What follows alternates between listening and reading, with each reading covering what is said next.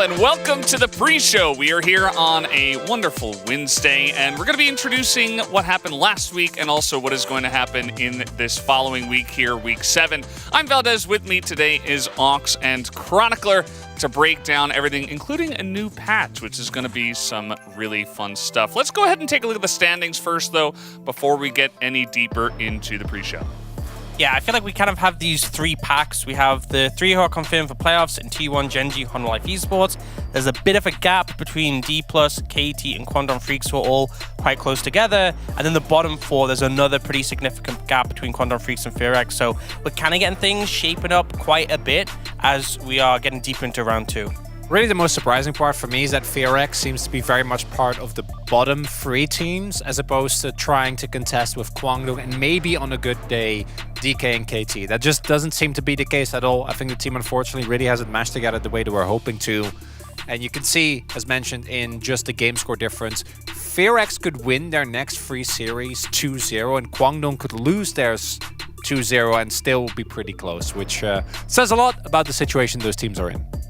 It is going to be interesting to see if these kind of tiers that we have in the standings do change at all, or if they do just remain kind of as we see them right now.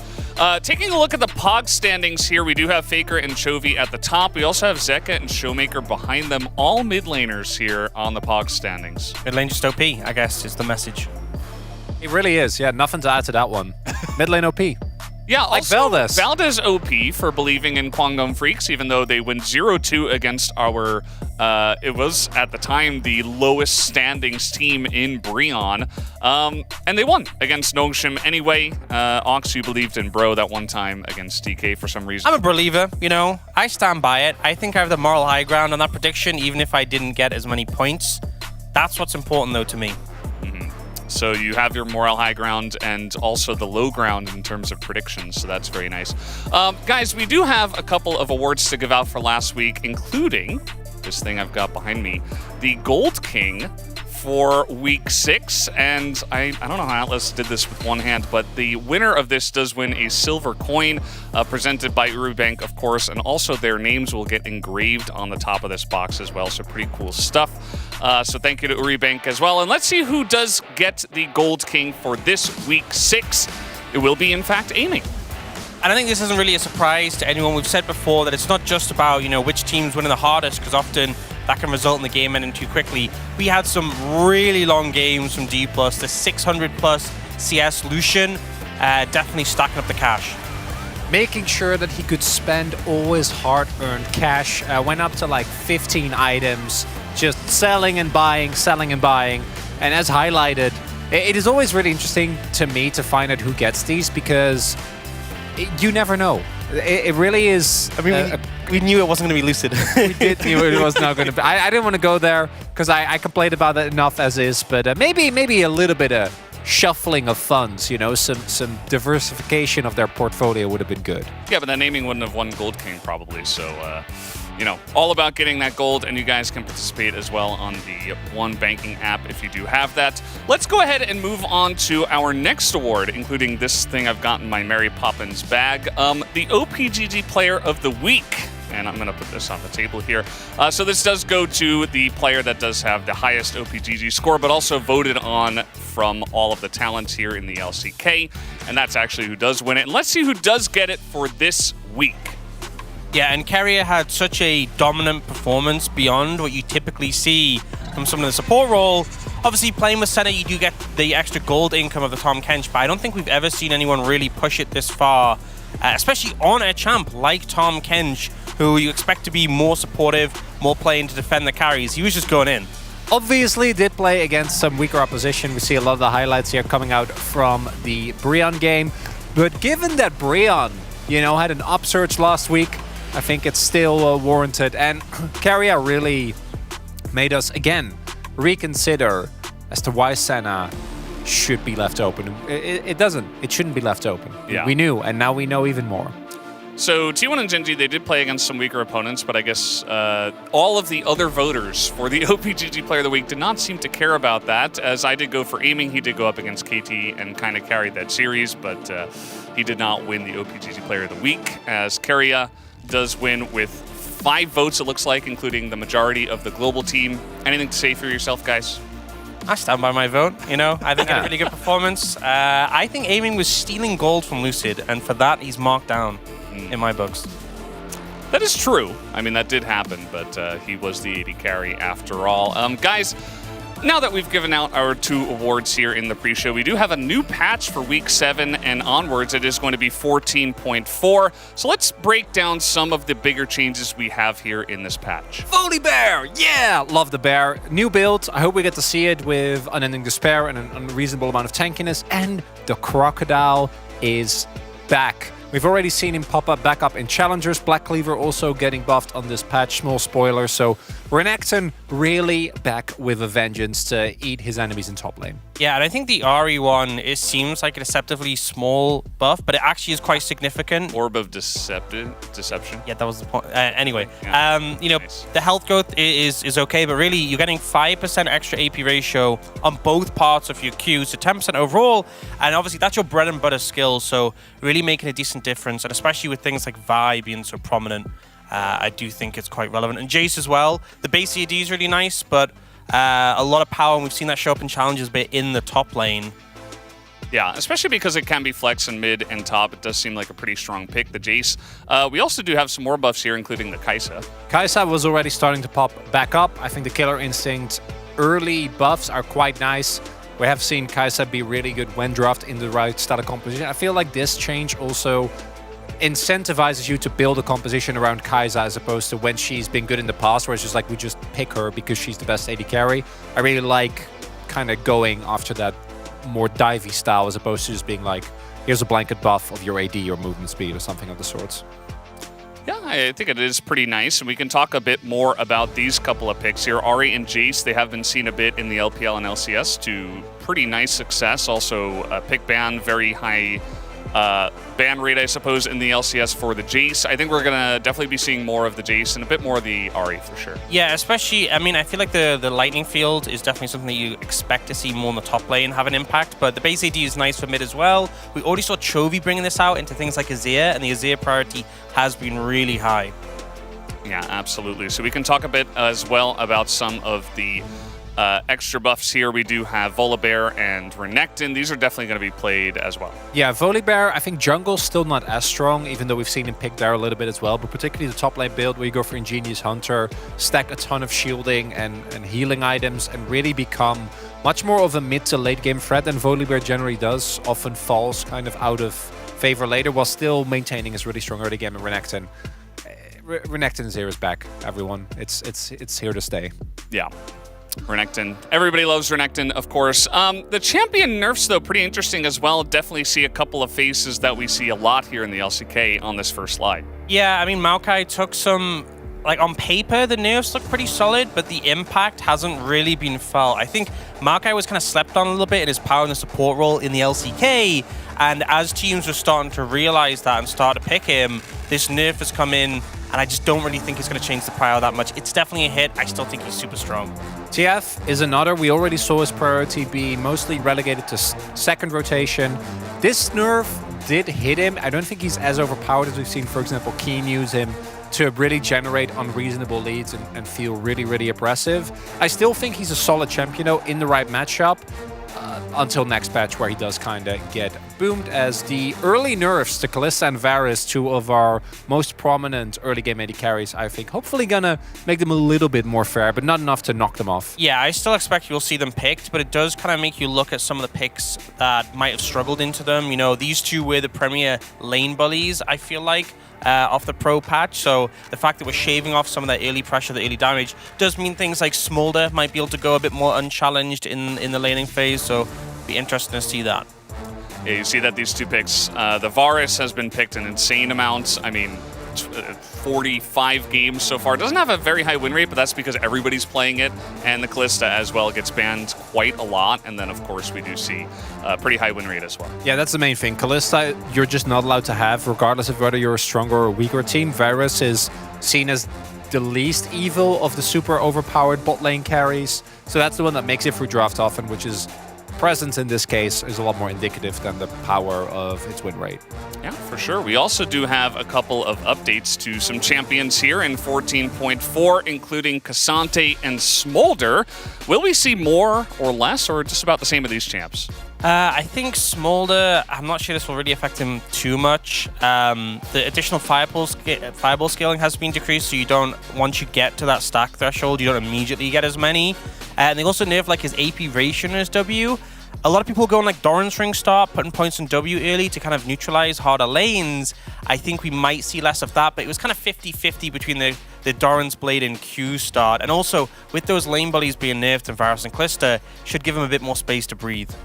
And for Cassante, he gets tankier, which sounds insane, but it did really reduce his stickiness on the Q during his all-out, which I think is good, because that was one of the large reasons why he got to do what he did, which was Cassanteing all over everyone. Also, I think dash speed is something that is easy to underestimate, but it does really matter for the amount of counterplay that you have. We see this with movement speed buffs all the time as well.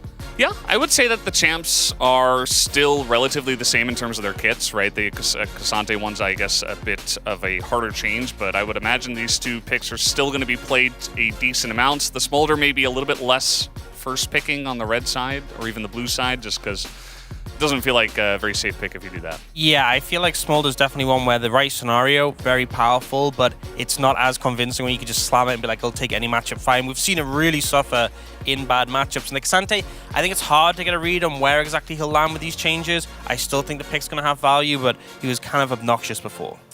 Yeah, and I think he still is to a decent effect, maybe a little bit less so. Let's talk about some item changes that we did have on this one, especially the Black Cleaver and the Terminus. No, Urgod. He doesn't get Soulbreaker anymore. No one else cares, no one else builds the item. So Cleaver really buffed substantially on this patch. I think that Black Cleaver first is going to be really popular into tank matchups. We've seen the Renekton already mentioned, got buffed already, and he really, really loves his Cleaver. So we've seen, even back in the past, seen champions like Vi in the jungle rush it as well. With how popular tanks is, wouldn't be surprised if we see a lot more of this. And Terminus, I feel like this item was being built a decent amount by certain champions, like things like Kai'Sa and Varus, but one of the problems was because you were alternating with the autos, it took so long to fully stack it, so you now stack it a lot quicker, which is a really nice power boost. And then looking at support items, one of the things we often saw was like building a Doran shield early and then buying a World Atlas on your first back. They've changed that to make it not as rewarding. You can't just buy it and have like a full set of stacks when you get it. The first charge is generated earlier. And also Solstice Slay buffed quite a bit in terms of the scaling this item has. Lethal Tempo nerfs, nice as well. Way too strong early. Still skills really well for AD carries, but like Yone, Nocturne did get a little bit of a hit. Yeah, it's not as abusable, I think, early on. Jax. In the levels, yeah. But guys, let's talk about the schedule for Week 7. We do have some really nice matchups actually on the way, including that Saturday showdown. T1 versus Genji, the second matchup here in round 2. It's always T1 Genji. Last time it was a 2-1 victory for Genji. I think this time it'll be very different. T1 also took a lot of liberties in drafts. There is also Humble Life Genji, and for the appreciative, Bro versus DRX today. Yeah, we have some Bro voters as well, including Ox against DRX. I mean, that could happen. What do you think? I'm a believer, you know, I'm there paying my Bro tax, so, you know, I have faith. I have faith they'll come through. Yeah, I like that this week has a lot of different votes, even like 4 for T1, but also 2 for Genji as well in that matchup. So should be pretty interesting when it does come down to it. It's not like everybody's voting for the same thing. Not as obvious this week around. But guys, we are done here on the pre-show. Hope you do enjoy Week 7 on the way. Let's go to the opening.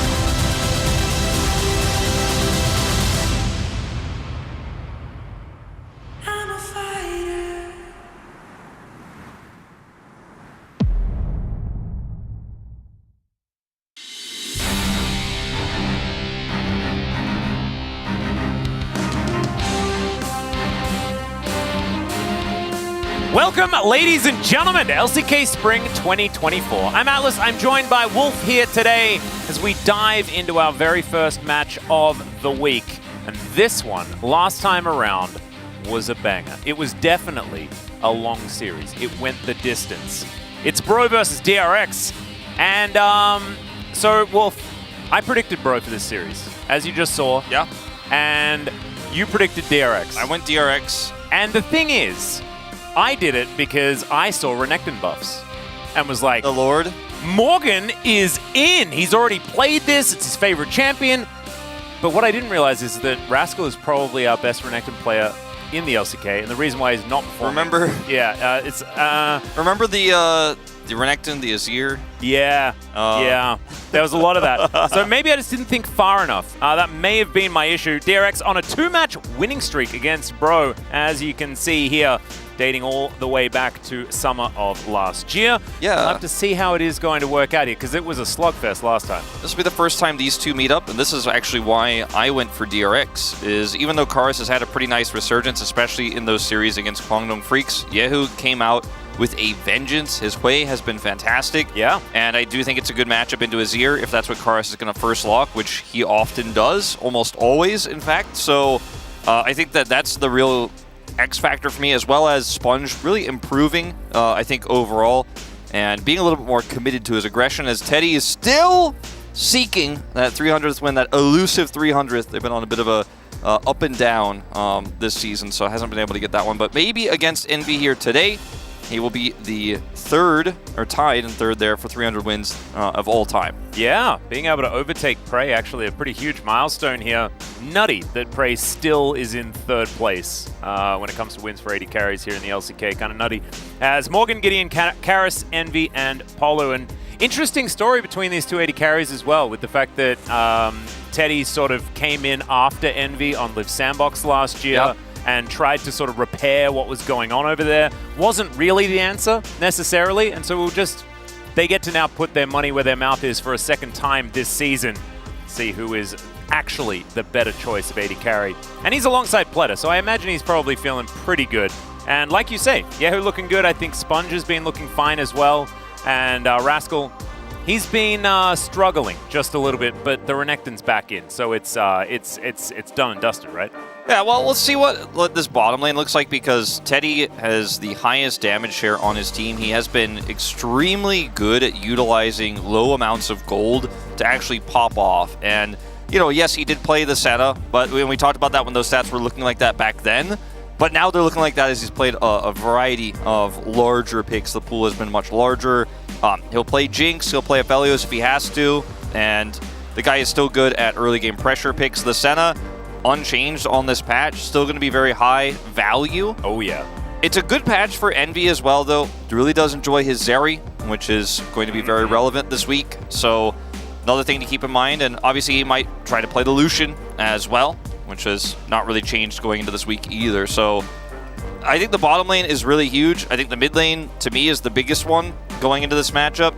And top lane should be interesting, right? I feel like we don't know how it's going to go, but I kind of lean towards Morgan with those Renekton buffs coming through and some of the weaker performances we've seen from Rascal this season.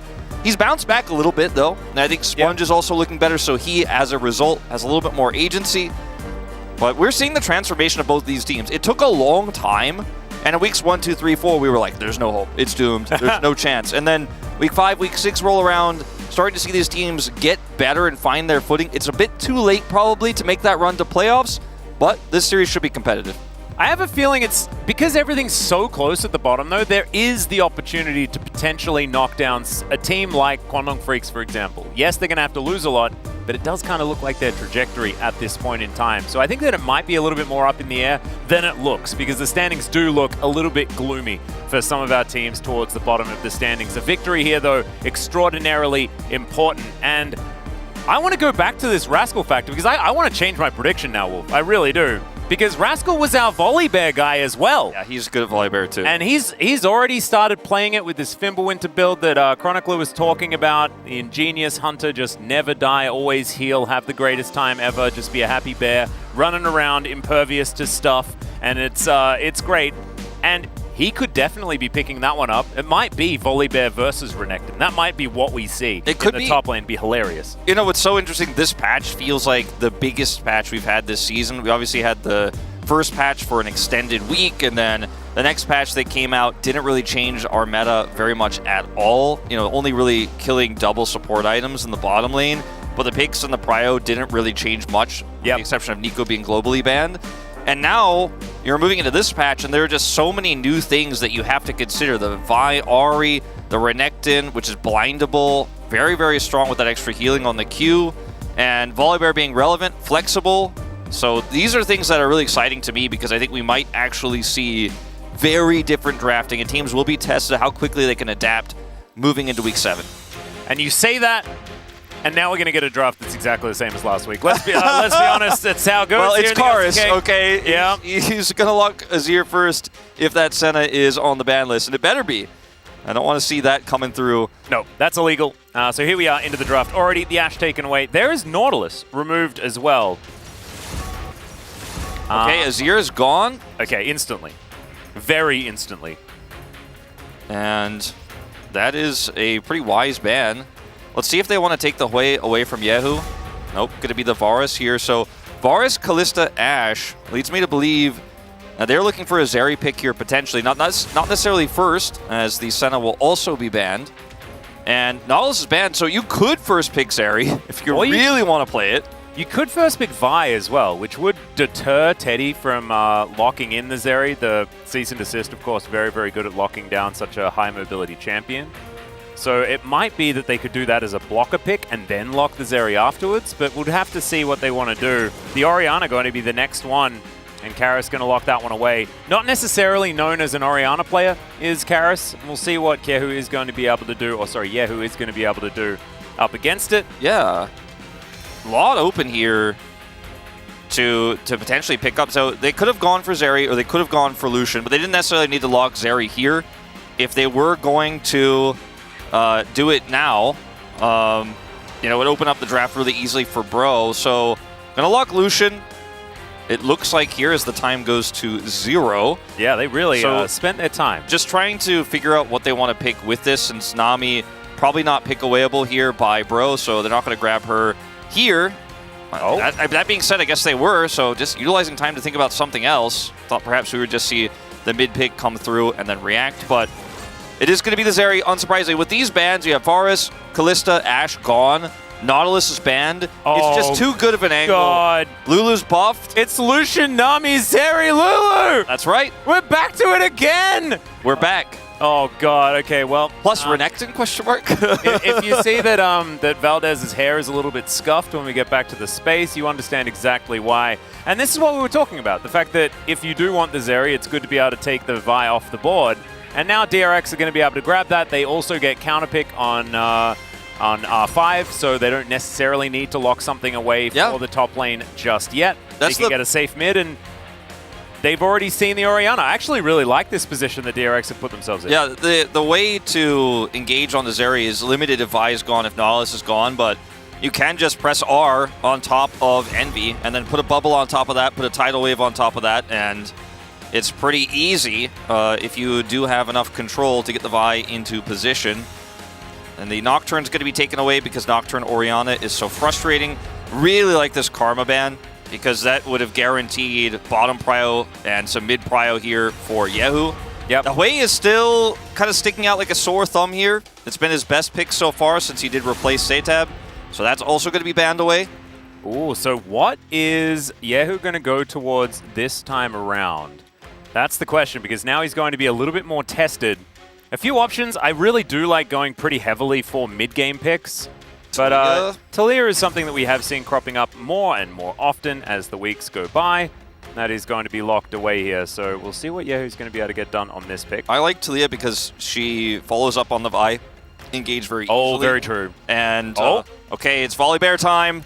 I think you might get your wish. I think we might get Volibear versus Renekton. It could actually just happen. Yeah. It could actually just happen. And I also think that Renekton kind of fits into the vibe of what DRX is going for. We mentioned mid-game power and things like that.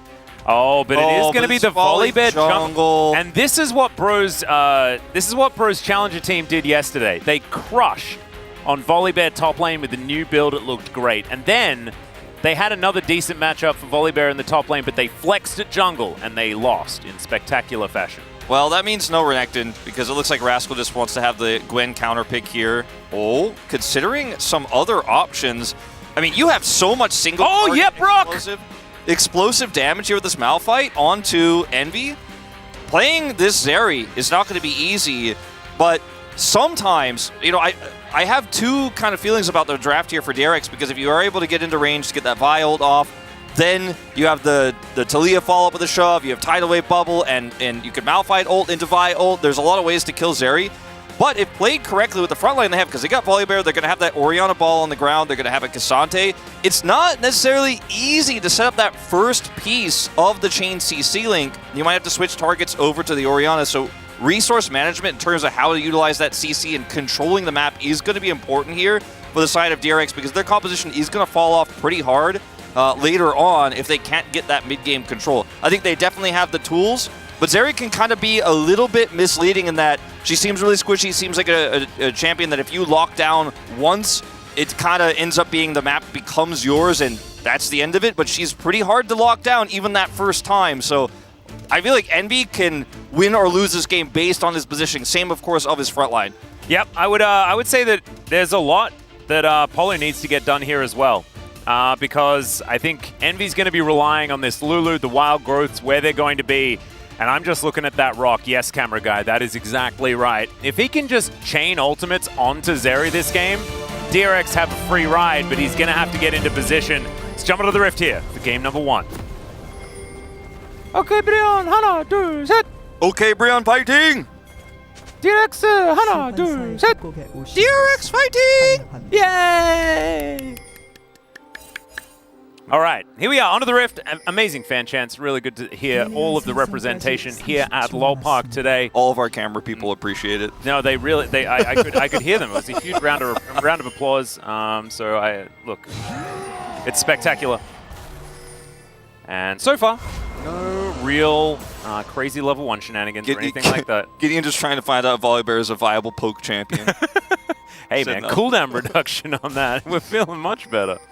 He's going to head back to base. He's not going to lose any mana from that. It's all going to be okay.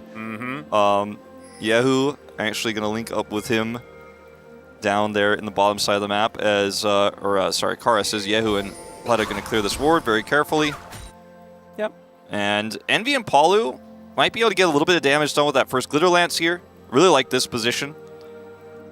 And that ward, we'll see they are coming down the safer path. Yep, you actually have a bit of power at level 1. Yeah. So I think it's definitely good. I've seen a lot of these Lulu Zeri lanes put the pressure on very early, get that level 2 to at least have a little bit of starting control. But Teddy actually trading back very nicely. Envy is just, free hitting with that burst fire though, so having a pretty good time. I think Teddy and Pleta, their time here in this lane is going to be somewhat limited, although they are doing well fighting the wave right now. It's a fun matchup that we just haven't seen very often, right? It's pretty rare, unknown. It's one that, you know, we're not that familiar with. We don't really know that well because it's only been played, I don't know, like 172 times last year. Yeah, true. So we just wait and see, you know. And it's so different now how it works, right? You know, all of these champions are just completely evolved. As Envy dashes forward, Teddy taking a lot of damage. The level 2 that we were talking about that they were going for was collected, and therefore they have all of that extra power. Barrier comes out, you know, put that trading through. Now you're going to be able to get... Oh, Gideon? That's the flash in from Gideon. Gets himself his shield so he can tank up that turret, but that next shot, that was a dangerous one. I like the aggression. Does manage to get the flash in trade for his own, but I think the main thing was sending a message of violence. My favorite Volibear, I think, that we had when we had Volibear meta back in 2021 was definitely Cuz. I think even though he played it very rarely and wasn't even on the roster half the time, or more than half the time. Yep. I loved his Volibear, his early aggression. He would play like this all the time as Teddy, man. That's not necessarily a trade you want to be taken. Polymorph is available. And man, the early levels here for Envy and Palu, they played out so well. They were aggressive. They continued to trade. Obviously, the barrier advantage over Ignite's going to allow you to do a lot there. In that previous trade we had before, the mid gank, and then you've got total control down there. Now you've got a Cull. And your early game is kind of, barring a mistake around an early objective fight, you kind of got it free now. And then obviously in mid here, you're able to get Yehu's flash. Flash for flash feels like a great advantage here. Now the Orianna has a little bit of threat, so Cryo in bottom side, free back. And then a really nice set of control here in mid lane. Better teleport coming through from Karis now. Liking this early game from Bro quite a bit. It's working. Morgan is on the changed Cassante. Now, there's quite a few things that have happened. We're not entirely sure whether it means good things, bad things, or neutral things. I believe on the patch notes it says adjusted. Yeah. But there's a lot of stuff going on. Of course, like you have less CC when you're in all out, but you also get more mitigation when you press W and stuff like that. His dash is slower, so he's not quite as mobile. I think it's a nerf to team fights, but a buff in all other regards, basically, with his increased health as well that he gets on this patch. When you're team fighting, your all-out is going to be worse, so that's a pretty good change. But in terms of laning, especially for those lower-level solo queue players that have problems laning with Cassante, it's a good change for them. This is going to mean that Rascal is going to have an unfun time for this early game. Yeah, so far Morgan actually playing it out very, very well. Shoves this wave in, so Rascal should be able to get a whole bunch of the farm. And of course, his job is to be Rock and then press R when there's a Zeri and hope that he hits her. Yeah, he's going to try to hit the Zeri, and then he's going to do some claps. He's going to press his other buttons that mean like about like 10% of what his R button means, but they may be relevant. He's going to throw wagon wheels and slam the ground, man. He's going to do it, and he's going to have a great time doing it. Yeah, like you press Q, you slow Zeri, you press R on top of Zeri, then you just press your other buttons and you just right-click her and you hope that the team kills her. Yeah. And that's what he's going to be doing. Now, he may be set up by a Vi ultimate to guarantee that he can't miss when he does go for his ult. May be set up by a Talia, cutting the Zeri off. There's a lot of really good things in this composition for DRX to lock Envy down. Envy, even though he's been a very criticized... Okay, hold up. Sponge. Oh dear, Gideon might just lose this, never mind. Sponge just decided that he didn't want to go for the steal. Yeah, I think a wise choice now. Gideon getting angry, but won't matter too much. But I was going to say, I think Envy's been criticized a lot for a lot of his champion pool. Zeri, definitely one of his best. In my opinion, his best champion. And it was a huge buff to him when this champion came back onto the meta. And so far, his laning has been pretty good here into Teddy and Pleta. Let's see what he could do in team fights, because that's going to be the defining factor when we get to the late game. Yeah. Already has a Infernal Soul worth of stats on top of him. He does also have... Or Dragon, not... Yeah, we're not quite at Infernal Soul just yet, and I don't think we will be this game. No. I'm going to go out on a limb. I know it's a bit of a prediction. But he does have a Cull, so it doesn't actually have quite as many battle stats, and this is where the lane does turn back in favor of Lucian just a little bit, as Rascal may just need to press ultimate, and he does. So that is not great news here for DRX as far as keeping up the pressure. Of course, you do kind of want that, although it should be back up again by the time they're going for any sort of other fight, because of course 4 minutes until the next dragon. That's Chemtech. It's not really a Cassante lane where you can threaten to kill him because he doesn't have ult. You can kind of zone and be really annoying. A little bit less survivability, but yeah, as you say, it will mean almost nothing. I don't think Rascal is too concerned about it.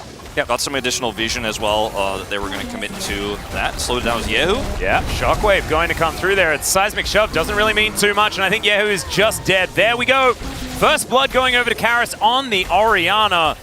That is actually a huge deal, because Karis being strong means that their magic damage is something that DRX needs to worry about. Yeah, that's a big problem. And Envy... not quite level 6 here. Very nice bubble as there's the Ignite down on Polo. He is going to have to flash away. The Ignite's ticking, but won't be enough. Still, they're going to be shoved out of the lane. And level 6 actually should be gained here by DRX earlier. And so Envy may not be able to use that level 6 spike that we see these Zeris really love. Yeah, I think he's definitely missed it here, unfortunately, because of this really nice identification by Teddy and Pleta there that they were in position to put that damage down. As you mentioned just moments before, he's only on a Cull. You have a huge advantage in terms of items and damage, and the Lucian matchup goes back your way. You're going to win that extended trade against a Lulu. Now Envy has 6, but it means very little. And a great follow-up play from Gideon after getting Yehu's flash earlier on. It's not back up, so when Yehu is returning to lane here, doesn't have vision, and the slow comes down, ult comes out, and he is just dead when Gideon gets back on top of him. Karis going to secure that kill. First blood, tons of money to the Volibear as well. And it's the early game that's going well for the scaling Zeri composition. That is a big concern for DRX. Certainly is. I really do like that this Volibear is being utilized like this. Like every time Gideon's getting in there, he's flashing forward. He's like, I am getting the power, okay, out of this early game pick. Because of course, Volibear really does own the early game, falls off a lot, like we heard the space talking about. So they're making use of it as Envy is going to tank a full culling. And he doesn't actually use his barrier. That is, in fact, the shield from Lulu that was employed there. So that level 6 that we were talking about is still going to be somewhat valuable as they do just trade ult for ult. Yeah, not going to be too great for him since he only was able to pick up Greaves and a longsword as Teddy is putting the pressure on still. And I mean, Lulu's shield can get you a little bit, but eventually going to lose out there. And Sponge, of course, does have his ultimate, so they really need to be respectful here and just getting zoned out of some of this farm. Very frustrated about it, but Teddy is just going to continue to pop his passive and say no. The ultimate there used in trade with Envy's works out very well. Yep. Morgan just looking to dash forward towards Rascal, who seems, even though he does just have a Balmy Cinder, he's looking like he's able to ignore the majority of what's coming towards him. Still Morgan with a decent advantage in lane. I feel like Morgan has found some of his killer instinct that he'd never really had throughout his entire career, but he has been laning far more aggressively, it feels like, in more recent matches. Yeah, and see him actually able to, get some work done here. And in this matchup, you do have a lot of agency as the Cassante, as long as you don't make big mistakes. And they know that Rascal used his ultimate early. He has it back up now, though. Rascal may just kill him here. Yeah, it doesn't have a lot of mana, I guess. And if Morgan can press W, that's a lot of mitigation. You're just really going to need to make sure that you press W. Yeah, it's tough. Rascal's so low on mana, I don't think he can actually do anything anymore. But it was a really nice timing because they had vision on Gideon with that control ward for just a moment, so they knew he was too far away to actually help out, and Rascal almost had an angle there. Because Rascal is the opposite of Morgan in that he will actually put the pressure on. He's known for that. He is the kind of guy who is going to be looking for big advantages and all-in angles.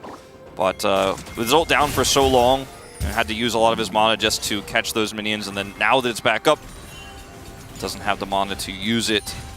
Aris with an early Seraphs here. Yeah, he's been really accelerated. I feel like this is certainly a point to play around for Bro. DRX going to start off this Drake, though. We'll have a look at what the soul is going to be. A cloud first day of the week? No, it's going to be a mountain. Oh my god. A rock with a mountain on top. Yeah, I feel like DRX's eyes just got like 3 times bigger, you know? Like they're like, whoa my god. Because Malphite with a Mountain Soul sounds very difficult to deal with. What about a Cassante with a Mountain Soul? Okay, yeah, to be honest, both teams probably pretty psyched about picking themselves up this one. So we're going to see some fights. That's what I'm going to assume. Yeah, it is going to be a very high impact dragon, which usually favors the team that has the Lucian Malphite Vi, because they're going to be able to lock that down in the early game so easily with the amount of CC they have. As Morgan, an angle. Bit of an all-out angle. Manages to pull Rascal underneath the turret. That's going to get the ult out, and that means that this rock has far less danger for Bro. So really nicely done there from Morgan. Trades ult for ult. And Pledder now taking a lot of damage. Tidal Wave is going to be coming in. Misses the bubble, but Polu's taking a lot of damage, and Gideon biding his time. And is going to show himself now. So 3v3 here on this bottom side. Health advantage for DRX at this point as the culling is going to fly in. Let's see whether Gideon has an answer here as Envy turns around and just presses the ult button. Gideon running real quick, but isn't going to be able to find too much more. I feel like all 6 players played that really well. And as a result, no one's going to die necessarily. Not quite yet. And Gideon is able to make it to safety. So you're right. That was almost another instant Wolf Caster Curse, but didn't quite happen. Yeah, who was in position to try to maybe Weaver's Wall lock them in place, but didn't want to hard commit, didn't have enough control there, and would have obviously lost a plate if he had committed. As now we're seeing this continue, the shielding here from Gideon stacking up. This Volibear actually kind of working out, but Teddy is going to turn up, gets himself a few light slingers over the top there, and so the bear is going to have to back away. This is definitely an edge of your seat bottom lane right now. It's an edge of your seat game just in general, right? It's like 200 gold in it. We've got Drakes apiece. It's one bub that's being picked up by DRX. Like, there is not really a whole lot in it.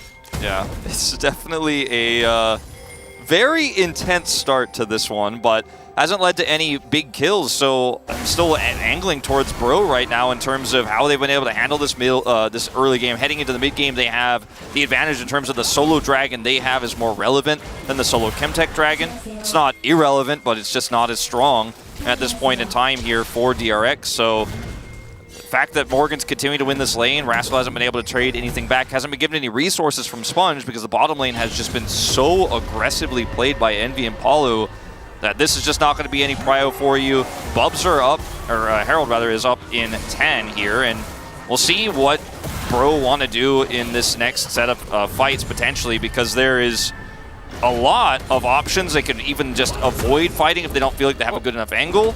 I mean, there's, like, the ball is in their court right now, and that's such a scary thing for DRX because they need to force a fight and get this solution accelerated.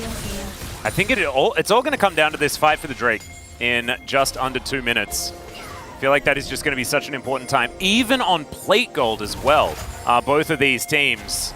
Of course, Bro picking up first blood, that's certainly helping, as Sponge was thinking about an angle. Not able to get on over there, so Teddy dashes out of the way of the Sky Strike. And Yahoo just getting to work on this outer turret. Envy comes on over and he'll sap up a whole bunch of these minions. Certainly good news for the Zeri. Static shivs on both sides. He cashed in his cull as well.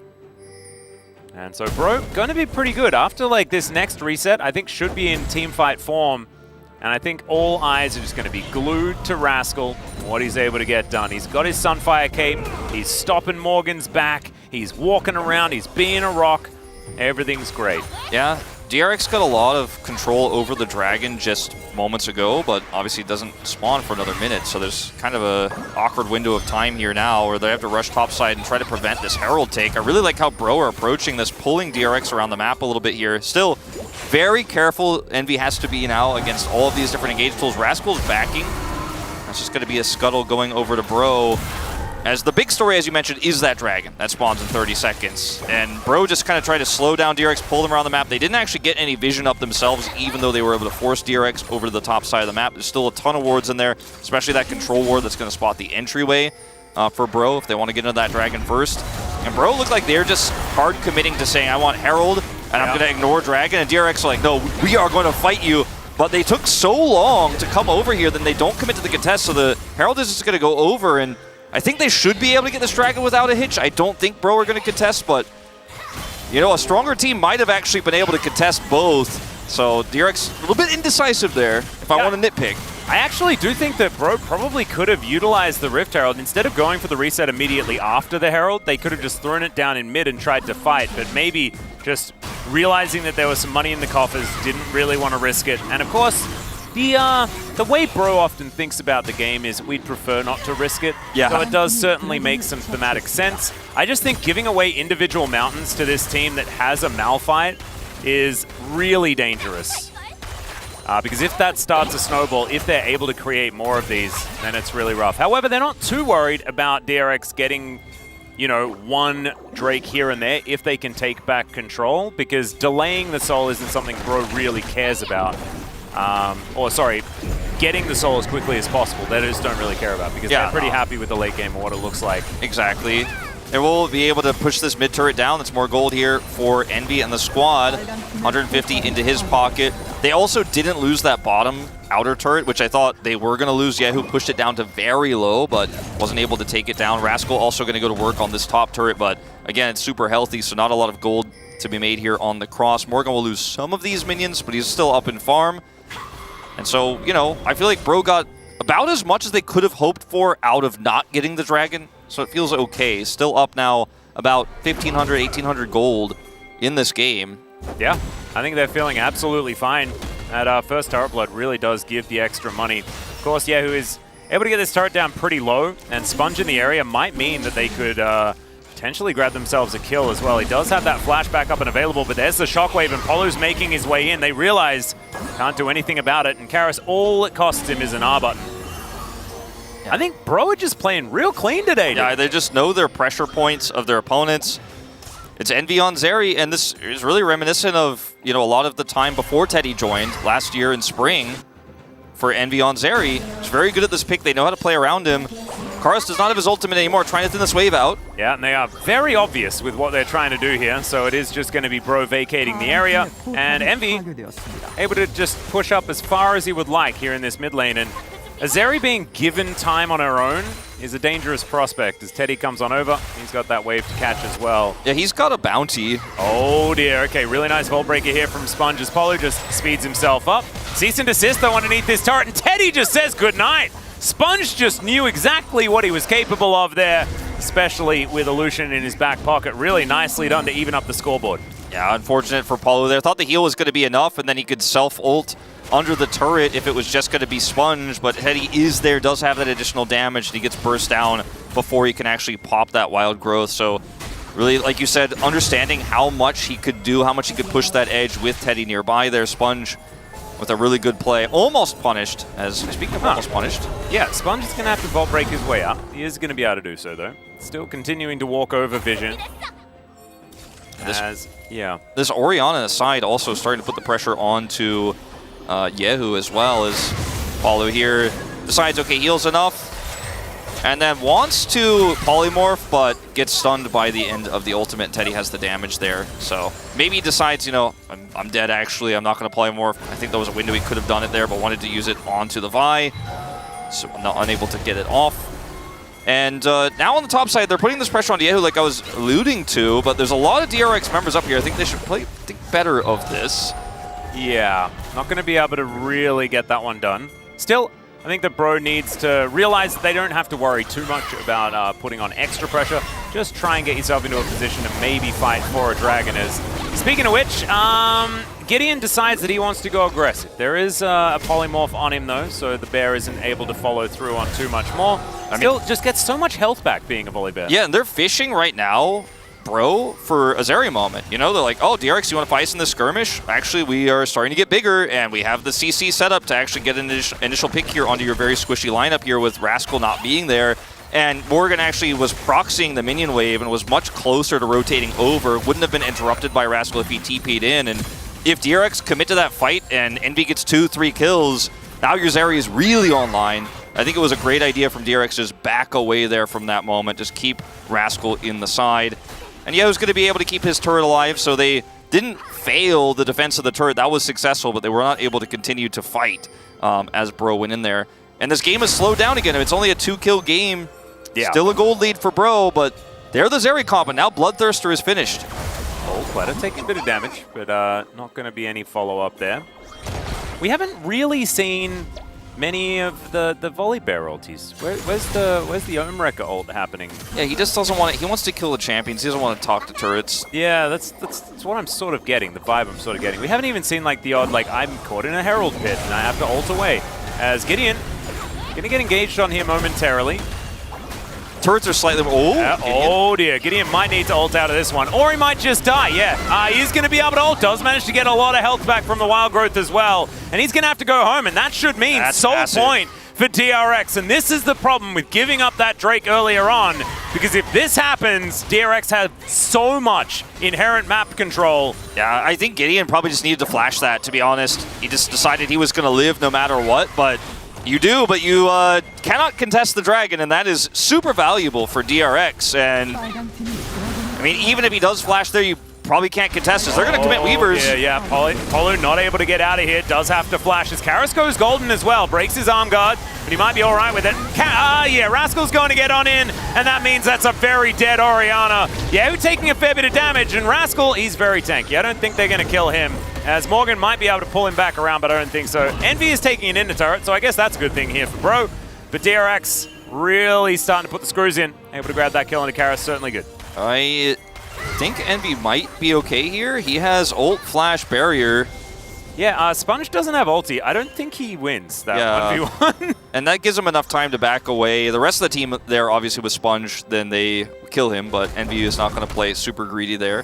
So will get out with his life. So at least they get that free push in the top lane. He doesn't actually get the whole inner, so doesn't pick up that gold, but this is a huge win for DRX. Gold, I feel like, less relevant. The small gold lead there is in the Zeri scaling angle is going to mean a lot less when now you're DRX with Soul Point. You can force a fight before your comp starts to lose relevance. We talked about how much CC there is in this composition and how well you can use it together. And we talked about it in the context of killing Zeri. It's good at killing Volibear, which is what they do moments before this to secure the dragon. It's also good at killing the Orianna. And so they're using their comp very well, just pressing their ultimate buttons, going in, Weaver's walling them away. Very clean stuff here from DRX. It's looking nice so far, and I just think that, bro, if they had have been able to try and find some window to fight for that last Drake, I feel like now things are looking a whole lot better. Although, Envy standing his ground and being able to really answer back Teddy there in the mid lane, that is certainly a good sign, especially considering the fact that they have basic item parity here. As Teddy gonna have his back stopped here by Envy. Could have been costly there. As we can see, bro still with a slight gold advantage, as we can see up the top of the screen. But this gold has not moved past, you know, 1.5k in either direction all game long. Nah, it really hasn't. Some additional vision going over here. That backstop was actually quite significant to allow them to put some wards up here and gain a lot of control around top side, where they are heavily trying to push towards that inner to grab that gold.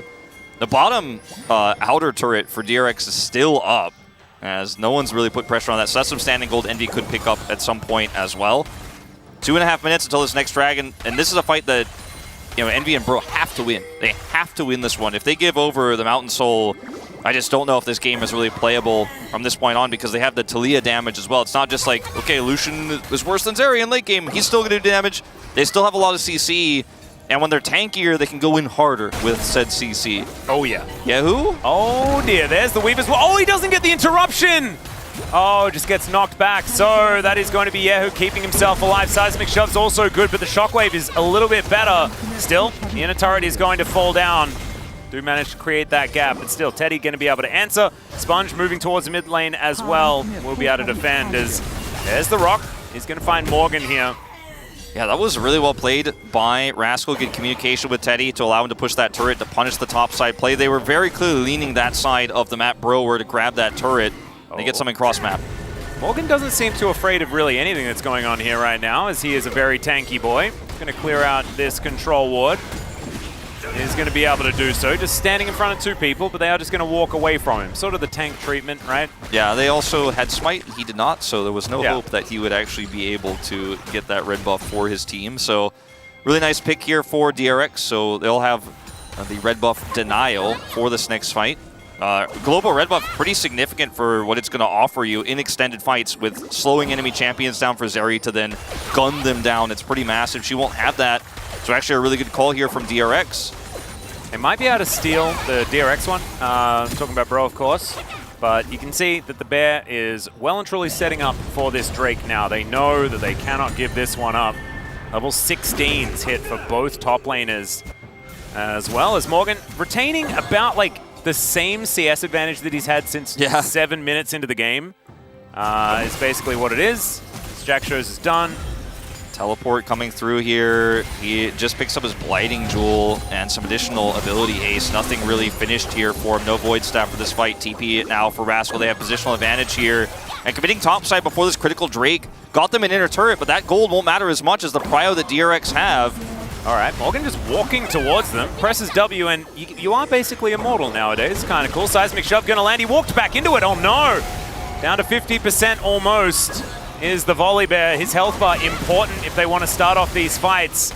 They want Rascal, who we need to be looking for initiation, for finding these angles. Yeah, they want that CC chain onto Envy if they can, but they will burst down a frontliner if they can find them. Morgan and Gideon, the targets of that. And they don't want to use ultimates, but a shove is enough. And I love this call from Bro. It's risky, but you lost Prio on the Dragon. You got to force them into something a little bit less comfortable here. Yahoo on the flank.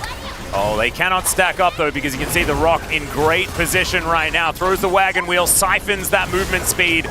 Morgan now wanting to find this angle is going to be able to walk over to the side, but he's seen on vision. The Acro Prism's fantastic.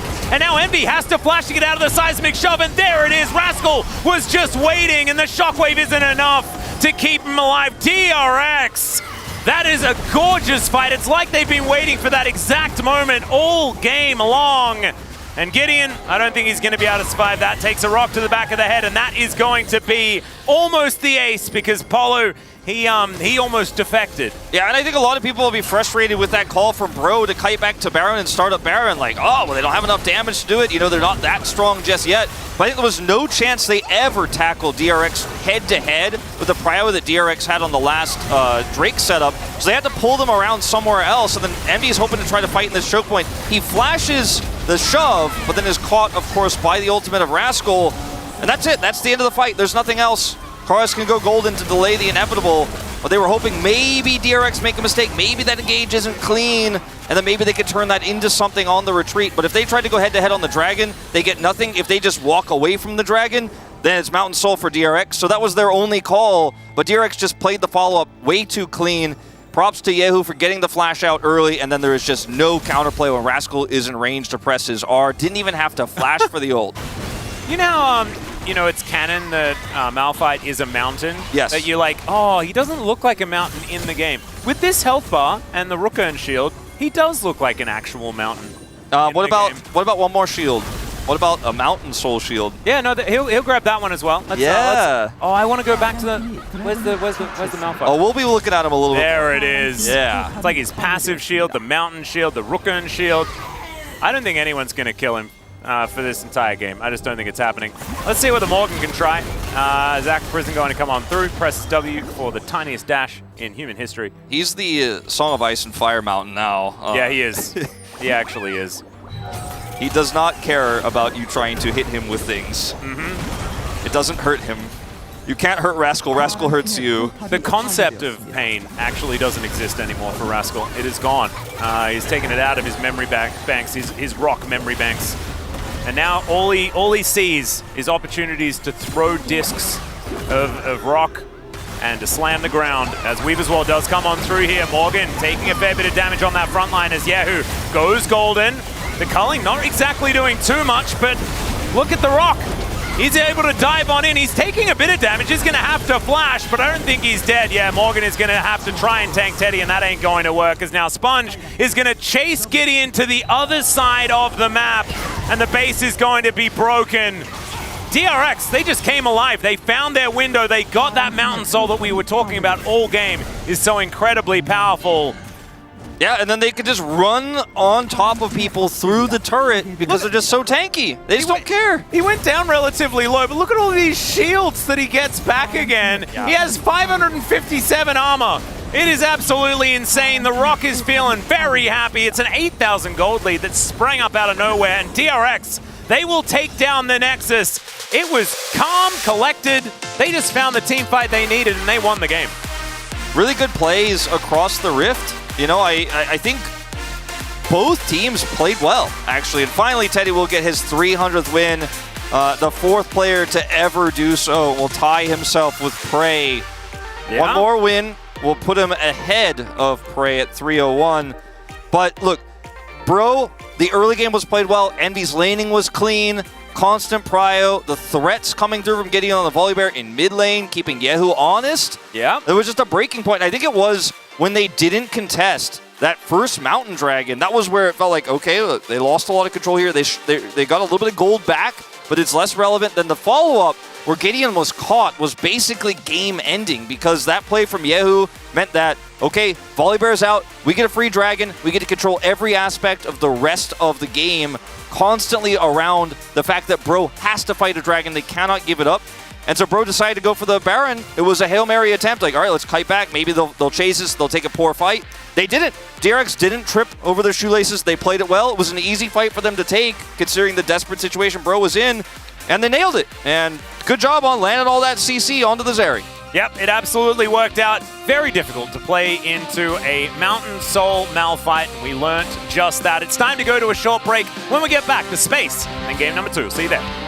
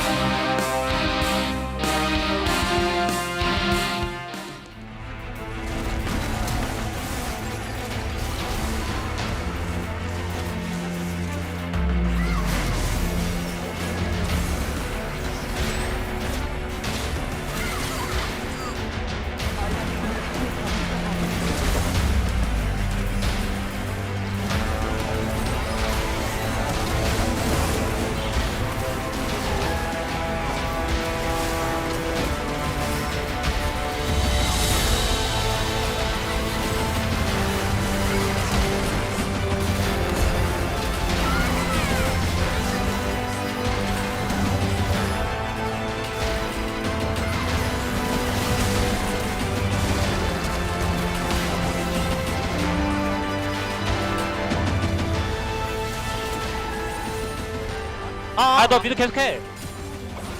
아 이번 한번 쓰던가 온 김에 그럼. 아, 그냥 온 김에 써라. 쓰자. 머리 공조 됨. 안 줘. 우리 로고, 우리 로고. 다음부터. 대리 봐야 돼요. 나 대리. 대리. 우리 게임을 끝내는 빨아들임이야. 골배 봐줘. 나안 죽는데? 골배 봐. 골배 너플. 애들 안 타워. 아, 라인 라인 없다. 없어. 이거 지켜야 돼. 라인 없어. 미드한테. 라인 골배 우리 이거 잡아야 돼. 나 끝났다. 너네 이거 해. 골배 따라. 오케이 잡았어. 라인 간다 이제 라인 간다. 게임을 끝내는 빨아들임. 게임을 끝내는 빨아들임이었어. 와. 나이스.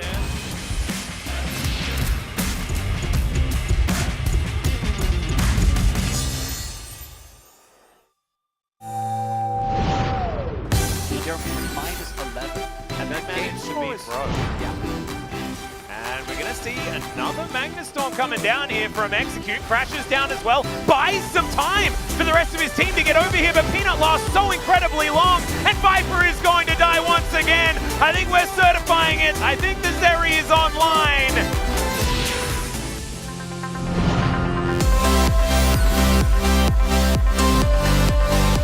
X-Tech once again. Love that. Barrel gonna have to crash his way down. There's a special delivery. Magnus Storm does pull Pays in. As Mom gets a little bit mad, in goes Canyon and finds both of them with the help of Pays and gets some plates for his trouble. Kitchen just spawning now, so that's why he delayed. Canyon gets in there, steals away the dragon. That's Hextech Soul. And now Chovy with a package is making his way through. Look at that Hextech Soul. And Canyon gets the kick back onto the Azir.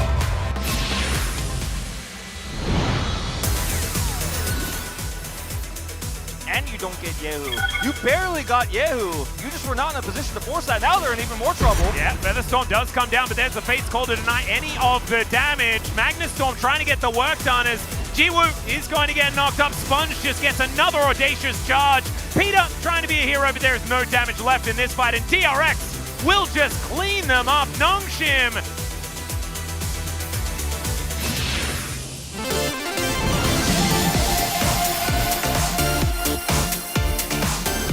Still doesn't spot him. So they have an inkling. Oh, look at that poke. Did you see that? Max McGee's completely combo them! They get the job done!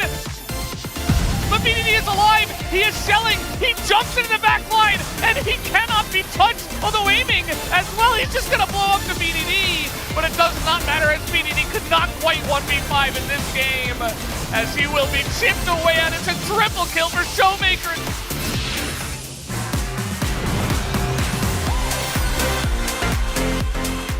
Get in there. He has snared himself though. Crescent Guard comes down. That should mitigate a lot. Empress Divide does absolutely nothing. And there's the Devour to save Guon. And now he dives back in. The Dragon gets angry, but it does not matter at all. T1 are destroying them and Guon popping off in this fight. He finds the resets.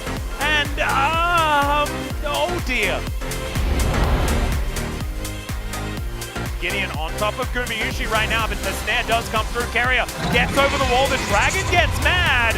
And Carrier almost in execute range. Oh, the seismic shove is so good, and he just eats the Dragon. And now he's not going to die. It's a triple kill for this guy's Tom Kench, and then he gets back in there to tank up the Baron.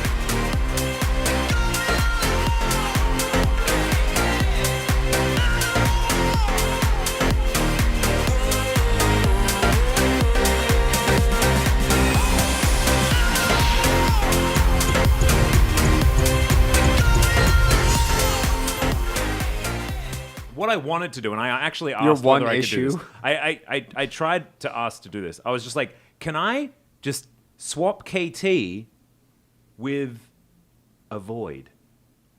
Just take them out of my predictions entirely, shift everything up one, and I'm like, yeah, got it. Like, that would actually be really fun. What if you let him do it, but then he has to put bro first? No, but that doesn't change it. What I need to do is just take them out, and then the stack moves up. So basically what you're saying is you need 9 I need swaps. to move 9 teams. Yes. That sounds fair enough. Yeah.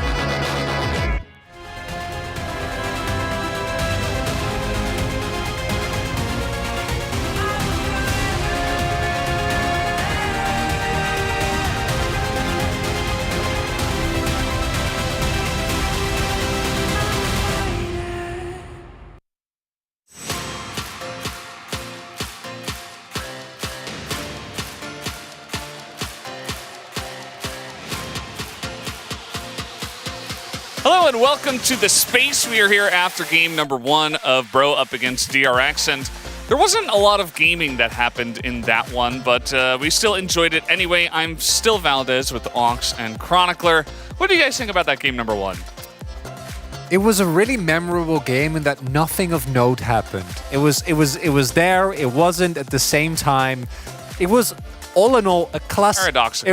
It was a classic Bro game. Things transpired. Malphite got picked, which I did actually like.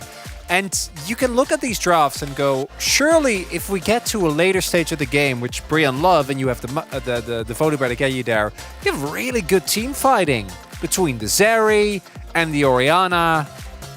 And then we never saw that. And it never happened. And they just kind of got murdered in mid-game. I think they kind of played themselves, because we know Bro like to lean into the scaling in this one. They go for like the Zeri, Lulu into the Lucian army. They're committing to like, okay, if we go into team fights, we'll be really strong. But you end up into Vi Malphite, you just can't play the game. Like, it's just literally the strategy for DRX is you press R on Zeri, and that's it. There's nothing beyond that. I also think, like, you know, I was a bit frustrated at some of the itemization choices. Malphite had like 6,000 armor, and we didn't get an LDR. Like, we went like Bloodthirst or Runance and Zeri. I'm gonna be real though, it just didn't matter. It just didn't matter at all. It didn't matter if Zeri had 6 items. Unless one of them's a Zhonya's, you're just dying. So, unlucky. And you know what? We've got a great example for you guys here to depict this exact point that Ox was trying to make here in our first highlight around the Baron. 27 minutes into the game. They don't even have Mountain Soul here yet. And look, Teddy gets to play this far forward because he knows Rascal is there. His big buddy, the Mountain, standing at the ready. And then I want you to look what happens to Envy here. So he flashes, unfortunately down. Lived. He did live for the size of the and then he just gets boomed. Wild Grove doesn't matter. Barrier doesn't matter. Shockwave doesn't matter. Rascal, I think, was expecting to maybe take some damage at some point throughout this fight, but look at the turret. Look at what it does. Yeah, I'm going to be honest. I did say that, like, obviously the composition of DRX really makes it hard for Zeri to play. Envy made it a little bit easier there. Sliding in, not the best decision. Having to flash the seismic shove. I mean, you can't flash Vile, right? So at the end of the day, they could always punish you. But having to flash before the Malphite ult comes out, not ideal, I think, is how I'd frame it. Ideal situation is you save the dash, right? You like bring the Vi with you into a very deep spot where it's like you've got DRX overextended, and then you kind of play the fight out from there. Maybe you survive with Wild Growth. You've got Shockwave. You've got a lot of ways to play it, but that just didn't happen because that fight kind of ended the game. And that was the first team fight of the game as well. We have the second team fight just for your viewing pleasure as well. Peak Bro content, 7 kills at 30 minutes. We have a Mountain Soul being taken. And now they are so far behind that this is relatively early to go just for a straight up dive. And I want you to look at Rascal, who is tanking the turret throughout all of that dive. I just think it's so funny that he had Koenig, his passive shield, and he had Mountain Soul. So it's like his shields are tankier than Envy. Just his shields alone are harder to burn through than the Zeri. And yeah, he was just immortal. Really good pick. Really a lot of counterplay there. I love me an R5 Malphite because it can lead to these type of situations, and it worked. And when the R5 counterpick really hits, yeah, I'd love to see it. And it hit in a very specific way by not hitting, actually, and being hit quite a lot, actually. So, guys, let's take a look at the POG here for game number 1. Yeah, it's The Rock in the top lane. Yeah, I'm excited to see the highlights. I'm sure we'll get a replay of the slow-mo pressing R on Zeri. That's going to come a little bit later, but you can see even later in the game, very good at pressing R on people. And that's the gameplay pattern. We'll get this one again. Let's see what he does. Oh, yep, presses R on Zeri. Yeah, fantastic. The thing I really love about Malphite is the depth of skill expression that you have. Because not only do you need to find your R key, but then you also need to press it on the enemy carry consistently. He did that, and we meme because I do actually think that there's a lot of ways where you can, with Malphite, you know, your early laning phase, how you set up some of the team fights. But we got none of that. He existed as a rock. He pressed his R button once, and it won him the game. This is great votes. Yeah. God, these English casters, man. Rock! Just ruining everything. Rock solid. So nobody else wanted to vote for the Rock, which was pretty interesting. I mean, Teddy did a lot of damage, right? So we got a couple of votes. Yeah? Are we the bad guy? Controlled the vote this time. And then there were 2 votes for the Jungle Vi, who he pressed R sometimes, a little bit less. Teddy might have been the vote. We can't critique voting for jungle when Rascal also is just pressing R, okay? Same vote. I stand by our I'm vote, just though. surprised that nobody else voted for him. Anyway, guys, that's game number 1 done. Let's see what game number 2 has to bring us as we go back to the casters. Thank you very much, gentlemen. There's nothing that gives me more joy than the amount of guilt on Mao's face. That was just beautiful. It's okay. I think that the Rock was a fine choice. And just let us know in chat, guys, who you think actually deserved it. Are we media? I imagine that you're probably just going to say that we are. I told Atlas right after we walked off the casting desk that I regretted. I was like, you know what? I think it was Yehu, and watching the highlights, because his Weaver's Walls were fantastic. He had some really nice flips. He flipped Gideon to win the game, basically, right before Dragon. But I was like, you know what? I'll accept a Rascal vote. And I thought it was going to be like an 8 out of 8 Rascal. Yeah. And I thought I was going to be the hipster. I was like, well, actually, it could have been Yehu. But apparently, if you had have voted for Yehu, it would have been a 3-way tie of like two votes. Yeah. And I don't know how we would have tie broken it. It would have been hilarious. So maybe that's actually the angle. Maybe you should have done it just for the chaos. I'm not entirely sure. We do have Bro back on the blue side once again. So we may have mirrored picks, and we may have a Rock being banned. We also might have not a Jungle Volibear. It really, like, yes, he flashed twice in the early game to get, like, a kill. But honestly, I don't think Gideon really did very much that game outside of, you know, taking a lot of damage and really costing some ground for Bro in the mid game. My only concern was not flashing the shove and getting caught before the Dragon. Lucian's banned, so just hunkering down harder on things that Zeri doesn't want to experience in the mid game. So, or lane phase, and then now in the mid game with the Lucian, as he laned very well actually in the early levels. Yeah, there was some mistakes made, you know, when he didn't have items and was still trying to trade, but we'll let that one go. As it looks like it's going to be a Sejuani first pick here, taking that one away from Sponge. Gideon's going to be locking that one up. So, kind of playing a little bit more of a reactionary draft here, but it also makes me feel like Renekton could really be on the menu. Oh god, does Rascal just pick away the Crocodile to try and deny the Sejuani Renekton, which we can feel in our bones is coming? We can feel it, right? Yeah, I'm definitely feeling it. Well, Poppy going to be the first consideration here as Rascal locks that one away. Could be Sponge's pick, could be flexed, but we'll have to see. Probably Sponge's, just considering how strong it is into Sejuani. We've seen this so many times. Yep. But like you said, it is still possible. And then Varus is the one they traded out for the Lucian. Little bit nerfed on this patch, just slightly. Oh, minus 2 AD, I think. Minus 2 AD, Wolf. That is 2 whole attack damages that have been lost. I think Teddy's not concerned, and I think Envy was planning on doing this no matter what. Now, do they play Lulu with this is another question. I like the Rakan a lot more just because it's going to give you a little bit more agency in team fights later on. And Yehu, even with Hui available, just wants to go back to the Weaver's Wall setups that he had so much success with last game. I don't blame him. He had a fantastic game outside of the laning phase, which was admittedly rocky. Ha! Yeah. Unintentional, but you know, there's a lot of rocks flying around in this series, so yeah, we'll give it to that. Just pretend like I did it on purpose. But moving to the second ban phase here, Renekton, I think, probably is the first one you take away here as DRX, unless you were planning on picking it away. Will be Tristana, and I don't want to deal with here first. So, expecting that Karis is going to change things up and move away from the Orianna pick. I actually think Orianna would still be fine. Even though you do have a Sejuani and you kind of want to be playing more of these melee-based champions. Into Taliyah, it can be difficult, especially if they're a bit dashy. So, might be stepping away from that. Just going to have a look at what this next ban is going to be. Volibear taken away from Rascal or Sponge. Another, you know, bit of CC that you don't want to deal with this Zeri. So, taking that one away. can also be great for dives into Zeri, even though we like top Volibear better. So far in Korea, a lot of teams have still thought the jungle was the approach. Yep. I personally think that the top lane version is just so much better. But that's maybe because I saw it win and saw the jungle version just not do very much at all. Maokai ban here, very strong, very good with Varus.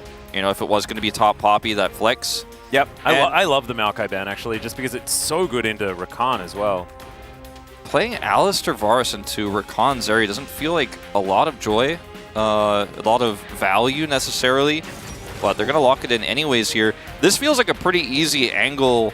Just grab Orianna Renekton, and you've got power in all parts of the game. You know, the only other thing you could do is just really go all in on the scaling and play, Karma. You could go for just lane prio, but you could also go even something like Victor here. I know we don't like to talk about that champion here at the LCK, but could have done something like that, as they just want to guarantee a little bit more early game control. And Aatrox actually to come through instead of the Renekton. Very blindable, very strong in the mid game. You could help Zeri get through some of her tougher times, and yeah, we knew this one was coming. Rascal loves his Jax right now. He is picking it into Aatrox whenever available, and so maybe another game of Rascal Jax. I feel like it's been his best champion this season. Even in losses, they've really gotten quite a lot of mileage out of him, even in side lanes, when most people who are playing Jax in the LCK right now are not getting that kind of value. Rascal is.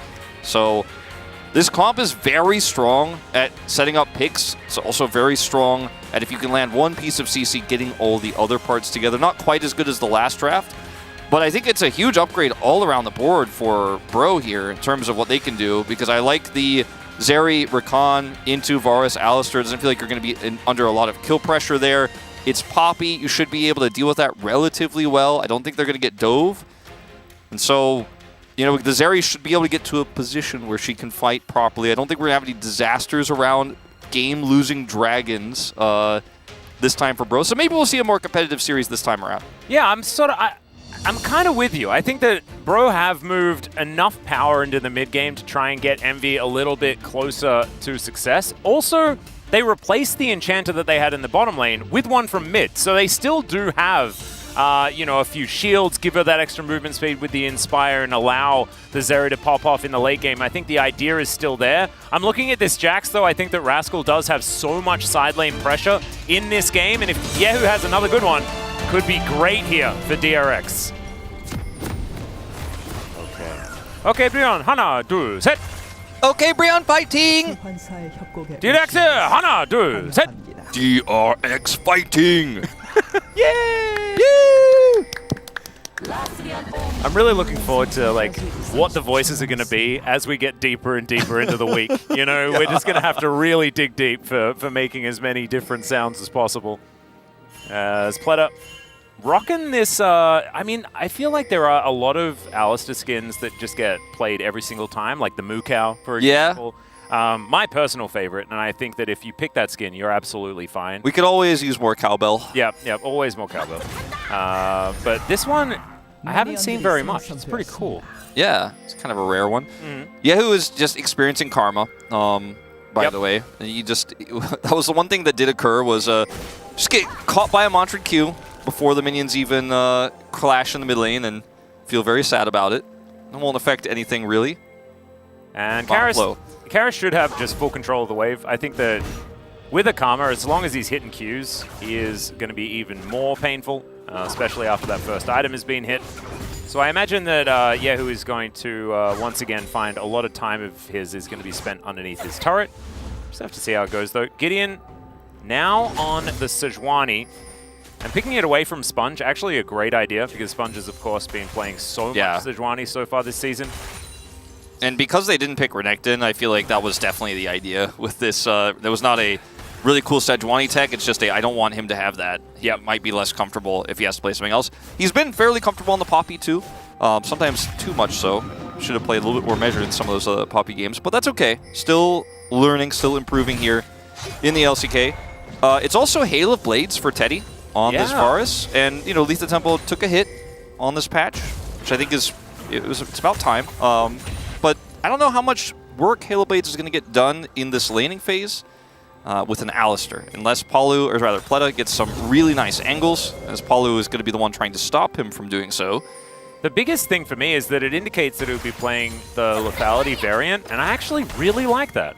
Because they do need, like, they want to be utilizing the range advantage that Varus has instead of trying to get auto attacks off, as we've got a bit of a scuffle here in the jungle. Aftershock already broken as the blue buff loses interest in the whole situation here. Yehu actually getting some good trades onto Karis though, as he was thinking about roaming over.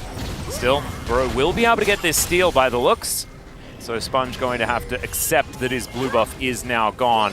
Yeah, really just didn't know which camp he wanted to kill. With the Poppy versus Sejuani matchup, you want to try to clash here as Bro to try to get over here early and use the prio you have in these first few levels as the Zeri. And I think if there was a different support with Varus, I mean, there's a ton of different pushing supports they could have gone with. Even like Heimerdinger's been used in the past when you wanted to get advantages in a lane like this. They could have actually clashed there and Poppy have gotten some value and maybe recontrolled the lane and gotten prio, but instead, Rascal on the proxy. Okay, he's going to be fine. Yeah. But instead, they end up losing out on that bottom 3v3. The only winner being Yehu, as you mentioned, getting that nice trade onto Karis. Not the end of the world by any means here, but you know, picking Varus into Zeri and having this start in the laning phase doesn't feel great. Well, Sponge also now going to have to deal with Gideon moving over. Smite's and a Karma coming back off cooldown. There is an Aatrox moving down, but Sponge already has flashed away. The seismic shove is brilliant there from Yehu. Sacrifices a bunch of his health, but is still going to keep his Poppy alive. Still will be double scuttle going over to Gideon, but at least he survives. At least Sponge doesn't get punished there for his transgressions, because that could have been a disaster, and that's the Karma power. Early prio, they rush over, get bottom scuttle, come over to the top scuttle, knowing that there's no way they can win that with Karis having that much control. And Bro's early game, both games with the Zeri really doing quite well. It's really interesting because, like, the more Gideon spends time on Bro, the more he just turns into Umpty.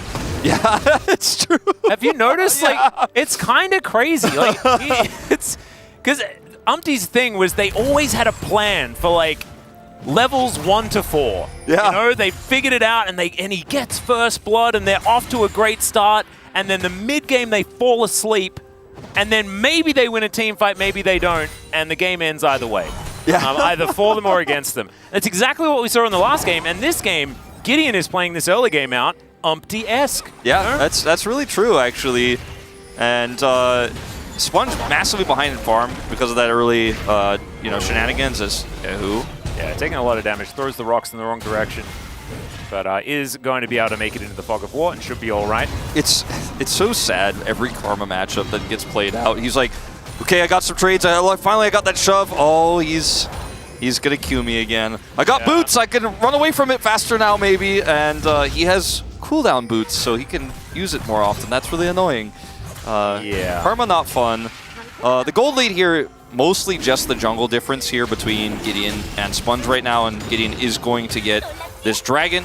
And it's going to be 3 bubs going over, so that'll hurt Gideon's experience a little bit, but I don't think he really cares. Getting an early dragon here with this Zeri laning well into Alistar feels fantastic for Bro. This Alistar pick still just kind of leaving me a little bit head-scratching in terms of what it was going to attempt to accomplish here in this early game.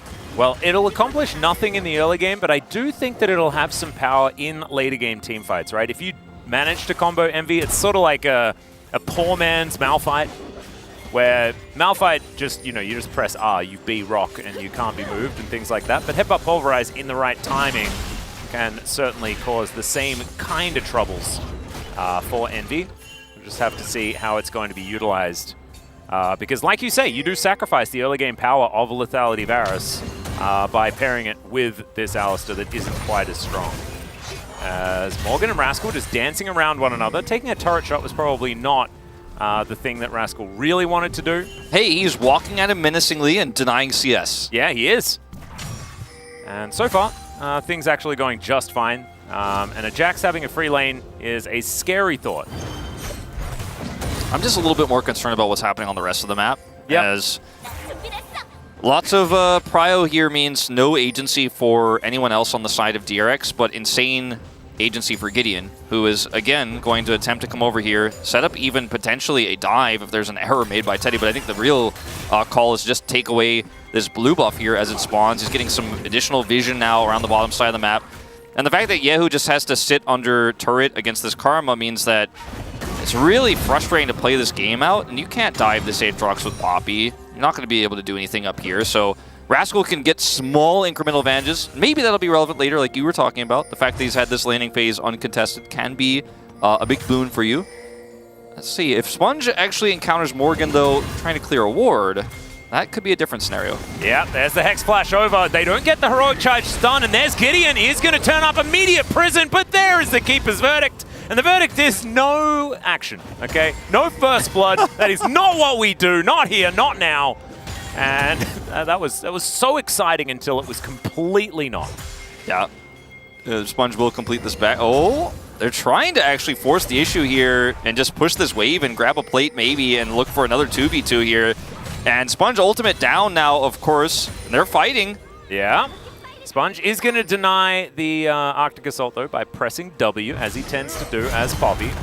As Rascal gets himself out of there with the Leap Strike, breaking those chains. And Morgan going to look for another crash. I mean, they're not done yet necessarily here. Rascal needs to play this well, and he's down Flash. Yeah, Gideon in the right place at the right time. Sponge, a little bit awkward, you know, walks away. He can buffer his assault here if he is confident to hit that. With no ulti, though, it is very hard to lock down a Jax under a turret, just given how powerful the Counter-Strike is. He is going to press that button now, and Gideon, you can see, was holding his ground there. Does give away his position. Now the Grandmaster's might is channeled. Let's see what Rascal can actually do. As, yeah, he's just running in the wrong direction. He just understands he's dead. And there he goes. First blood goes over to Morgan. I really appreciate how, I mean, that was Umpty-esque as well, right? Like we were talking about, and it was very Gideon-esque from game one, where he was just going to force agency in his lanes in the early game. I like how they stayed there. They got enough information. They were able to identify Sponge left. His Keeper verdict is down. They bait out the Counter-Strike early and then go in. It looked a little bit shaky. I think the execution definitely could have been cleaner there for Bro, but it's still enough. And Rascal now has to teleport back to lane. It's first blood going to an Aatrox. So even though you have that late game Zeri win condition, as this is the Counter-Strike forced, Gideon eats a turret shot. He's waiting, he's trying to see which way Rascal is going to try to approach this. And then eventually Morgan just says, well, he wants to try to run away here, and we're going to guarantee this kill. Rascal will deny some farm that way, or deny some hits on the turret rather that way as the minions go down, buying some time there. So no plate going over. But yeah, I mean, the Zeri is going to be strong later, but Aatrox is strong now. Or he will be very soon. Yeah, still, Rascal, you can see, in the 1v1, kind of feeling all right. But I think that with this, Morgan is still going to be that teamfight menace that we know he can be. It's been a while since he's gone home. Yeah, that's sure. Yeah, so I was like, he's very strong now, and I'm like, was played Steel Caps. I think he hasn't based yet. Yep. It's all right. Rascal actually going to dive on top of Gideon here. Does get the Counter-Strike stun. It's going to mean 6 bubs for DRX. And Jax with 6 bubs. Yeah, I was going to say, with a 4-1 win condition on the board, this is feeling like the right move to be making. Yeah, we will see what the soul is going to be right now. Envy returning from base. Just a little bit behind his opposition. They're basically dead even in that bottom lane. And a bit of a scuffle between Palu and Pled at the same time, trying to jockey for vision, as Rascal is just going to come up here and grab some plates with those bubs already. Void Might's like allowing him to take these plates, like still has 3 minutes approximately before those plates do fall down. We'll see whether Rascal can get another one, because already with that extra plate coming in, he has sort of nullified the advantage that Morgan had been able to pick up with First Blood, which is kind of nutty. Grandmaster's Might comes down now as Morgan also trying to end the world, but he's not hitting many of these sweet spots. Does have the Q3, but Rascal able to create enough space here as now the fight is on. Karis is going to be flashing. Gideon locks down the Drake, but can they keep themselves alive in the team fight? It looks like the answer is yes, and another Mountain Soul. Another Mountain Soul. This time, Bro, though, able to secure both early ones here into DRX with the Varus composition. Doesn't feel great. Obviously, if you could stack up 4 mountains and this game goes late, you're going to feel really good as Sponge with all those additional resistances. Jack's also going to really love that. And, you know, that could come to pass, but you know, despite what was really weird in the top lane, and Morgan ended up trying to go for that all-in and failed, he had teleport advantage. They didn't even need it.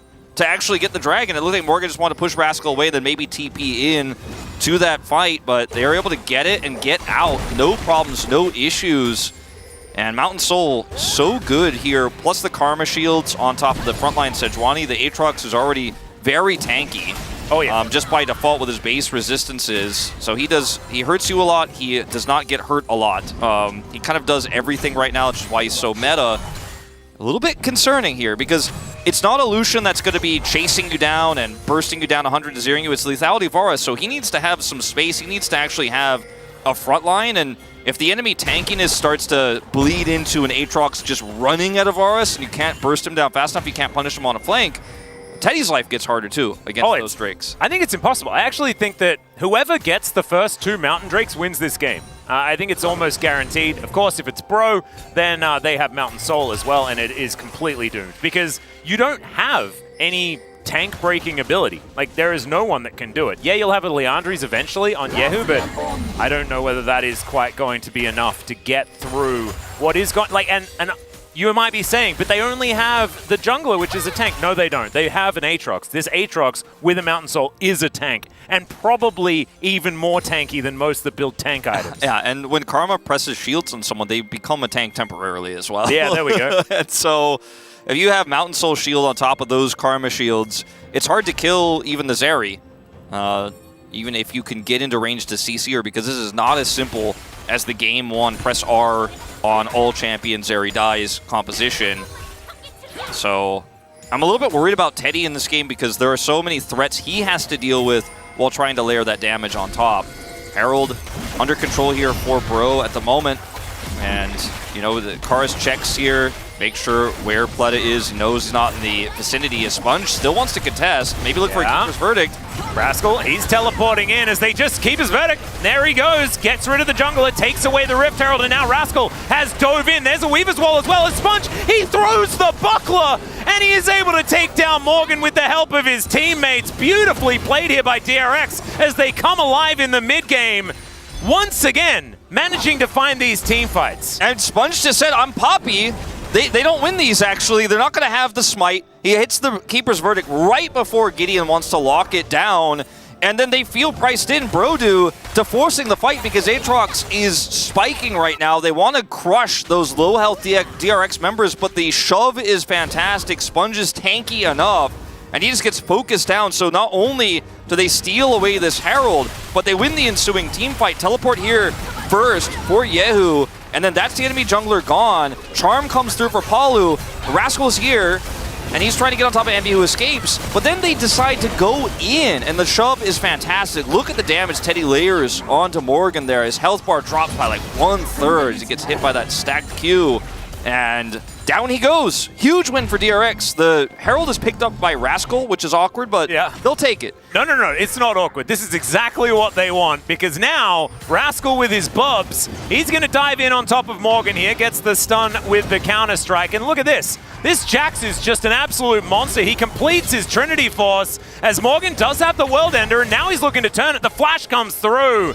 Oh man, okay, never underestimate the power of an Aatrox. Now Polo is in trouble as well, gets knocked up and taken down. Envy gets over the wall, he's out of danger, but he's not able to actually help out. And DRX, they've just come alive here, a 2-man from Yehu, beautifully done.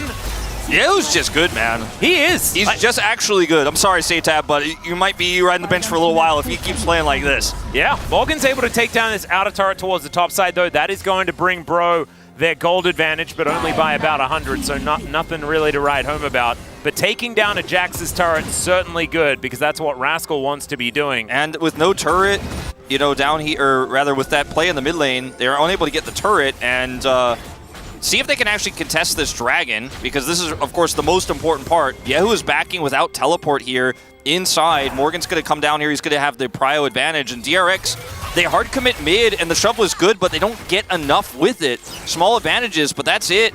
Rascal now making his way down. Gideon doesn't have enough damage to rush this. He's going to need his team to support him. And I think they have enough here, and this turret is healthy enough to where I don't think they actually kill this in exchange necessarily. With Herald, different story. Well, let's see whether they can actually get over here. Finally, Envy's going to be helping out as Sponge not wanting to go into the darkness, and it looks like DRX are going to give up Soul Point. for this Mountain Soul. I said, if you get 2 Mountain Dragons, that is the end of the game. And And an extra 50% charge. of that way through. And yeah, so 50% on this turret as well.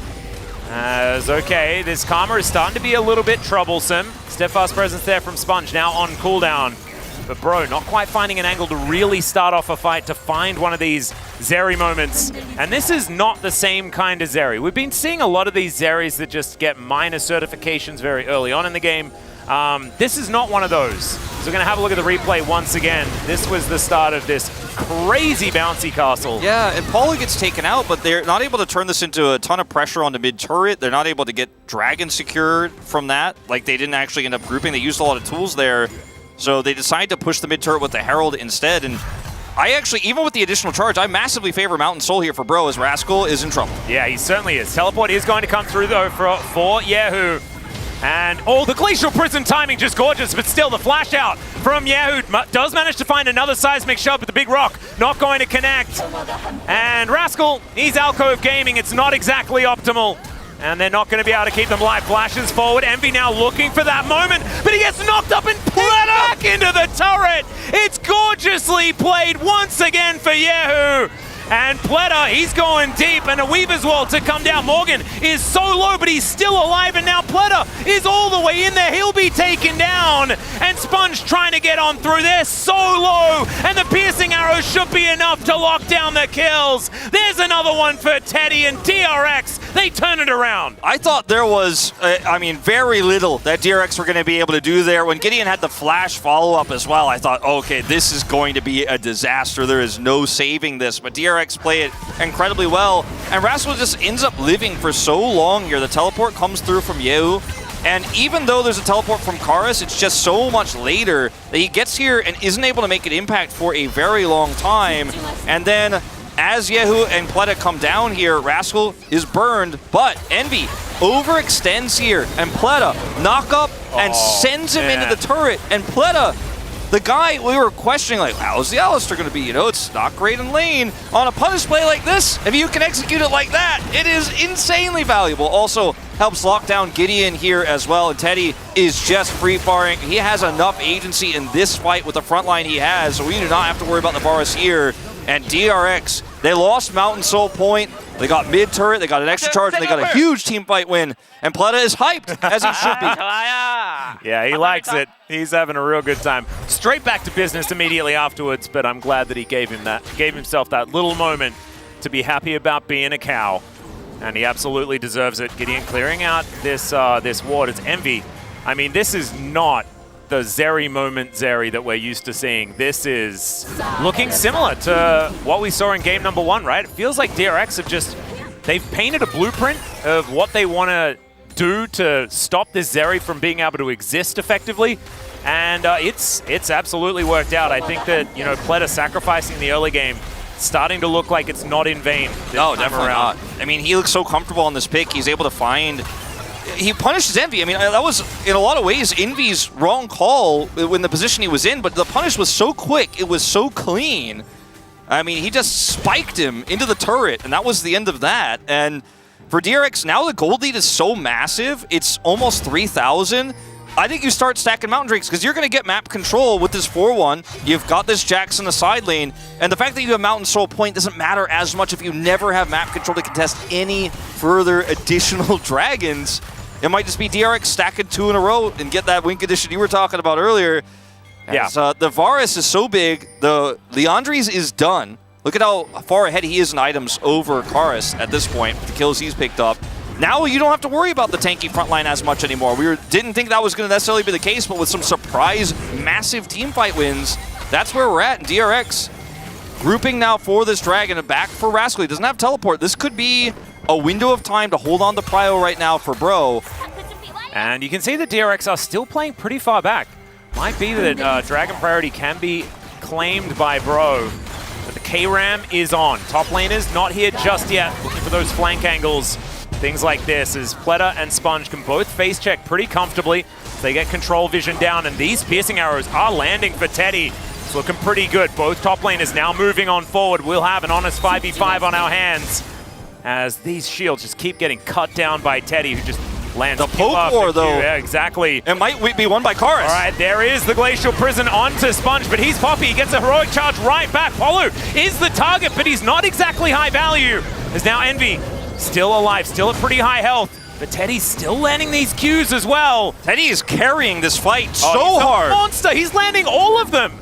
He's hard carrying. Like, we don't see 80 carries do too often these days. He is just hitting every single shot. That's it. That's the dragon. Doesn't matter. The engage was pretty poor from DRX, so Weaver's Wall was awkward. Rascal tries to get on top of Envy, loses out there, and Teddy's just like, it doesn't matter. Dudes, I hit my abilities. I didn't miss. I pressed the buttons and they landed on the enemies, and most of the time they hit 2 for 1. If he doesn't hit those, they 100% lose the dragon because their engage was very poor. And Teddy said it just doesn't matter. Watch this again as the Weaver's Wall comes through from Yehu, and then you'll see an engage as well onto Envy by Rascal as the knock up here, or the deny by the Steadfast Presence, is pretty huge. But then Envy's free firing, and then it's like, uh-oh, well, Polo's low, but we don't win these unless we hit all the poke. He hits all of it. He did. That was absolutely gorgeously played. We've actually seen in a lot of moments like this, the other team just avoids the arrows and then they take the objective. They win in the team fight and it looks way better. But Teddy just showing that you can create these moments where, like, DRX didn't hard commit, right? Like, Sponge went in and they found a few things, but then, bro, they tried to disengage, DRX let them, and they just reset up the phalanx around Teddy, and he once again started hitting them like fish in a barrel. Is now, I may have caster cursed him, he's put on a leash, he's able to get the flash off though as Polo tries to dive in. Headbutt Pulverize is only onto Gideon, but he's down relatively low now. Rascal off to the side, and he will find the counter-strike, but he gets snared as well. Envy finds the extendo beam on top of the Jax, and he's permafrosted. That's going to be the first kill for the Zeri, and DRX losing one in this fight could be really bad. The Baron up and available. Yeah, Yehu gets back in with a teleport. He has Weaver's Wall, but Teddy lost his summoners, and that's really huge because he is the one they're going to collapse onto if they start Baron up and try to look for a turn. Being indecisive about this, though, and will actually ultimately just decide to back. I feel like there was a pretty big opportunity here to look for the Baron call and force DRX into a really awkward fight because they're so down on summoners. Only really Hex Flash for Sponge, and then Pleta, who could maybe try to do something after this exchange. As the straight-up 5v5 team fighting has been much better overall for Bro. In this case as well, even though the Glacial Prison misses, they're still able to get on top of Teddy. He cleanses and flashes away, so now down sums. And then it's really hard to fight this one out at this point because Yehu is out of the fight. He's backing. It's a 5v4. Morgan is coming over as a pretty big Aatrox here, and Teddy just without summoners can't get near this fight, and it's Rascal who ultimately does end up going down. But then they decide not to grab Baron, so bit of a preview for DRX. Very fortunate they weren't able to get that one away. They had to double teleport for that fight though, and Morgan and Karis both have theirs up and available. So DRX down a little bit of, you know, map control and flexibility here in this moment. And bro, of course, they probably don't need their teleports because they do like to hang around as a group of 5. As you can see, it's only Morgan that's in a side lane for now. But he might actually be able to grab this outer turret and really bring us back to gold parity. Bro, back on the board. And remember, they will have soul point up until DRX take her soul. Like, you know, like having these 3 dragons is actually really, really huge for them because the power of Mountain Soul cannot be denied. They are one away. And now they're going to start the Baron up. Now they feel like they have enough control. Yehu pinned down under turret for so long and didn't teleport. He's going to back and try to get here by Weaver's Wall, but he's so far away. Yeah, control ward's coming in as Rascal now gets the news that the Baron has been started. Sponge, he's tanking forever, but there's no one in the immediate vicinity at all. So they take away the smite, and now this Malignance flying on forward. They do get a Weaver's Wall through, so Yehu is going to make his way down.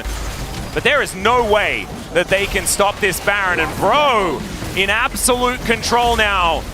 No vision for Teddy to poke. He's trying to just see what he can find. Is All right, Pleta? Pleta dives forward, looks for Polu, but he's pretty mobile, gets himself out of the way. And Morgan, he's a freight train, looking to dive on top of Rascal here. Yehu now in trouble. He'll be cut down where he stands. And there's a grand entrance on top of Teddy. He had no flash, no options. And yes, the Baron was ignored, and they'll just take the kills here for now. And that's probably the game-winning fight, because that's going to be Baron into Mountain Soul. You're going to have the 2 greatest objectives that Bro have been waiting for. And they finally were able to set up that fight. They finally were able to have the numbers advantage. They weren't confident after the fight in mid, wanted to have a much cleaner setup, and Sponge is just trying to suss out if they're doing Baron at all. Doesn't have any vision, doesn't have any setup, there's no teleports, as you mentioned, so Yeo has to back and come all the way back in by Weaver's Wall. And by the time he gets there, the fight is basically done. Sponge is dead. And this is really just, I mean, Sponge is like, I have no vision. Well, they have control vision here on this brush. They have control vision on the dragon itself. He puts a control ward in and he sees his demise collapse on top of him. His damage tanked numbers were going up really high there in the stats. And then this is a disabled ward in the pit. Teddy doesn't really know where everyone's standing. Plutta has to go super far forward here. He's hoping to set up for a really nice seismic shove from Yehu to maybe take out one of these carries. But there's just too many threats. You can't kill the Aatrox and then win the fight when there's a Zeri on the other side. You can't kill the Zeri when the Aatrox is in the way. And they just had to try something to stop this Baron. Whoa! Okay, speaking of trying something, Seismic Shove going to throw back Gideon, but he's so extraordinarily tanky. The quickness to try and dive in, but Polu is not able to quite get through there still. They will take the cow down. And Yahoo, okay, Keeper's Verdict is pretty good. Polu just battle dances his way out, though, as the Hail of Arrows not quite enough there. So, bro, not able to get too much more than just Pletta. DRX went for something, it didn't work. Yeah, I guess Pletta was trying to maybe catch or cut the team in half with a really nice knock-up into headbutting somebody into the team. Desperation. We didn't see exactly how the setup went, but you know, we knew it wasn't likely that DRX were going to be able to contest Dragon, and that stayed true. As the Dragon will go over. Mountain Soul is really good deny here from Karis and Palu from any entry into the pit. No chance for even a Hail Mary steal. And the Baron buff is still up for 95 more seconds, and bro are just going to knock these turrets off the map. The gold lead has ballooned into a 4,500, almost 5,000 now with that turret going down, your lead.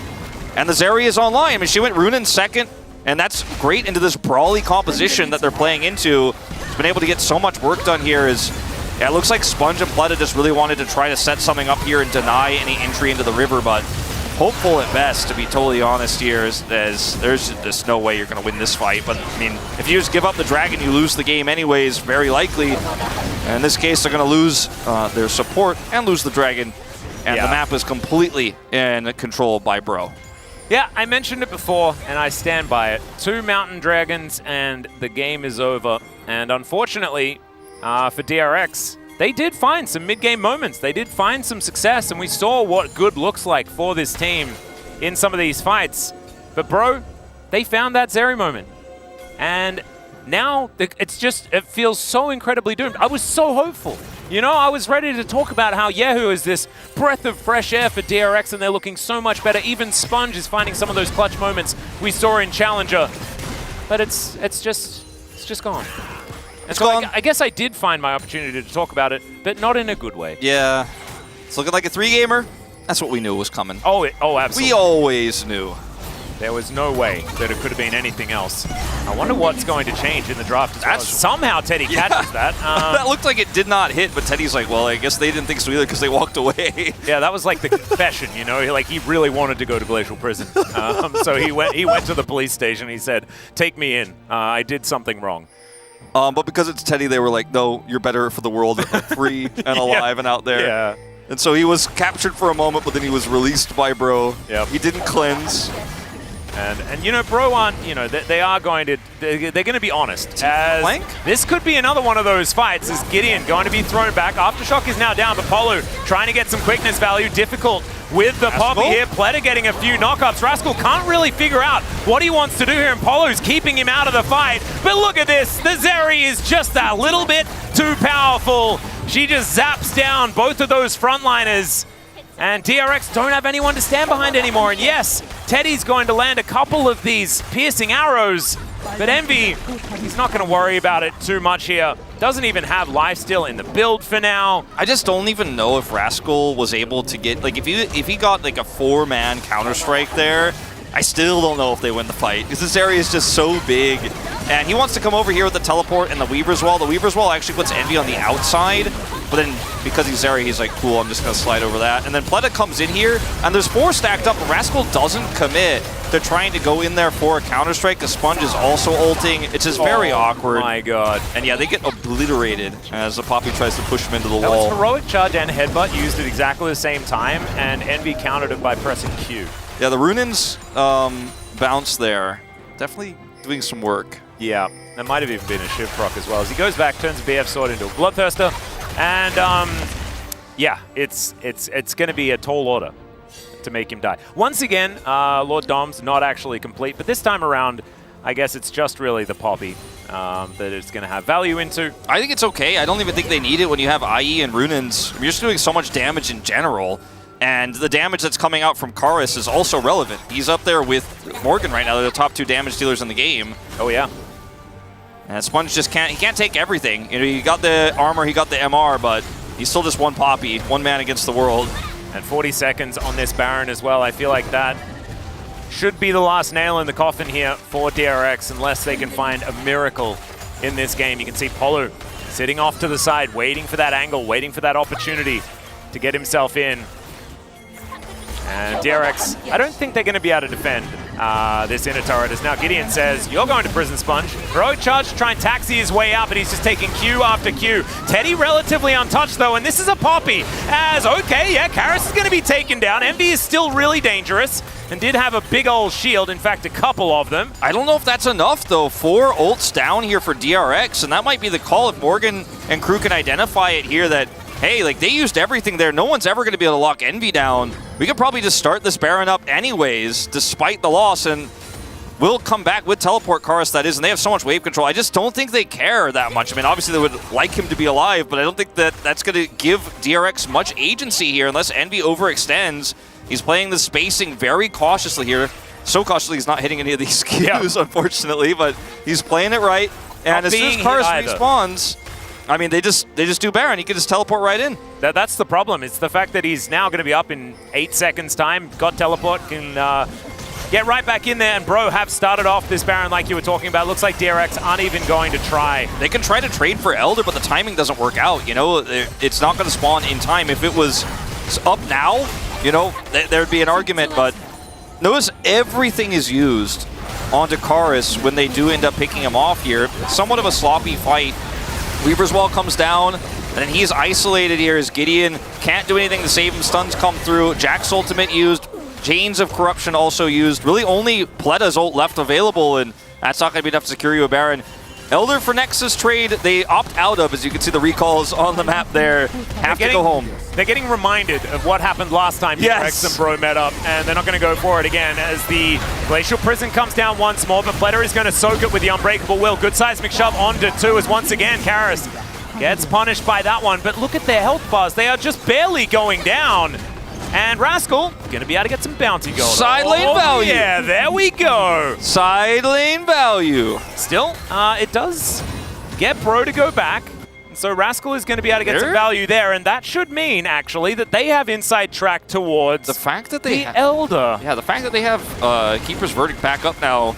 Wolf is a bit concerning. Sponge also has Flash.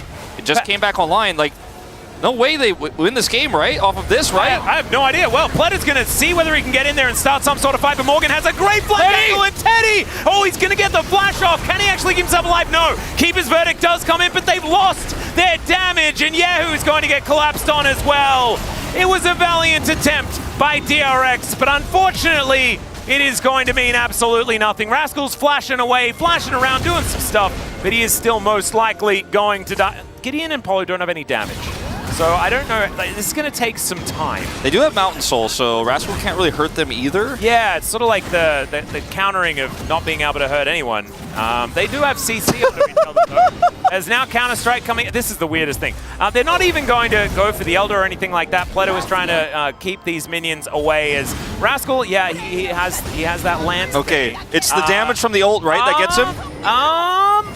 Okay, yeah, finds another proc. This is so hilarious. This is so silly. Nexus turrets are going down, though, and so is Sponge. So, okay, finally, he goes down, and the Nexus is going to follow suit. And, of course, we are brought to game number 3. Bro, they find the angle. I think the adaptations in draft working out in the end get themselves some ability to fight in the mid-game.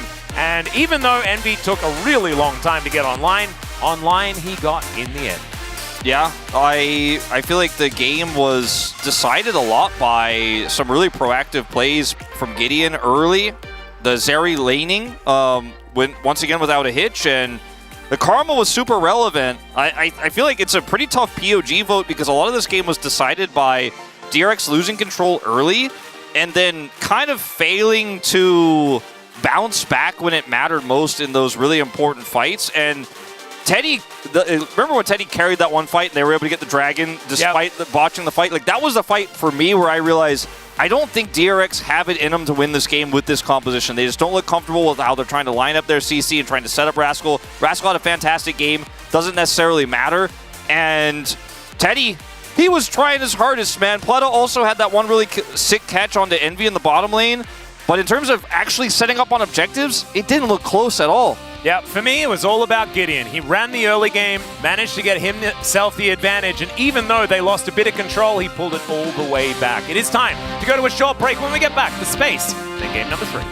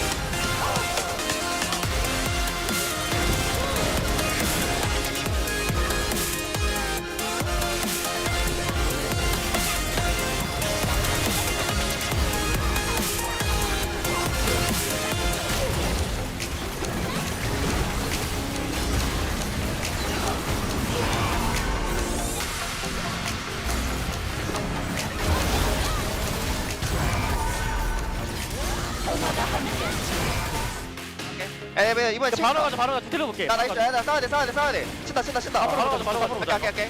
나 스마 없어. 와줘. 풀 다 들어왔어. 인질 좀. 텔 찍어봐. 잡아야 돼. 풀 다 있어. 얘들아. 앞으로. 야, 아래. 바로 가자. 바로 가.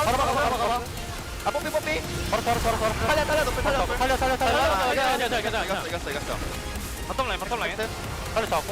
탑으로 올라갈래? 탑으로 가. 마지막 때부터 마무리할게. 일단 마무리해봐. 탑 이거.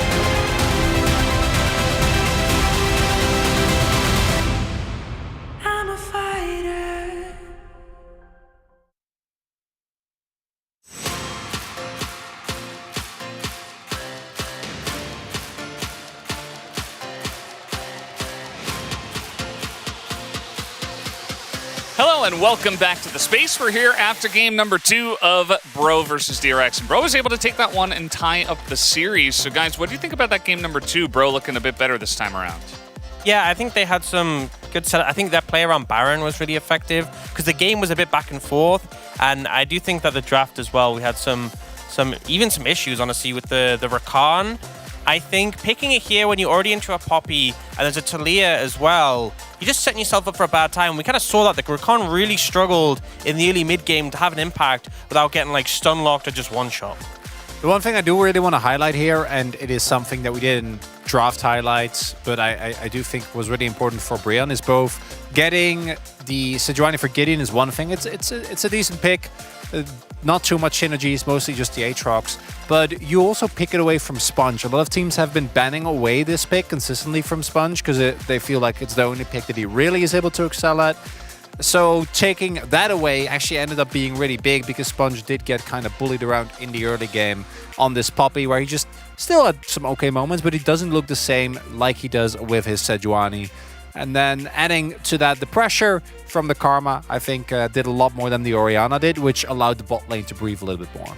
Yeah, allowed the Zeri to eventually get online, but we did have some DRX moments earlier on in this game. There was actually a crazy fight down in the bottom lane that all started with trying to gank Rascal, and eventually every member on both teams showed up. Yeah, this ends up like a super messy fight in the bot lane where more people just keep joining, and it's like, it doesn't feel like that much if it was planned, but people just start turning up and opting into it. The Jax buys a lot of time in this situation. But really, this ends up being clutch just because Pleta has this really great read where he catches a Zeri. And I think if they didn't make this play happen, but they pick off Envy, I really think this would have just gone over to Bro, this extended passage of play. Or at minimum, DRX would have to back away when they were there on the tower. The key thing here is that Bro did actually kind of run the early game, but this is what, at least it felt to us, kind of turned the game and made it playable again.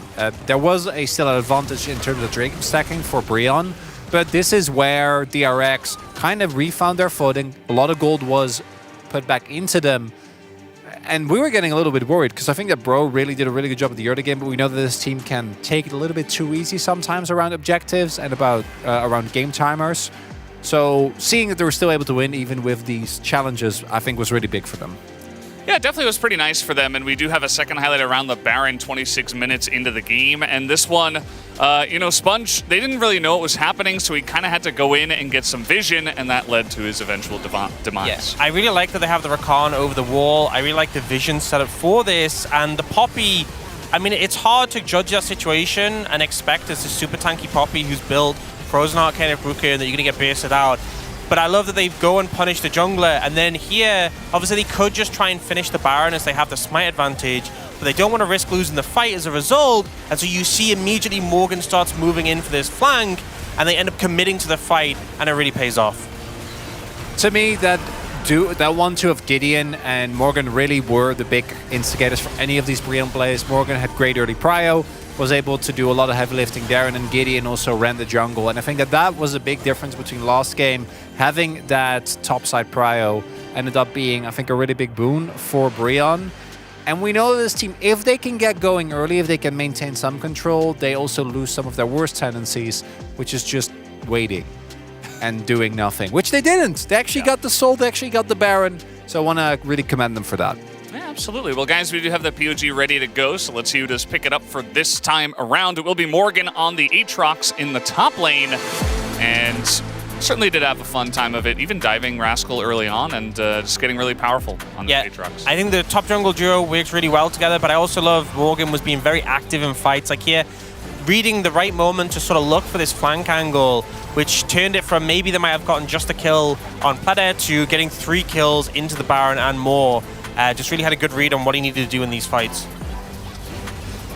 It also is Lafella the Aatrox. I was a Lafella the Aatrox voter because I do really think that it's just so good. It's so insanely powerful.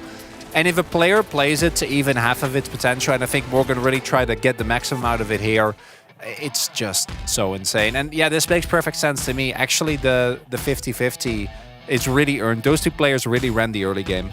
Yeah, you can see the tiebreaker casting votes there highlighted in blue, and because Morgan did get 3 out of the 5, he does win the POG, even though it was tied 4-4, so congrats to Morgan. I think it's interesting that the cast isn't included in the casting votes. Doesn't it make you think? Yeah, I never thought about that. That's crazy. Guys, DRX is going to be moving over to the blue side, and that kind of does make sense. You know, Bro did drop the first game, so they stayed on the blue side, but now DRX will have their chance at the blue side. Maybe now Sponge, are you still laughing about that? Just your response to it, I'm sorry, it was just like, yeah. So will Sponge get Sejuani this game 3 then? They might honestly opt to ban it and then leave something else open, which, you know, they could go that angle. But the thing is, they obviously had to deal with the Lucian game 1. I don't think the Lucian was the big problem game 1. They seem to have it, but, you know, who knows? Who knows with these guys and their Lucians. But guys, we are done here on the space. Let's go back to the casters for game number 3. Thank you so much, gentlemen, for the breakdown of game number 2. And yes, it is time to get into the final game of the series. Bro, finally moving to a different side of the rift, and the Lord picking up his well-deserved POG. With DRX on blue side, I think that we are going to see a big change in the bans this time around, because of course DRX banned Nautilus, Azir, Senna both games in a row, and they do feel a little bit like red side bans. It might be that Nautilus is left up, it might be that Azir is left up. Mean, for me, if I'm DRX, they keep banning Karas as Azir, which is fair because, and then we'll do it again. Yep. Because he has been almost one-trick level of I only play Azir so far this season. But I'd rather deal with Karas as Azir than Envy as Zeri. And they have not been able to punish in the laning phase. Maybe they could draft something that punishes a little bit harder the Zeri, or pick it up themselves for Teddy. But I am a little bit concerned about the fact that both games so far, we've had the win condition be late game Zeri, and DRX struggle to cleanly get that early game into their favor. Obviously, they had the tools in game 1 with a Malphite to just press R on her and win the game anyways. But in game 2, that didn't happen, and the team fights were much cleaner overall for Bro. So Sejuani going to be taken away here, actually banned by DRX. Really, bro? Well, Like, why? Why? You don't have to do that. well, that win rate just keeps getting higher as the win streak just keeps getting longer. Yeah, well, I guess we'll throw it back to the space. Congratulations to DRX. Who's your POG? Mine is Rascal for locking in Senna. There we go. Of course, it's not all done and dusted just yet. The problem with this, too, is that you banned all the answers to the Senna, and then you locked in the... then you left them the Senna. I mean, the Varus was up, right? Do they now Smolder. pick away Tom Kench? Do they play Tom Smolder? I mean, I don't think it's a good lane, but it would deny... It would definitely deny the Tom Kench, but I don't think you can actually play that out. Oof. All right, so Rakan is going to come on through. It could have been the Maokai, actually, which I would have really liked, but now it's just the Hui Senna combo that we've seen so many times, and Yehu is incredible. So when you lock Senna, or when you lock Smolder into Senna, you are basically just opting into not winning any fights in the early game. You're opting into Senna having a free lane, and you're saying this game is going late no matter what. No matter what, we're going to have enough agency for Smolder to actually get in and press Q against the longest range, infinite range, scaling, ranged AD carry. And I think it's just never the right choice. And it has been proven to not be the right choice, I think, what, 5 times now? Or so Yeah, like far? infinity times. It's just not okay. I just don't... I'm frustrated. And Wolf, it's a new patch, right? And Senna was 100% win rate entirety of last week. Didn't matter who was picking her, she was just way too strong. So obviously she's nerfed on this patch, right? She's not! Oh. Well, Xin Zhao is banned. All right, I will complain about the Senna more when we get in game, because it's be a long, slow game. It'll be a lot to talk about. So I'll rein it in for now. We'll talk about the draft a little bit more extensively. The Cassante ban here is smart. One of the best champs is going to let Smolder get into range. Lee Sin ban, quite good into... Can should also just immobile carries like the Hui and the Senna. Even if there's a Tahm Kench there, can be quite strong. So they took away the Sejuani, now they're taking away that. And this feels like it is not it for me. And they banned away the Vi and the Xinjiao, and now they don't have a great engage. And Viego is strongest, you know, some of those mid-game team fights, you got a lot of control there. Smolder is going to say, you don't have any of that. You're not going to have any fights you're going to look to take unless they make a huge error. And oh boy, Nocturne on the other side too. With Senna's ability to make global impact with her ultimate in skirmishes, and her ability to roam, plus Nocturne ultimate, plus Aatrox! Oh, God. We had like the biggest draft gap of all time last week. This one might be close.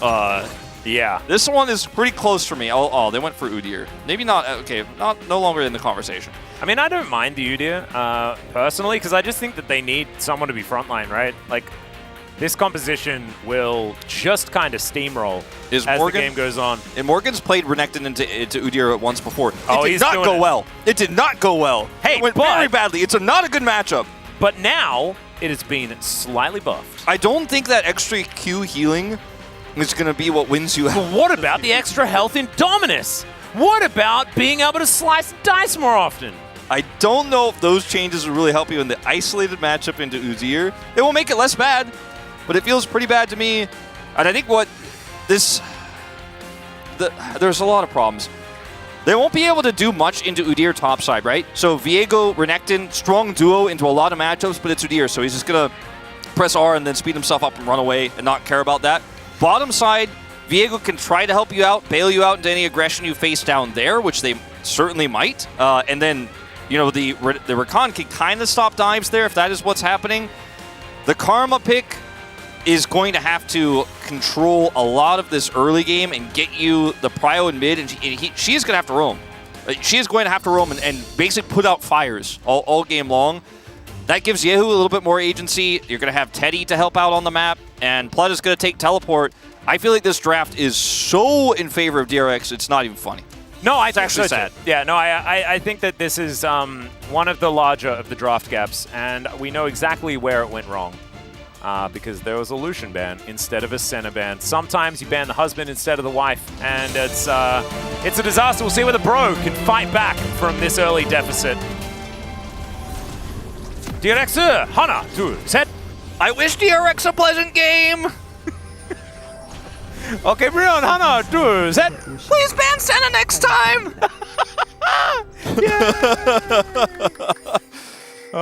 Or that would be me in the crowd, by the way. Fans don't sound like that, but if I were in the crowd, that would be me. That would actually be. That's exactly what he yells at the TV when he's watching from home. I guarantee you.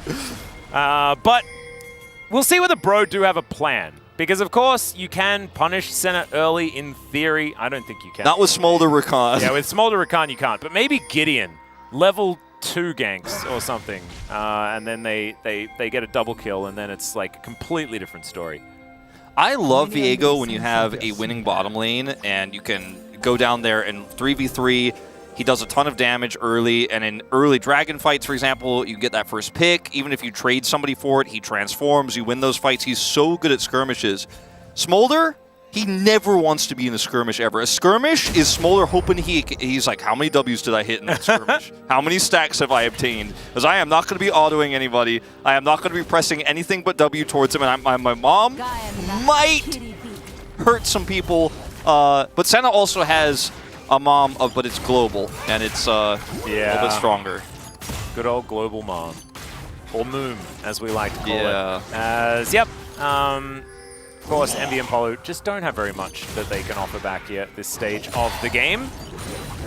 It is now going to be Teddy actually picking up World Atlas first off, just because of the changes. Oh no, actually, they have still decided to go for the double Dorans here on the bottom side, just to give them that extra power. I think it's wise, considering the matchup that they're playing into.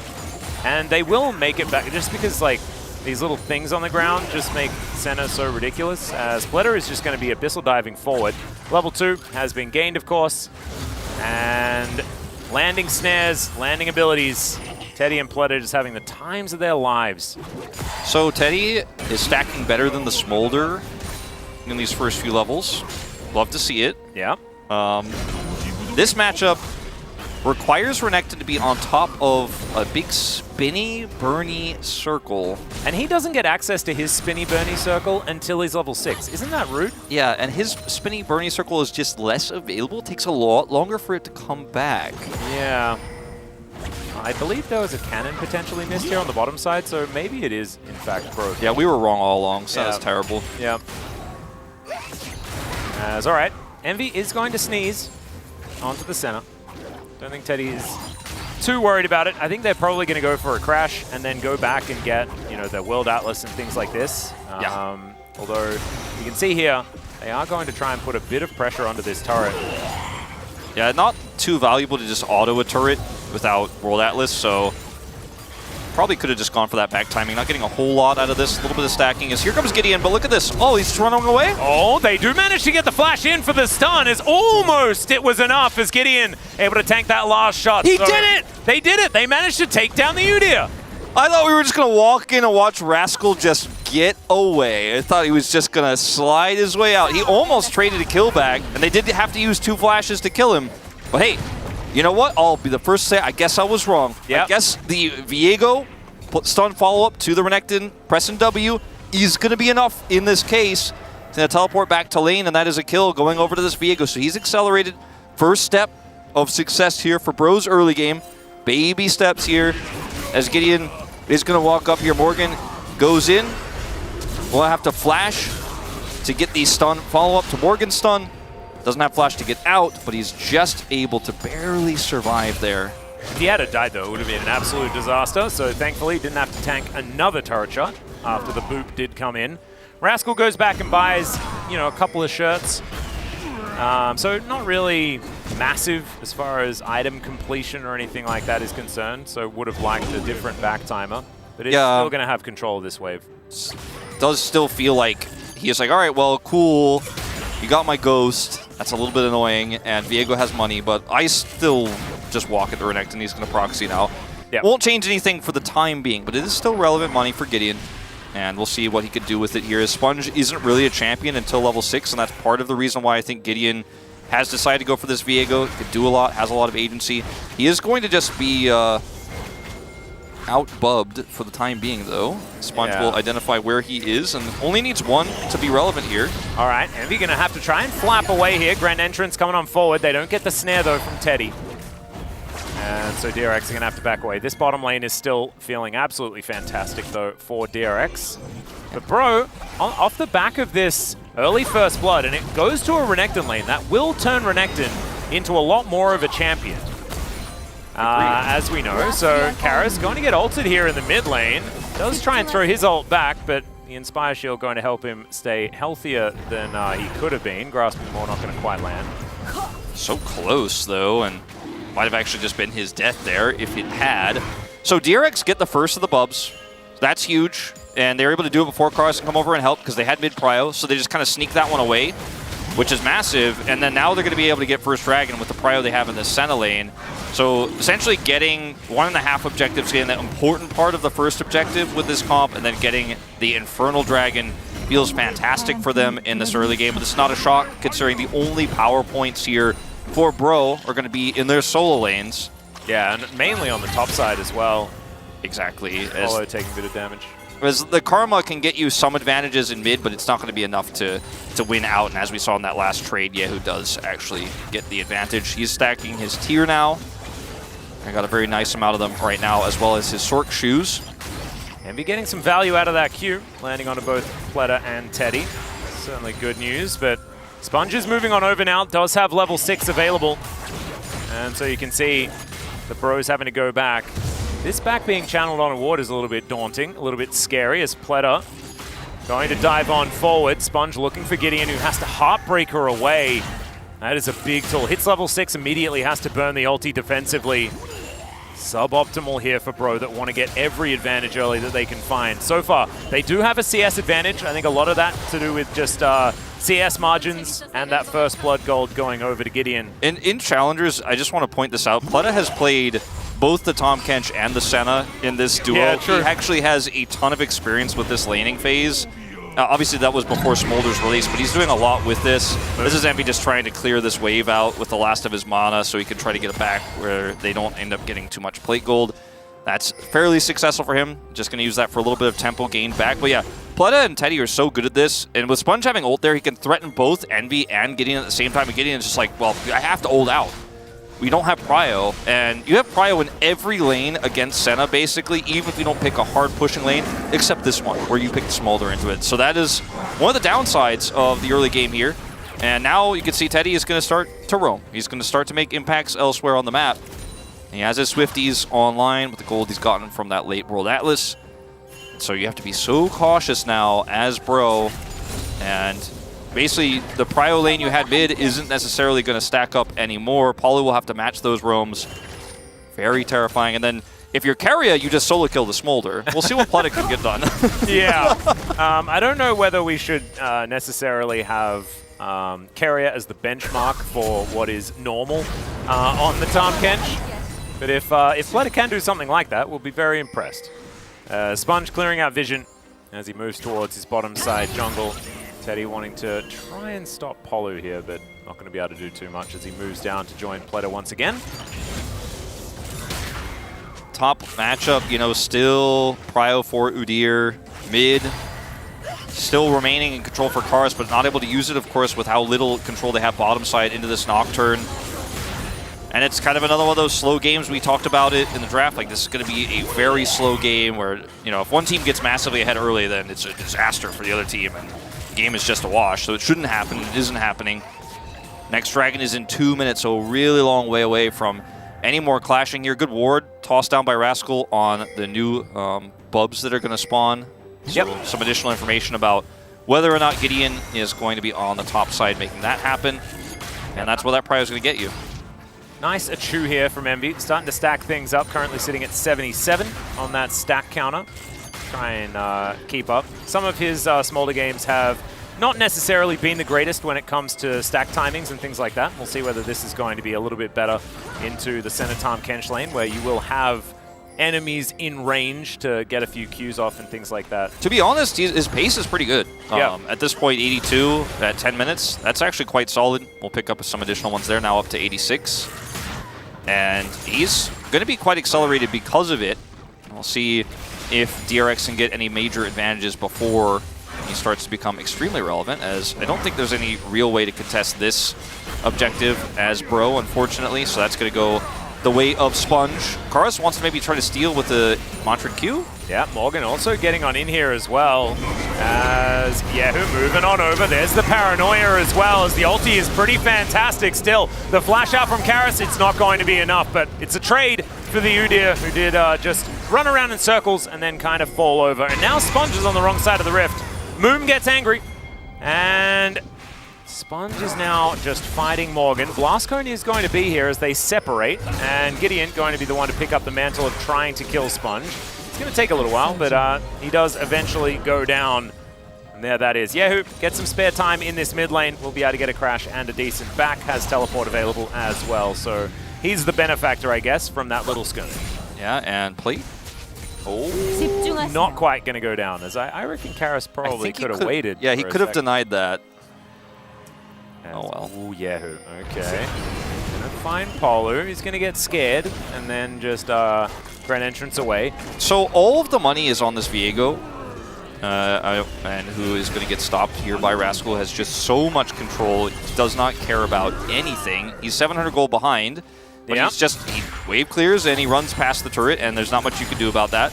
This fight is very messy. I think at this point, DRX decided we can't actually easily escape. Rascal's going to die no matter what. So let's try to make something of this. They follow Flash over the wall. Karus almost blast goes out. Sponge is like, all right, spell shield's down. I can get away here. And they end up getting the kill onto the Nocturne. So 3 kills to the Viego. DRX, though, again, they have so much control over this map. They will get the second Dragon for free. Smolder can't do anything bottom side for a little while. Items don't matter. Stacks matter. It's going to be Cloud Soul here, so 2 Drake advantage with Udyr, and the Nocturne feels pretty good for DRX. Yeah, I would say the Cloud Soul does kind of feel fine if you are the Udyr that wants to be just sprinting around the map. Doesn't feel too bad at all. But DRX, they're just pretty content to play for later in this game. Of course, already, Bro do have that slight gold advantage, and that is the Viego on a killing spree that is going to get them there.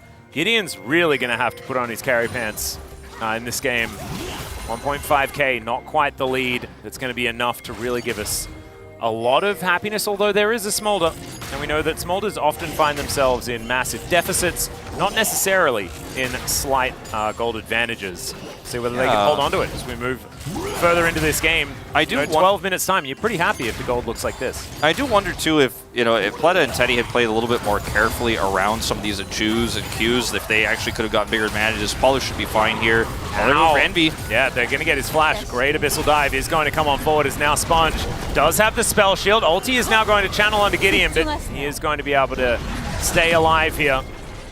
And this way is going to get more and more dangerous as the game goes on. At least Gideon's using the power point that he is right now. He's got this pressure he's putting on around the enemy jungle here, top side. When they show bottom the aggression, then he decides, okay, let's see what we can find in mid. Yes, Karis does put him down low, but not able to do anything with the wave crashing into the turret. Palu is going to get zoned.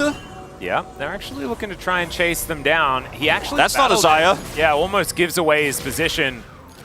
But DRX, they're going to be able to farm this one out from underneath the turret. And Sponge moves on over. Paranoia at the ready. And we know the Viego nowhere in sight. Don't know whether DRX know that as well, as Morgan going to get slightly booped. But plates just fell down. This might be first turret blood. They do have a lot of minions here. And yeah, the turret does not last very long at all. 4 Bubs as well for the extra damage. So that is going to be DRX reclaiming a whole bunch of gold, moving very, very close to parity. Yeah. I think the really big breaking point in this game for DRX is going to be trying to secure both this Herald and the next Dragon. If they could somehow get both of these objectives, that is ideal. They can use the Herald to then help secure the Dragon. But if Bros start winning team fights from here with the Karma online, she hits her spike of the one item that really matters for her. The Smolder is getting very close to his first breaking point, that 125. If he hasn't hit it already, in fact, because he's been stacking extremely well. Yeah. Then you're starting to find yourself in a place where Bro can actually start to fight because their Viego is so big. If it was just a dead even game state and Gideon wasn't that big and Renekton wasn't really relevant, then, you know, you'd feel pretty decent about your chances here because you have those 2 Drakes advantage and Senna's still going to stack. But Bro did a lot of work in this early game. And work I didn't think they were going to be able to get done, to be honest, as Herald... Like I said, they need to start with this one. A little bit non-committal about starting it up, though. They just annoyed Shelly a little bit and then walked away. That's a little bit rude. Okay, he is at 147 at 15. He is making really good pace. Envy has actually just kind of gotten better, to be perfectly honest. I think that this is not necessarily enough to guarantee victory or anything like that. I do still feel like Senna scaling alongside a Smolder should even things out somewhat. But when you do just get to that point where you start getting pentakills followed by quadrakills, what we saw yesterday from Vital, it was just revolting. He's 1-4 on this pick. He seems like he is very comfortable to play it in a lot of different drafts.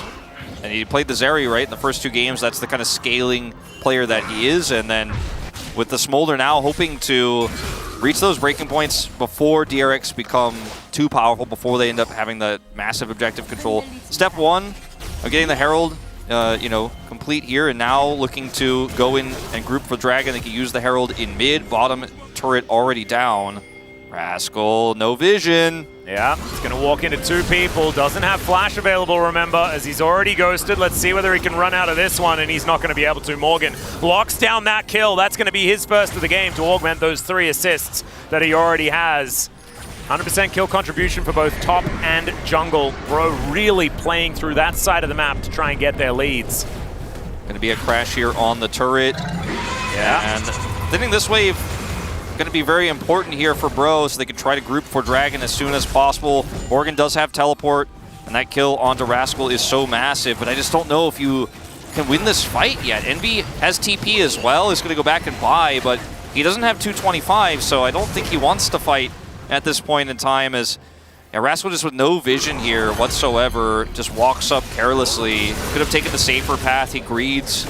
And they have just turned him into such a weak point on this map. That's his 3rd death of the game, obviously the 2nd one being on the Herald, but 2 ganks successful for Gideon onto this Udyr. And you feel really immortal. Like, I thought there's no chance he dies to, you know, even 1v2 in these scenarios, but after dying early, and this Renekton's kind of accelerated, Viego is massively accelerated. You've got to be respectful. Yeah, you certainly do. And it's Black Cleaver that Morgan has started off with as well. And with the fact that all of this armor is being built up, it's going to feel a bit sad as the Udyr to think, oh, I've got all of these really cool items, but they get a little bit cut in half by what this Black Cleaver is capable of doing. We'll see what Morgan is going to go with next. Certainly a lot of different options, as that pesky Lance, the Sundered Sky, probably going to be in there somewhere. Yeah, but Eclipse is also really, really good on Renekton at this point, and Sojin is something that people have been building a lot as well. Let's see where he goes. It's sort of like a combination of those 4 items plus Sterak. Yeah. It's like what you see Renekton's build. Exactly.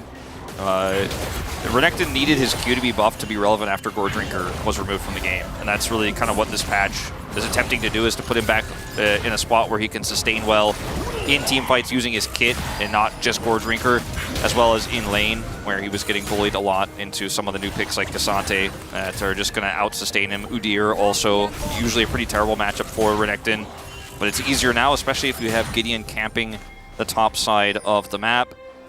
So this next fight here for Bro is going to be with Envy stacked up, you have to imagine. 3 minutes left. He is on such good pace right now. I don't know exactly what his stack number is, but based on what we saw when we last checked, he has got to be getting close. I think he should be able to get it in 3 minutes time, especially with how many Achus Blood is just walking into. Yeah, just doing a whole bunch of sneezing is Envy, so should be able to get there relatively quickly. We mentioned 3 minutes, so he only needs 198. Yeah, he needs. He's what, so close. 27. Yeah, 27 stacks, and he'll be laughing. The mini Elder Dragon, as we like to call him. So very, very close, and definitely in time for the soul fight, and that is the main thing. Yahoo! All right, there's a Paranoia, and this is going to be a very, very dead Karma. And now Gideon gonna have to get out of there. He does have the ulti, Spiraling Despair. Does connect, but he does get himself out. That is Heartbreaker on cooldown. Yeah, this is really awkward. They can actually put so much pressure on this top turret now, DRX. And Gideon's going to have to just kind of lurk around here and try to defend it. As, meanwhile, Rascal should be fine here on the bottom side. Morgan thinks otherwise. It's a really long lane, as Rascal is just trying to sustain up, but you can see Morgan's doing the same thing.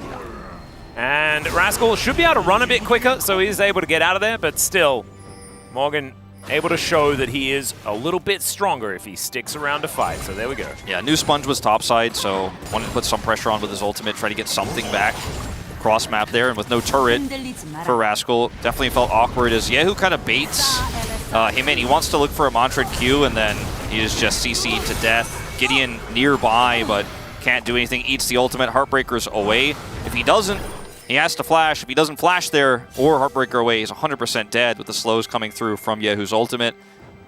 So even though it looked kind of strange in results, like, oh, Yehu ultimate, of course he gets out. Well, you got his ult as well in trade, and it will force him to use that. Feels pretty decent as it's on a fairly low cooldown. It's going to be back up for this next fight. 80 seconds till this Drake spawns. Rascal does have teleport. And I mean, it's so critical that Envy got his stacks up. He actually is going to be relevant in this fight first, the first fight of the Dragon's life at 21 minutes. And Sponge is going to have to get straight on top of this Smolder if anything's going to happen here. And preferably with Flap, Flap, Flap on cooldown. As Gideon is going to find said Sponge.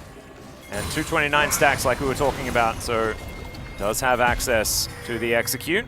But Yehu also is at the point where he does have a lot of extra value. Oh, the snare! And Mom is going to come down. They hold on to Paranoia. Even though there was a ward over that wall, so they could have dove him in there, but still, just making sure they can win a fight off the back of it, I guess. Does not bode well for Smolder's chances in the late game if you're getting caught by center roots, but at least they're able to turn it into something here. Yeah. Dragon hasn't spawned, and Rascal is just saying, well, I have TP, I will stay up here, I will get this turret down if no one answers. Envy's going to teleport back to mid lane, and we're going to continue this dance around the Dragon, but this Renekton, or rather this Udyr is not answered, and Morgan is not actually going to continue to pressure the bottom turret. They're going to try to grab Dragon, but it's at a heavy cost. Yeah, and it's also just one Cloud Drake as well, so Bro don't really get that much out of this, but DRX will get a lot. As now, you've got Rascal moving back with the rest of his team.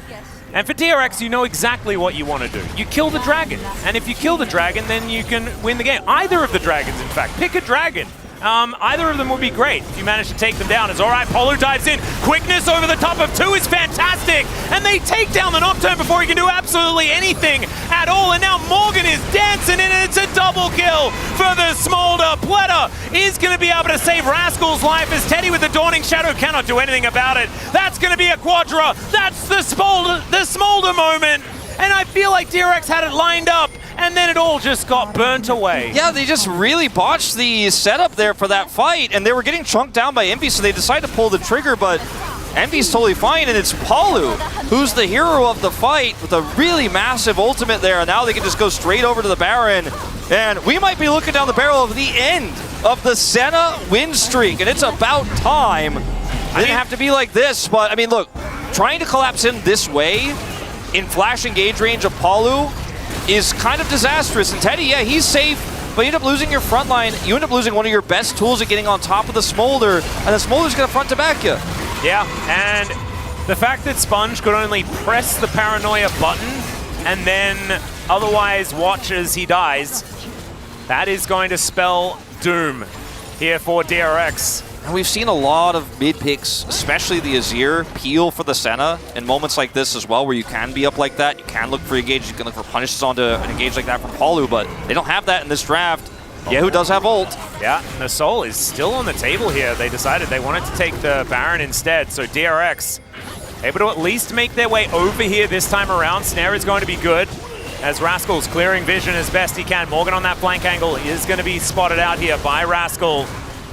They're holding their ground for the moment. This is Hui's bread and butter. This is what he likes. Mom gets mad, though, as over they go. They dive on top of the Smolder, but Sponge has to immediately get out. Once again, they get rid of the Viego as Polu, once again, a massive engage into the backline, but Morgan is also able to get on top of Sponge. Not a priority target, though, as Teddy's the one starting to pop off in this fight. It's Senna time! Yeah, Karis and Polu just trying to group up around Envy and make something happen. Rascal just presses all of those buttons. That means he can't die, and he will be all right. But DRX, they don't get the Drake, but they're able to at least survive the fight. I feel like Sponge could have definitely tried to look for the secure on the Dragon, but he wanted to engage instead. They get Envy's flash, and Senna just so hard to kill in the backline. Teddy's positioning immaculate. He lives so long, and ultimately it's still a win here for Bro because they deny that Dragon Soul. But look at Envy. He just can't get into range to do Q damage until he tosses his ultimate in.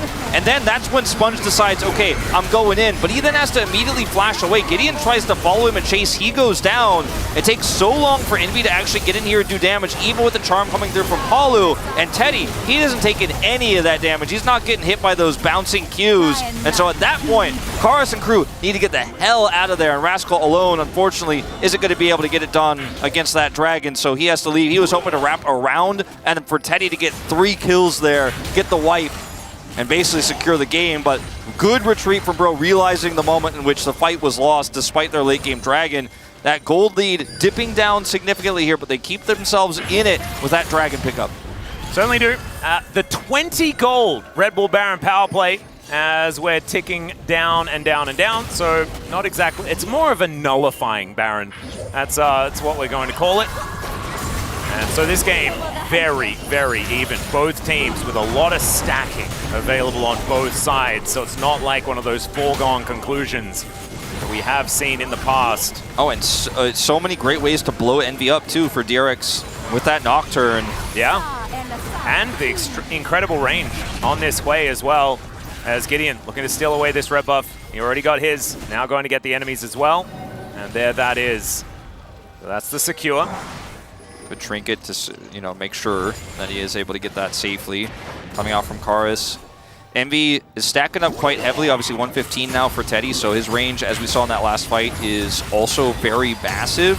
And he's got a really good front line with this tanky Tahm Kench, so if Envy gets into range of Teddy, he better be killing people quickly, because if he doesn't, then he's also going to be under threat of that Hui. Like you said, the Nocturne, he is big. He is now on 3 items, has his Bloodthirster. That's going to give him some additional safety in these team fights. Will be able to heal himself back up and compete with some of that Senna sustain. This next fight, again, Bro need to win it to prevent Cloud Soul. And they have the gold lead and this Renekton is so big that I think if played correctly, they can, but that last fight was so close to disaster. At least they were able to get the dragon. So they're going to be able to slow down the stacking from DRX, but that is going to speed up again once we get towards both the Baron and the Drake that are spawning at exactly the same time. I wonder whether the teams are going to just agree for a swap or something like that. Bro maybe just heading over towards Baron instead, or Polo could just take a lot of damage here as Morgan looking for that 1v1 in the side lane. Let's see whether Rascal can survive this one. It looks like the answer is absolutely not. Just sliced and diced. And Morgan's Renekton, welcome back, buffed just enough for him to look dominant once again. And he was given so many resources in the early game by the ganks from Gideon, that big team fight on the Bubs, and he's just gotten so large now that the Udyr, who normally isn't afraid of anything, could just kind of walk up to anybody, has to kind of let him control. Yeah, he's level 18, he's 3-1 and 7, he has 3.5 items. He's been involved in everything. Yes. This whole game. How does a top laner do that? 28 minutes, 100% kill contribution? Gideon said, we're getting involved. Yeah, I said, okay. They definitely were. I mean, he's 2 levels up here. It's level 18 on this kill. Slices him, and it's going to cut through, obviously, some of the shielding that Rascal has if he can time it correctly. Morgan just kind of sticks on top of him here, has a slice and dice. Yeah, there it was. And it's just really easy to stun another stun. And the cooldown on that E feels really nice here in these types of extended trades where you're trying to lock down a very slippery Udyr, and he will do just that. So 0-5 now for Rascal. Really struggling into the Lord this time.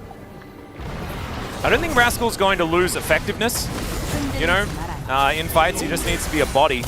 But he's going to get slowed down here. Gideon finding a little bit of a stun. Priority targets are going to be Teddy and Yahoo. They can get on top of them. And you can see Envy, he's got teleport, so he's going back for probably an arm guard on this DRX, one, and there it is. They're gonna try to front to back this basically on the turn. Teddy's positioning is so important. He's trying to get as much done as he can, and he can even do damage over this wall, depending on where they stand. Oh, this flank angle for Morgan. Yeah, he's on a control ward, and now Sponge is going to be able to find him, but it's all just bad news. Not a lot of options here as Mom gets angry, and it's Yahoo that's going to take the most of that damage, but Rascal is just straight up dead. He cannot frontline for any more than about 4 seconds. Morgan's flank just hard carried this fight for Bro because there's just nothing DRX could do. They can't burst him down. He's too tanky. They can't actually push forward. And he's going to find yet another stun onto Sponge here. Very late on the spell shield, does absolutely nothing. And now, Bro, they can deny the Drake. That's the easier one to take down. And then they can move towards yet another setup for this Baron. Yeah. I think the reign of Senna is over, Wolf. I mean, I think it is, or at least the win streak, because I think it's still very strong, and I will recommend teams to continue to ban it. But it doesn't mean that Senna's now no longer good. I think this could have been a lot of other different picks, depending on the Renekton being this big. But either way, I mean, Envy's gotten to this point where he's 5-0 in this game. He is doing massive amounts of damage, and if DRX's formation is broken by a flanking Renekton, you just can't do anything. 3 items on this Karma, too, that's big, and... Oh, this ward is so very, very good. So value. As in goes Polu, and there is the flanking teleport. Morgan just says, oh, it is all too easy. Yahoo, he doesn't have any mobility at all to speak of, and so he is just going to be cut down where he stands. Sponge now in trouble as well. Look, he is so incredibly intimidating. This crocodile is absurd. And Sponge just keeps getting caught out by him. You know, standing in places he can't be when they don't know where the Renekton is. That attempted flank there could have been fantastic, but didn't even check the brush. So, you know, there's a pretty high chance that you get caught, you get found out, and they were. That's Baron. The dragon already went over to Bro, so 2 Cloud Dragons stacked up, and this Smolder is getting to be a bigger and bigger problem. And yes, the Senna is too, but the issue is not about like Smolder versus Senna. It's about Rascal killing either, or you know, Morgan killing either Rascal or the jungle and Sponge. Like, he just keeps killing these guys. And this flank was a nice idea, but you didn't do your due diligence on the vision check. The whole game for me is just Morgan is exactly where he needs to be at every moment of this game. This is a Renekton hard carry. Yeah, absolutely. And he's the Lord. He brought is. it back. I doubted. I looked at the matchup. I was like, oh, this is going to be tough. But then Gideon said, I got you. He was the squire to our Lord. He absolutely was. And he set him up with like his saddlebags, which is full of all of the things that the crocodiles really like. and the Lord... Your is just- cleaver, sir! Yeah, exactly. Your eclipse is ready, sir! Oh, yes. Oh, a Sterix Gauge, sir. Oh, that's quite early, but I very much like it. Thank you. Oh, a spear? Would you like a spear, sir? Oh, I'll take one. Oh, no worries. And so Morgan now is completely kitted out, and... that's an interesting use of paranoia, as Morgan sort of thought about taking damage, but then decided against it afterwards. So that is a bunch of buttons, mainly of the R variety, that are now on cooldown. They identified Morgan's the problem, but he's too big of a problem to solve. Yeah, you can't just eat your problems, Splatter. You can't eat them. And Envy, he's taking a bit of damage here from Teddy, who is actually pretty scary. If they get on top of him, he now has some armor penetration, but that's not going to solve the issue here that's happening on the top side of the map. As Karis is going to be able to take down that inhibitor. And so they are going to be able to get rid of that one. Mid lane inhibitor turret also goes down. And bro, they've just done it. I think they've just done it. Yeah, I mean, Teddy's trying his best to buy time here. He is Fountain Laser territory, at least in terms of how well he's scaled. The damage isn't quite there, but the range is coming through. So he's just kind of annoying them as they try to end this game. Sponge, the spell shield. And Morgan is going to get a little bit scared there, but the Sterix shield does come in. Mom, she gets mad once again, and Sponge basically just can't go in. He doesn't have paranoia, so he's not going to anyway, and they're going to need to spend some time on the fountain. Envy slowed up momentarily, and Teddy's range is really getting longer and longer. 150 stacks, or something like that, but I just don't think it's going to be enough. This is a 6-0-1 Smolder, who now has his Zonya's Hourglass completed. That Codex means he's building Leandri's last, I think, and I think he's going to be making a fan of me, at least in this game, with that build. If only the build... I think the build path is not Codex anymore, right? You're right. Don't worry, I've been caught out by that my entire career. I always see Codex and then I think Leandri's. Yeah. It may no longer be the case, in fact. Rip. But anyways, he got the cooldown reduction from the Codex. Yeah. Really nice on his Q. And it makes me remember Leandri, so I'll enjoy it for that. And look, Atlas, I think this game is pretty much done and dusted. 2 inhibs are down. Drake spawns in 40 seconds, and yes, they survived long enough for the Baron buff to wear off. Yeah, I just... that's the only thing in the pros column here for DRX right now. Still, Nexus still alive, pro. Cons, everything else. Exactly. And I think with the fact that there are just so many super creeps now making their way down top and mid, it's just going to be so hard. Gideon actually looking for a little bit extra here, as well as Pletter is just burning down. Envy just landing Q after Q, and when you're in these siege scenarios, Envy just Qs the front line and it hits the back line. With the amount of stacks that he has, it's just kind of ridiculous. Morgan able to slice his way out of trouble here. Just testing the angles, trying to find his way in. And the wave clear is good, right, for DRX? Yeah, no, I mean, it's very good, and Teddy's range means that, you know, you get chunked if you stand in range of the Senna, but he just doesn't do the damage quickly enough to actually Gideon's going to have to ult to get himself out of this one, as they do throw a circle over towards Polu. That does basically nothing. The minions are going to pull DRX too thin to actually be able to long-term defend this.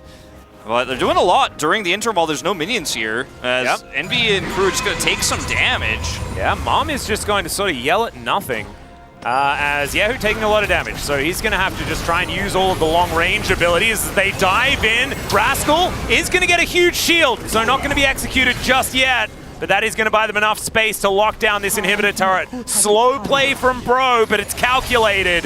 That is going to make this base so incredibly destroyed. The DRX just... I mean, this becomes a PvE battle, but your enemy's allowed to do PvP. Yeah. That's just not very fair. It's not fair. And they successfully get this third inhibitor. It's a little bit later than the other two, so you know, if they could live a little bit longer here, maybe there's a chance where they could actually group up for an Elder fight. That's the last hope you have as DRX here, but that's of course going to be a long time from now, and in the interim, Bro could just continue to siege with their bottom super minions. It's double stacked super minions here for another minute and a half, so they're just going to have so much control, they could even just delete those inhibitors after they respawn. Polu? Okay, Polu's going to take a bit of damage here. Morella Mamacon has come in. Yeah, Or, that's what he built. That's what he's going for. So the forbidden technology to deny Teddy's healing. And of course, if you do press your R button, it does mean that you do spread it across a lot of True. a lot of people. Then maybe you just don't need any extra damage because he's done so much damage. Look so at far that in this Baron game. spawning right here. DRX might have time to contest for an Elder, but right now, I mean, look at the map. They are nowhere near the pit. I mean, if this Baron's taken as well, I mean, I think it's just lights out. You have so many super creeps making their way into the base. Teddy finally takes down that blue buff as they get the bad news. In goes Sponge, he steals it! And he splashes to get out of the way. Maybe he's just sponged enough to give them a last breath in this game. He's likely just going to die because there's a lot of CC and people and things like that. Flap, flap, flap goes Envy. TP. And now they're looking for the TP. They just want to end as they manage to take down one. So it's a 4 versus 5. As, okay, I don't know about that one. That is the very dead Karis. It's just a free kill. I cannot believe what I'm watching. I cannot believe what I'm watching. The inhibitors respawn, bro. Maybe the center plot armor is just too incredibly powerful, but I don't think so. I think there's still a chance that this siege might work. But Senna is able to get her health back as Yahoo underneath 2 Nexus turrets is Envy. Don't you dare. Okay, another inhibitor going to be taken out, or at least attempted to. Dawning Shadow flies across. And bro, they only lost Karis. And that is going to mean them going for this very aggressive teleport play doesn't work. The only thing more impressive than DRX losing with this draft is bro actually losing with the game state that they had. Now, I'm not saying they're losing, and they're still massively in the driver's seat. But I'm starting to have doubts, as this is just a fantastic angle here. Vision for just a moment to ult through for Sponge. He gets the secure flash over the wall, then buys a ton of time, and that time buys enough space for these inhibitors to respawn into this call here. I mean, I don't have anything positive to say about it, so I'll just stay silent on it, but he dies. Yeah. And there were other locations he could have teleported to that were perhaps safer, let's say. He dies, and that's all of the damage gone, all of the siege gone. So this mid inhibitors respawn, they keep it alive. Top was retaken. And 2 minutes on the bottom inhibitor. Just with the Elder. I mean, the time's out almost perfectly for bro. Yeah. So it is Ocean Soul, a Cloud Soul, a Quadra Cloud Soul, which is just joyous if they're able to get it. DRX also still have that soul point on the table as well, and with this inhibitor coming back up again on the bottom side of the map, maybe they can get out and try and contest. And the Baron is going to be next on their mind. This game is breaking me. It's breaking me. I think it's breaking both of these teams as well. There is so much on the line here as Pleta going to tank a fair bit of damage. DRX is going to do their best to stay alive. Envy has about 1 trillion stacks, I think, is last I counted. Yeah, Morgan is coming down here with these super minions too. There's a timer that DRX are on. They have to play faster than their composition allows. Well, bro, just continuing this siege. They want to take down the last one as in goes the quickness and the grand entrance as Yahoo just taking so much damage, but he avoids Mom. And now the ulti comes in. Gideon just tanks it up though. Oh no, bro now finding the turnaround angle.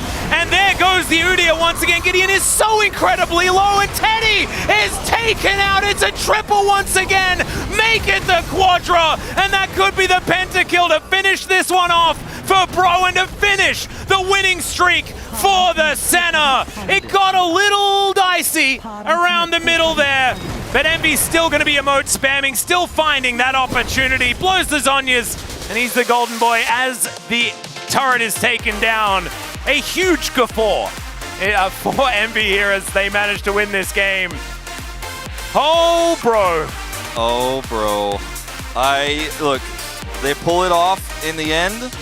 I think there were a lot of things that went wrong, very wrong in the early game, especially Rascal's laning phase, that led to an insanely huge Morgan.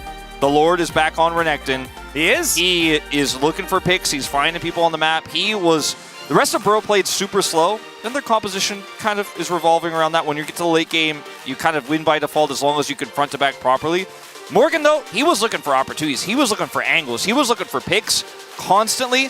And this man got it done. And there's no media, so I think he should be safe to get the POG. But like what? He got 2 quadra kills. The Smolder got 2 quadra kills, Wolf. What are you talking about? 2 quadra kills, man. Yeah, he had like what? Did he get up to? I know he had at least 11 kills. He might have been higher than that. But No, it was a lot of kills. And Envy actually, he had a fantastic game as well, but I agree with you, man. The Crocodile is the main character for me. I thought there were a lot of things that we could have seen DRX play much cleaner in terms of trying to be aggressive with the Nocturne ultimate. They didn't really use it very often. He's flying. He's smoldering.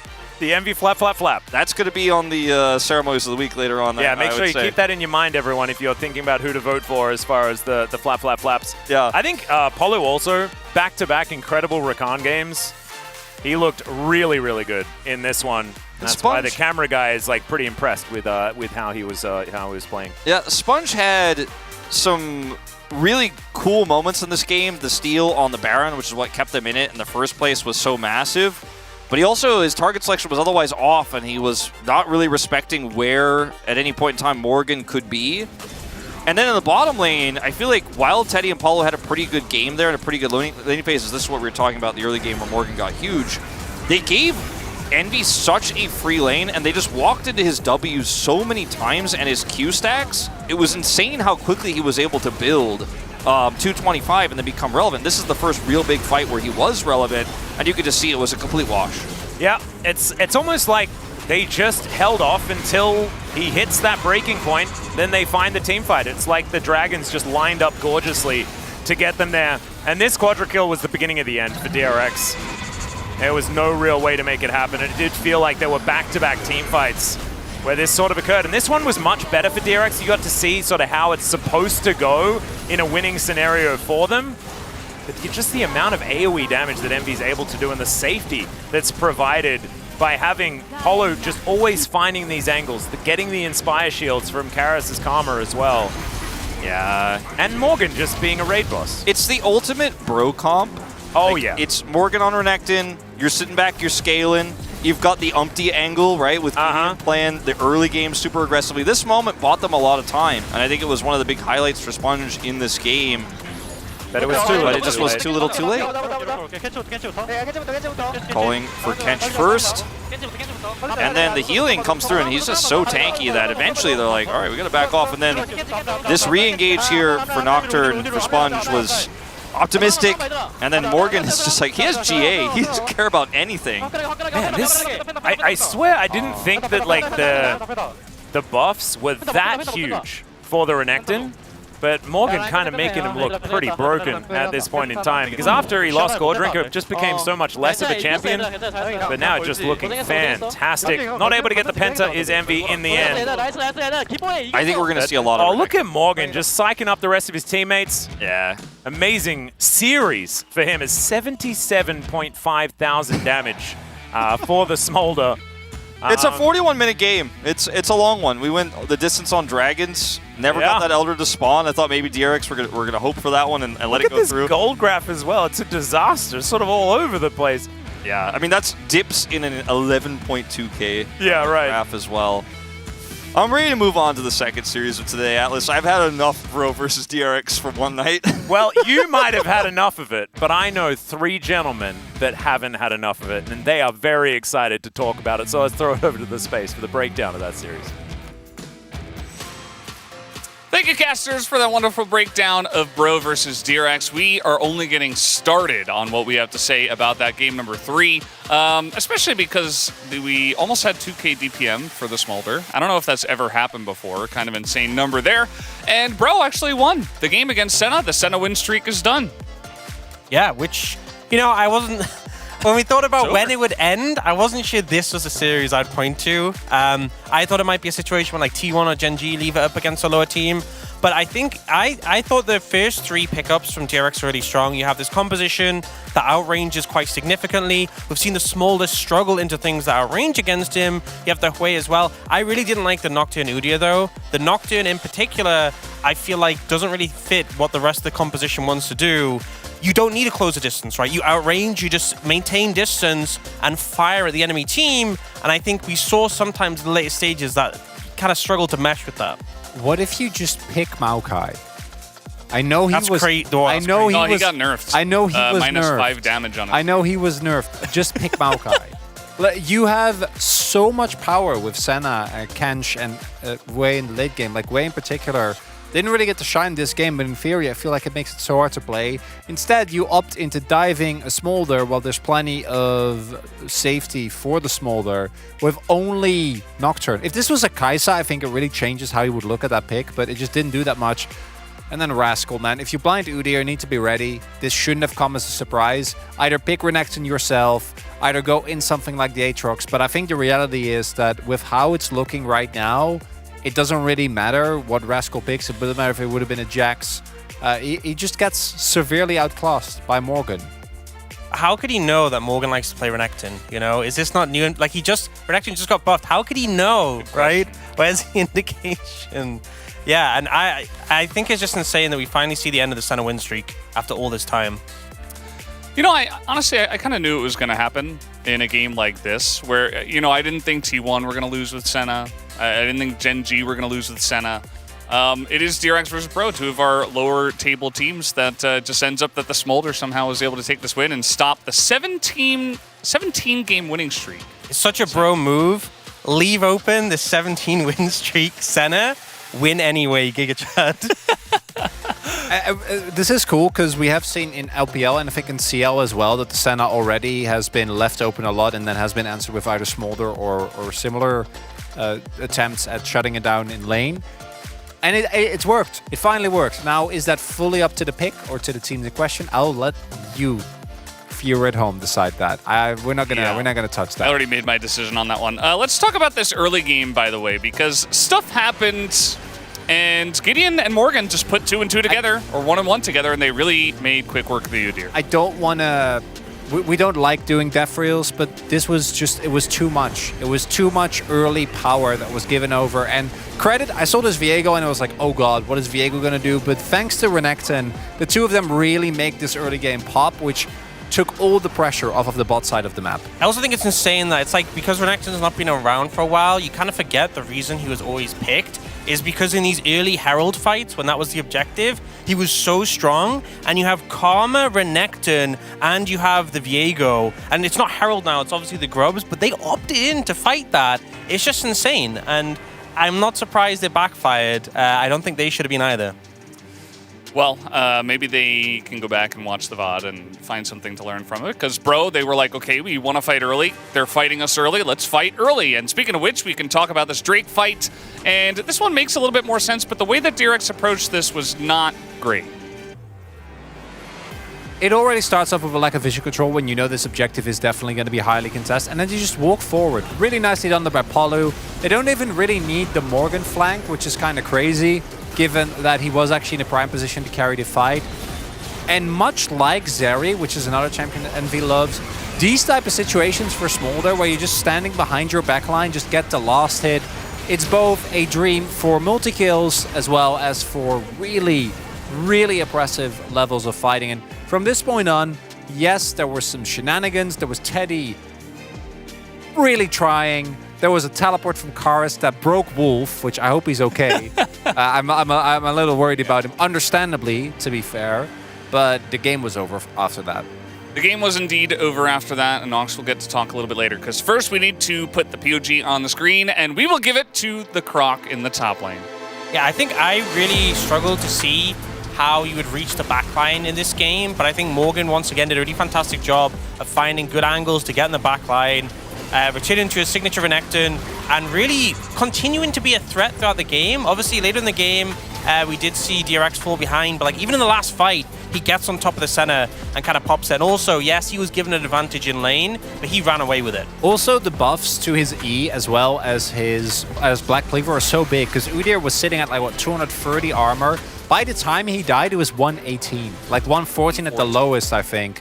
So it really is, it's one of those things we talk about, and then you're like, oh yeah, of course, it's Renekton. But actually seeing it and seeing such a tanky pick get boomed. One boom damage, bro. One media. I see it. Media's still hanging around. Yeah, I don't know. I mean, he almost had 2k DP. He did also play a clean game of League of Legends. He stood behind his team. He played safe. He didn't make any mistakes. And he pressed the boom damage. There was a lot of boom damage in that game, but now we do have the interview ready. I'm going to hand it over to Deer for the translation. Thank Thank you very much. This is Dear for the POG interview translation, joined by Morgan on the side of OK Savings Bank, Brian. Congratulations! Thank you. How do you feel about this meaningful victory?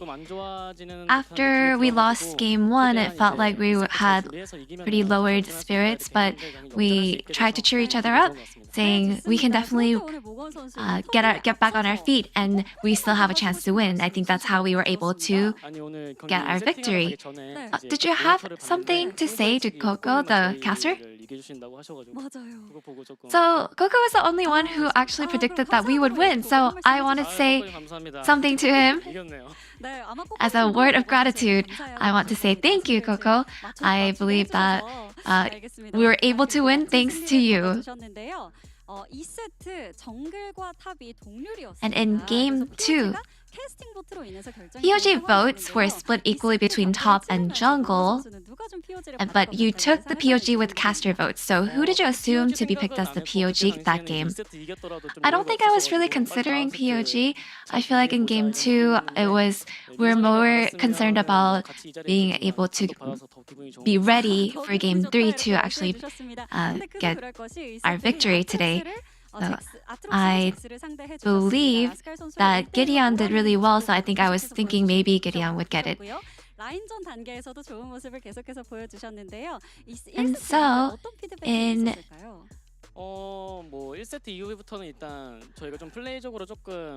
you played Aatrox against Jax and you zoned out Rascal off 1v1, had a really good laning phase overall. So what was the feedback after game 1? I believe that we had to play better as a team, so I think that was the main goal and the main point of the feedback. And in patch 14.4, your signature pick, Renekton, got buffed. So how was it playing him in game 3?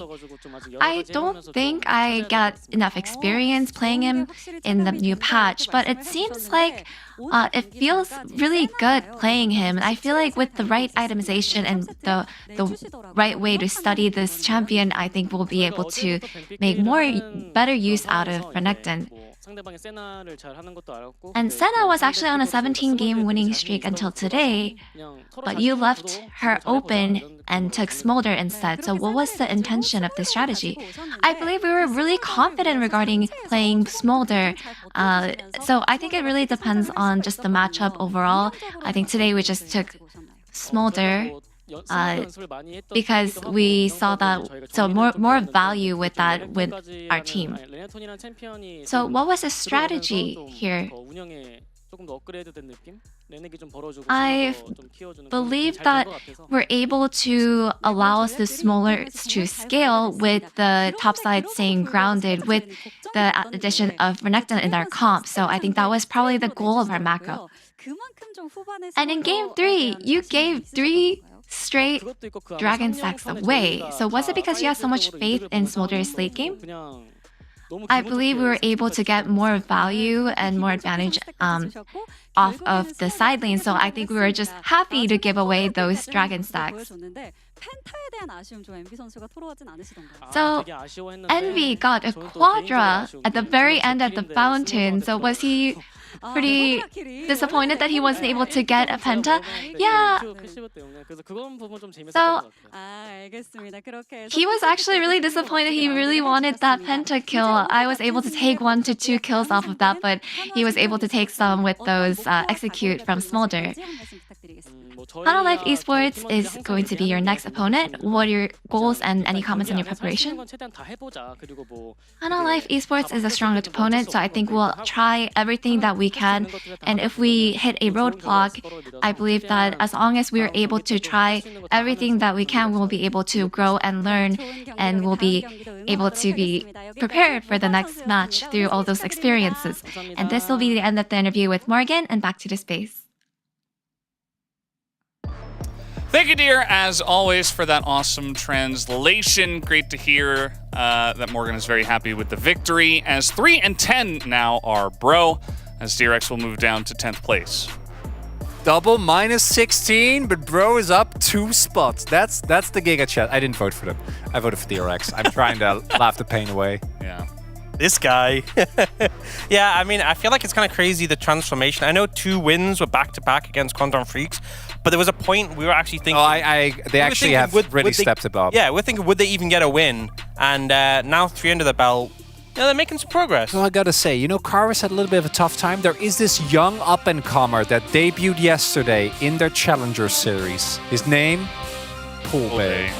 Well, we'll see if we get to see some of that eventually. But guys, we will have Hanwha Life Esports up against Genji. Should be a very fun matchup. That will be in about 5 minutes. So don't go anywhere. We'll be right back.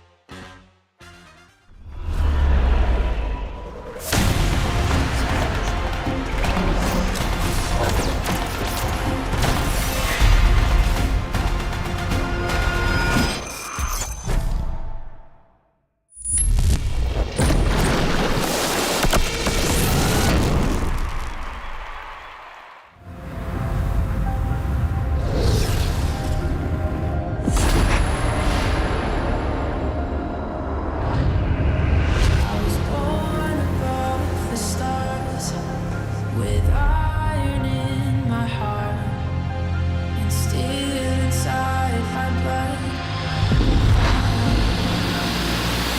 Fear is afraid of the dark side of me. I know gotta stop. I'm not gonna I'm a fighter, I'm a fighter.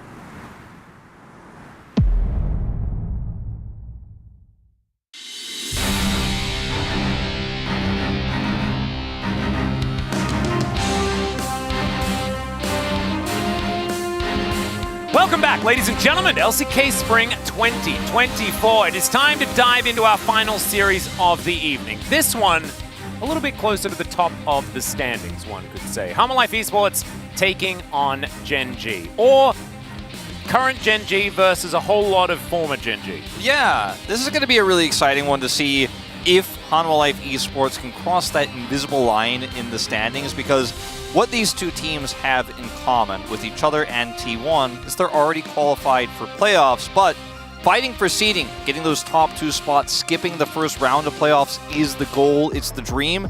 And even though it's a 1-loss difference between Life Esports and Gen G, the tier between these two teams is tier difference is massive. Like, Gen G has been a much stronger team. They crushed Life the last time they faced off against each other.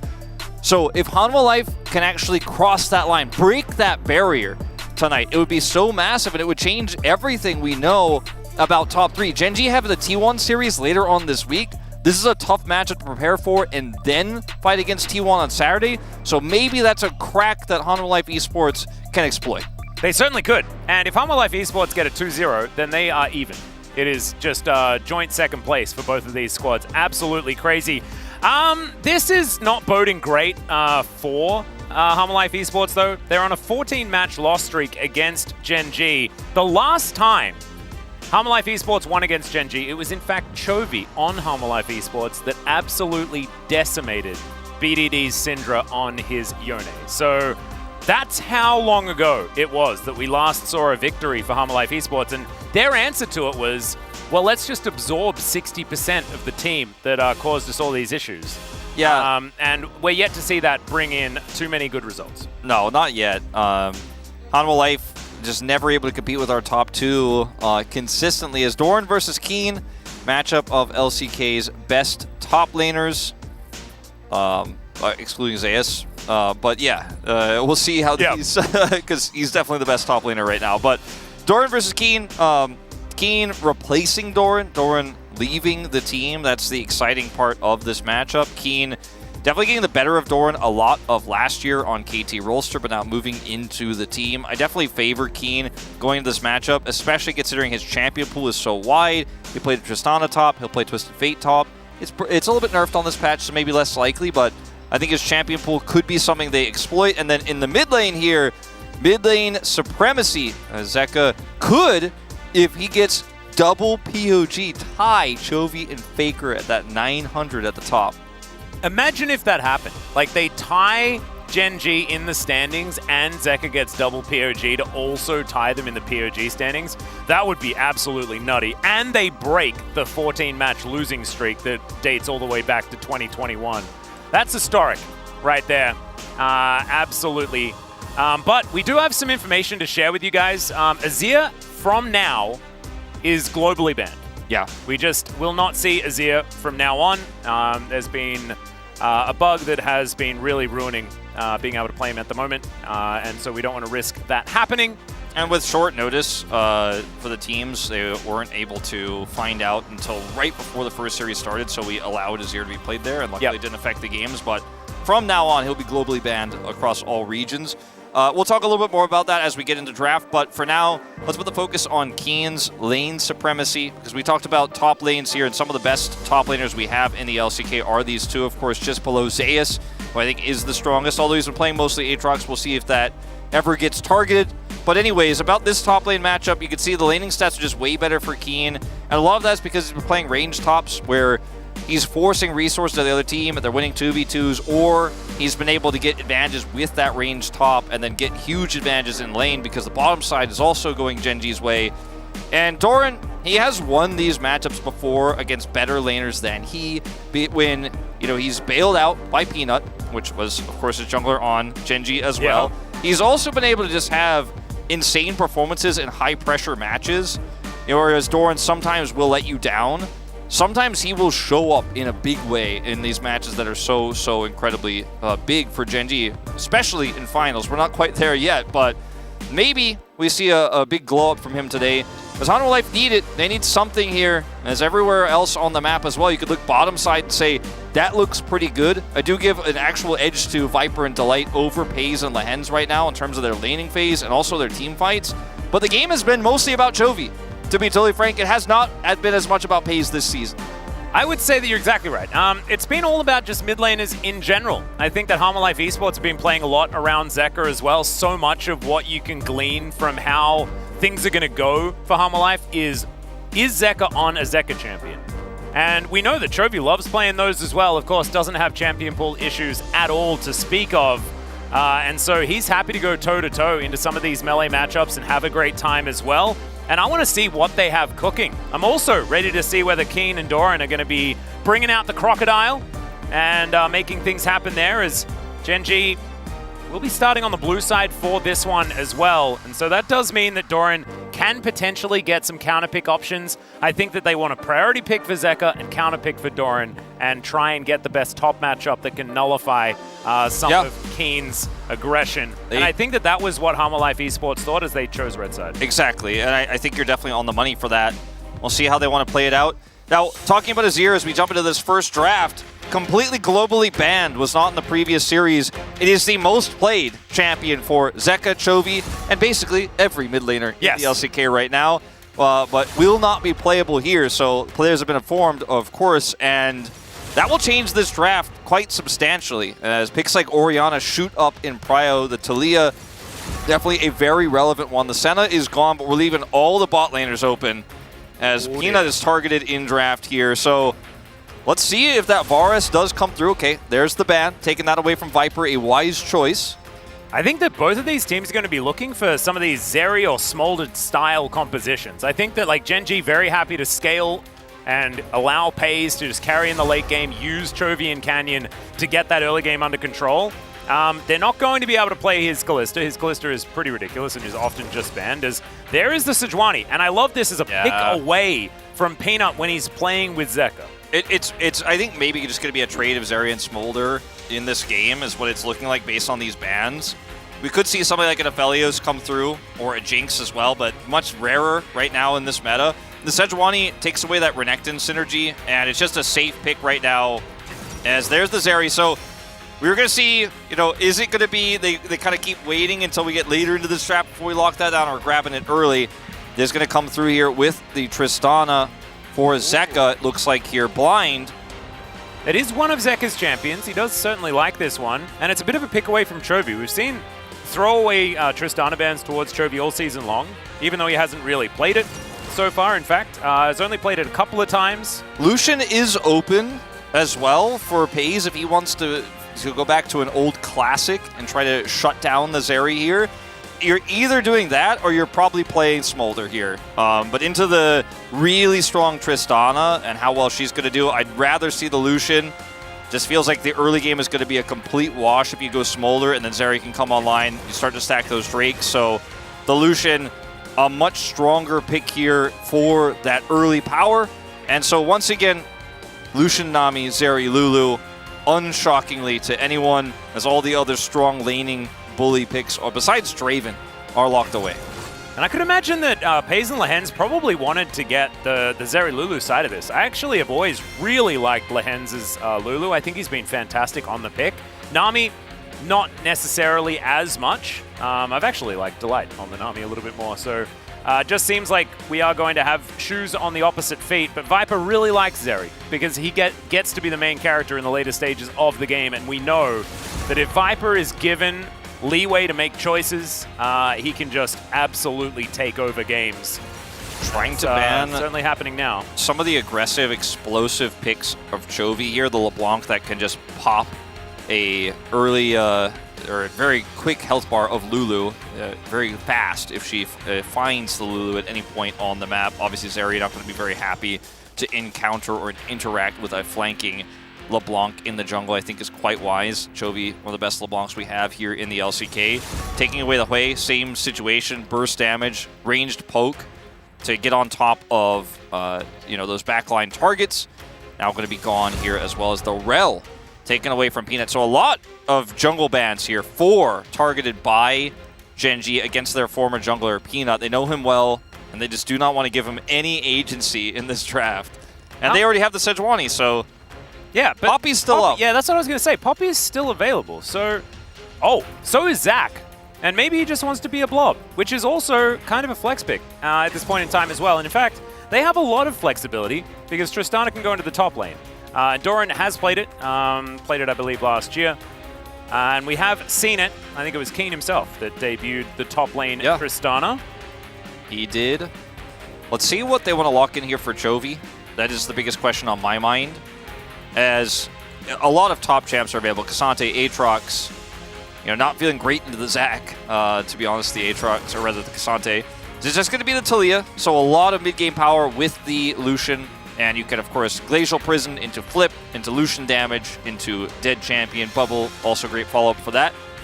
Is it going to be the Aatrox here? Are they brave enough to actually hit the full mid-game power steamroll composition that Gen.G has done so many times? Looks like the answer is going to be they want to play Jax instead. The classic Jax Sejuani going to be the option here. Of course, it does mean that Doran can now head over towards the... Why did my brain completely blank on Aatrox? Aatrox, yes. I don't know why, but I think it's because I got distracted by the fact that a crocodile could happen once again. But instead, it's going to be the casually adjusted Cassante that we haven't seen necessarily find too much success, but is just going to round out the composition. And I think Harmor Life Esports, it's a fine draft, but it's not really... it's not making me crazy excited for how this is going to go. I think that what we have here is a clash of styles, right? Gen.G, a team that knows how to punish better than any other team but T1 in getting mid-game advantages. They drafted a comp that's extremely powerful around that win condition with Weaver's Wall to help control lanes. You have Jax, who can be extremely powerful in mid-game, but also be kind of a late-game insurance policy in this draft as well. Whereas I think on the side of Honor Life Esports, you have a scaling composition that also is very finesse in how it has to be played out. And I think that while you could do this against any team below Honor Life Esports in our standings and feel pretty good about what they've put together in the draft, I'm not a huge fan of how it's going to play out into the Omega mid-game that is Gen.G, which could have only been stronger by having Aatrox or maybe even Renekton in it with the Sejuani, but this composition, if it gets ahead, it just does not stop getting advantages. Honor Life need to mitigate that in any way possible. We'll see what they can do is, of course, Peanut Zac is something to be feared. I'm worried about Doran, though, and how he's going to go in that matchup. Definitely a lot of questions that need answering. Let's hop onto the Rift so we can get that done. Gen.G, Hana, 둘, 셋. Gen.G fighting! Honor Life. 하나, 둘, 셋! 하나 생명 화이팅! Perfect. Woo! All right, here we are. Onto the Rift for game number 1. And Kane and Doran already standing next to each other. And it's the battle for the Raptor wards that we see all the time, and otherwise not too much more. Yeah, don't think anything too exciting is going to go down here. Joby will unravel and check this, and then he's going to come down here. Now, I said nothing exciting was going to happen. Clear this ward, and then he's going to leave. Over. Yeah, they were just hoping to clear out vision where they could. Talia passive value. Look at how quickly he got down there and how quickly he can get back to lane. Exactly. He just surfs those walls, and then everything is A-okay. And yeah, we're just going to see that nothing is really going to happen. Mid laners will see one another. Yeah, Aftershock on this Zac. So once he goes in, we're going to have a tough time dealing with him. He's going to be very annoying, very sticky in skirmishes. Do you know what I want to see this game? I want to see Viper slide over a wall, and at the same time, Zeka rocket jumps and Peanut elastic slingshots, and they all land on top of the same person. While someone is getting all outed through a wall onto somebody as well. I mean, Doran could actually all out, and then Viper could follow over, and Peanut could slingshot over, and Zeka could rocket jump over. It'd just be like the Ultra Goomba. Oh, that would be so fun. Rip Lehens, I guess. I guarantee it'll never happen. Maybe Lehens can, like, I don't know, he can be the bait. Like, everyone's like, that's the reason why they're there in the first place, or something like that. I don't know. Yeah, I don't know if anyone besides Lehens could ever be the one who's going to be caught by all of that while he's like clearing vision or something like that. But I guess it could be Pays if he's trying to be aggressively chipping away at some health bars, which he is doing in this laning phase so far. Yep. Going for Ignite instead of Barrier, the Ignite First Strike variant. We've seen a little bit here. And Viper just going Cleanse with all the other CCs he's going to have to deal with in this draft. He does not want to look for Lucian trades. So as you can see, unlike our previous series, it's not going to be Viper doing the Envy and actually getting a lead early and controlling the pace. He'll just be playing back for safety. And now Peanut coming down. Yeah. Getting a little bit aggressive here as he is going to charge up the slingshot. Doesn't actually find Pace. Stretching strike still going to land as his flash is already on cooldown. He's only level 2 and he is dead. Viper collects first blood, and that's 400 gold for Azeri. Just very strange that they did not see this one coming, especially after spotting Zac early. And now you can see the ping coming down here as Canyon's going to come over and see what he could take away from Peanut, but didn't have vision at all. And just walked right up to turret, and the engage range is so high for the Zac. And I like the angle Pays took, actually, to try to get out of that, because he knows that Viper doesn't really have that much damage. If he's not caught by CC, he should be okay. And maybe that was the theory behind pushing up that hard, but he does ultimately get caught by that slinging. What is it called? The elastic slingshot. Elastic slingshot. As I like to call it, Stretch Armstrong. Yes, I like that one more. It's caught by Stretch Armstrong. Oh, flash out immediately as Trophy. He sees the Zac and wants nothing to do with it in an instant. And now, Peanut actually is not even really too worried about his red buff. He's going to come on over and take a Krug camp on the bottom side of the map. He is pinging looking for a trade, but he's going to get the bad news that red is not going to be there. And you can see Canyon is just hoovering up all of the farm. So smart to check here. Yeah. And now they can just put the pressure onto Peanut. Yeah, looks like Peanut will be able to get out of there, but still, Lehens gets a whole bunch of little rocks and feels pretty happy about it. Yeah, still not going to be gold going into Canyon's pocket, but he got the top side as mentioned, so recovering very well. Our Genji from that, get the cross map off, and Pays and Lehens are going to be fine, despite Pays going down. Is over here. What? Doran is just looking to kill Keen? Okay, he is going to be able to leap strike his way out, but the Ghost is popped, not actually able to find the third Q there, so, oh man. Yeah, I'm going to need a little bit more backstory on what was going on over there. Yeah. I'm going to need to... We jumped into Chapter 4, and yeah. I'm going to need to understand who we got introduced to in Chapters 2 and 3. That's not what I was expecting. Yeah, I want to know how he was able to get that far ahead. Okay, looks like it was teleport advantage for Doran, and then Keen wanted to get the crash there on the top side and then come back in. Is actually makes more sense. Just now looking at the summoners, but over here, Peanut comes around and Pays. Look at the reaction speed. He just goes up and then flashes, and if he doesn't get caught by his arms. Stretch Armstrong. Yeah, there you go. Trying to learn the Atlas terms for this. Then he might actually get away, but he's barely caught by it there. Oh, speaking of which, let's see whether the Stretch Armstrong can land yet again. No, the bubble is going to land instead, and the arms are going to be dislodged. And so Pays will survive this time around. Like you were saying, definitely a great bubble there from Lehens. Yeah, that guarantees the escape for Pays and Lehens. Pays' flash coming online pretty soon, as it's going to be tough for Peanut to get more value down there in this bottom lane. But they mitigated the early Lucian laning phase, so that's so far pretty good success by Peanut on the bottom side. Canyon will take away the scuttle, be a trade of scuttles, and he can go over here now and help clear these Kevins. Yep. I like to call them Kevins because that's just kind of like what everyone's saying, but they're still Bubs to me. We kind of got rid of the Stevens and all that. I like Kev, Bob, and Steve sometimes, but it's just Bubs. It's just fun. Feels easy. But the Kevins was the initial dubbing of the name. Yeah. He's going to get those, and he has a ton of farm and advantage over Peanut, but Peanut has still made a huge impact in this game. Just isn't going to have as much money as Canyon is, as he's just hoovering up the map, and is going to even take these Raptors away, as Peanut is just getting absolutely cleared by this Sejuani right now. And Lehens now moving up to answer Delight here. Nice little zippy to make Zeka as safe as possible, as Canyon does have level 6.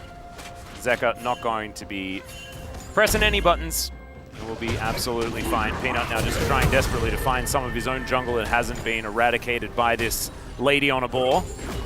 Yeah, there was a really nice follow-up to a Glacial Prison, but they knew that Zeka might just flash it. We're trying to just get his flash in general, as Lehens was in the area. Didn't have 6, but would be able to bubble if Chovy also then a seismic shove. So I felt like an opportunity missed in some regards, but a lot of respect shown by Canyon there to Zeka. He might just sidestep it anyways. As down here, CS advantage is very slight for Pays. As, okay, maybe this time he'll press the R, as Doran is unaware. No flash, of course, on this Cassante.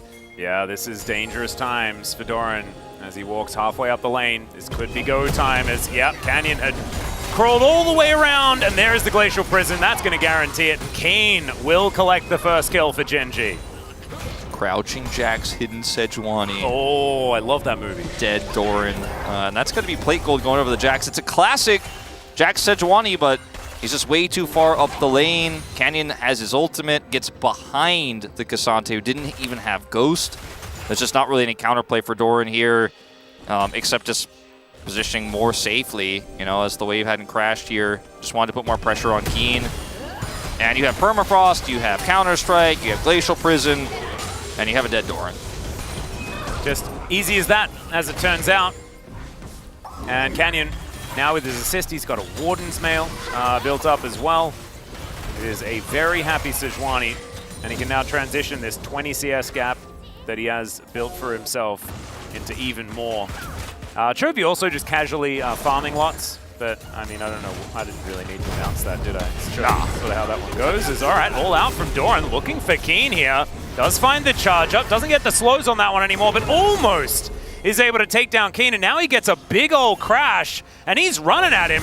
It's going to be the counter-strike used here by Keen. Doesn't have the leap strike anymore. He's trying to get his health back. Wants a cannon. And Doran really wants more. He gets the flash out, but there's the kill. Doran actually able to stay alive in the end, just barely. That's plate gold going over to Doran. And also Keen wasn't able to get the cannon. He almost got the cannon and then got a counter kill. Gets neither. All right, there's a polymorph to come through here. Is now Delight. He is very, very close to dead and will be wiped out as the seismic shove is good. Viper just trying to do what he can, but he has not a whole lot to offer here. As the bubble going to speed up Chovy getting back down towards this bottom side. He'll grab a plate on his way out. These teams are just so good at punishing any choice made by the enemy jungler or any... Okay. Peanut is in a rough spot. He does have this thing called the cell separation thing, but yeah, that's just... he's dead once again. Bit rough that Pays didn't get the kill there, but his passive is down now. And wow, 3,000 assists. 3,000 assists for Chovy, so congratulations. Zeka is going to look to take a plate in celebration for all of those assists that he has collected for himself.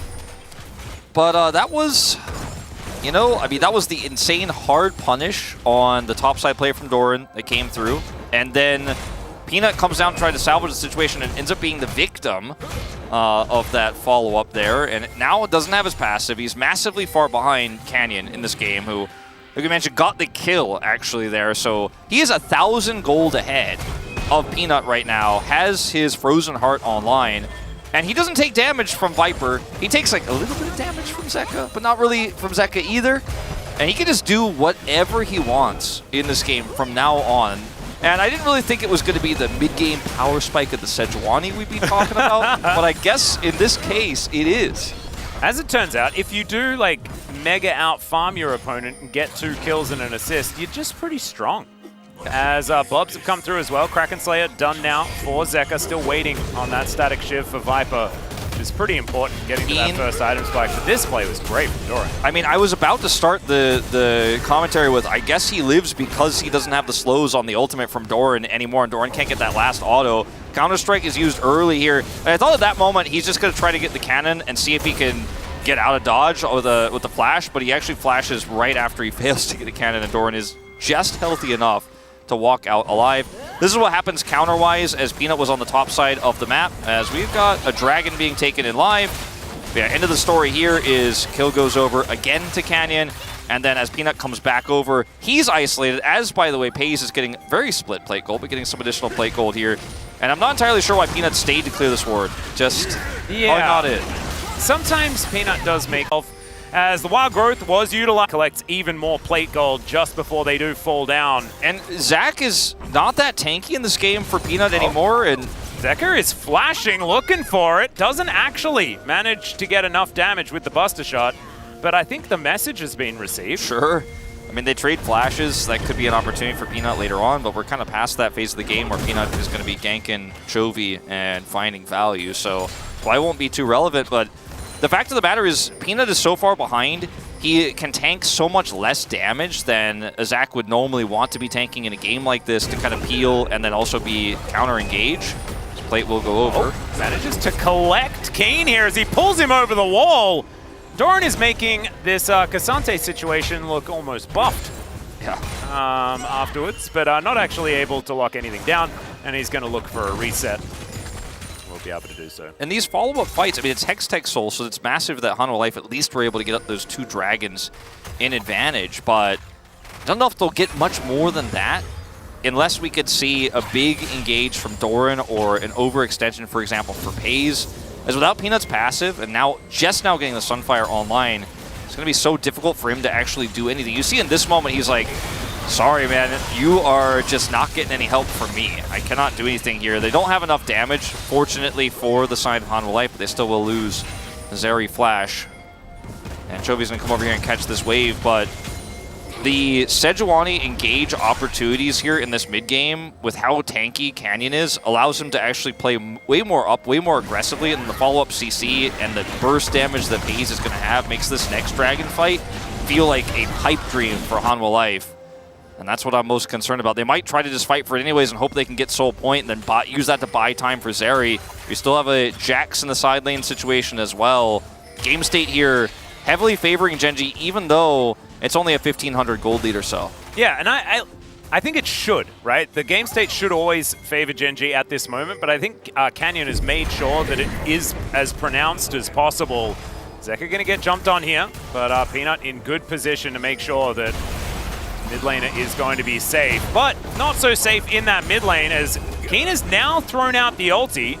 Peanut just throws his arms towards him, and that is going to mitigate that aggression, but outer turret falling down is danger. No trade for you, no turret trade. No, exactly. Unless they're able to get the Cassante working here towards the top lane, that's probably not going to happen. Still a minute and a half until that Drake, so it's a while before that is going to be worth checking in on. But look at this, Genji have just set these up. Yeah. Knock him down. Now that they defend the bottom side turret, guess where Canyon's going? He's coming down here to support the Jax pushing into bottom side turret, and the gold is just flowing through Genji. We're talking about 1,500 a moment ago, over 2,000 now after they take out both turrets, and it is just starting to become a huge problem for Hanwha Life Esports to ever imagine how they could take any objectives on the map against Taliyah, against Lucian, who's slightly accelerated here, and then this really big Sejuani. I think it's not hopeless, and I think a Zeri moment could occur if there's a mistake on the side of Gen G, but this is the thing that we talked about with these teams. We talked about it on Pog State. We've talked about it a lot throughout the season. When they get leads, they don't let them go. They're so oppressive. T1 and Gen G, that's the difference between first and second and third place with that invisible line. Well, let's see whether Doran can find himself an angle here, as he's just clapping his Natofos together. And Chovy is going to be absolutely fine for the moment. No need to flash or anything like that. But I do like the aggression from Doran, sending a message. It won't really cost him too much. Gets Chovy out of the lane. Can put some more pressure on the turret. He has TP. We'll be able to TP into this dragon fight if they are going to contest, which I do not advise. Look at the map. Look at the control that Gen G have right now. You're just going to hope for a turret in Constellation, and you're going to really hold on tightly to your 2 Drake lead in your heart and in your mind. Zeka once again in danger. Yeah, Buster shot going to be needed here as he does manage to knock Canyon away, but Canyon still lands the Glacial Prison because of course he does. And Keen, he's now on 2 kills. They're looking to take down this turret as well, and 4 members of Gen G down here. Doran, I don't think he's defending this one. And Gen G, yeah, there's a Drake that's alive, but they're also just wiping the map of all the structures. Yeah, they're taking all the turrets out. This is what Gen G do. It's a push and pull. Hanwha try to get something elsewhere on the top side. Doran has to teleport, and he's not full health because he was pushing the top side turret. Then he is now down his teleport. They lose the turret anyways. They're going to lose this dragon.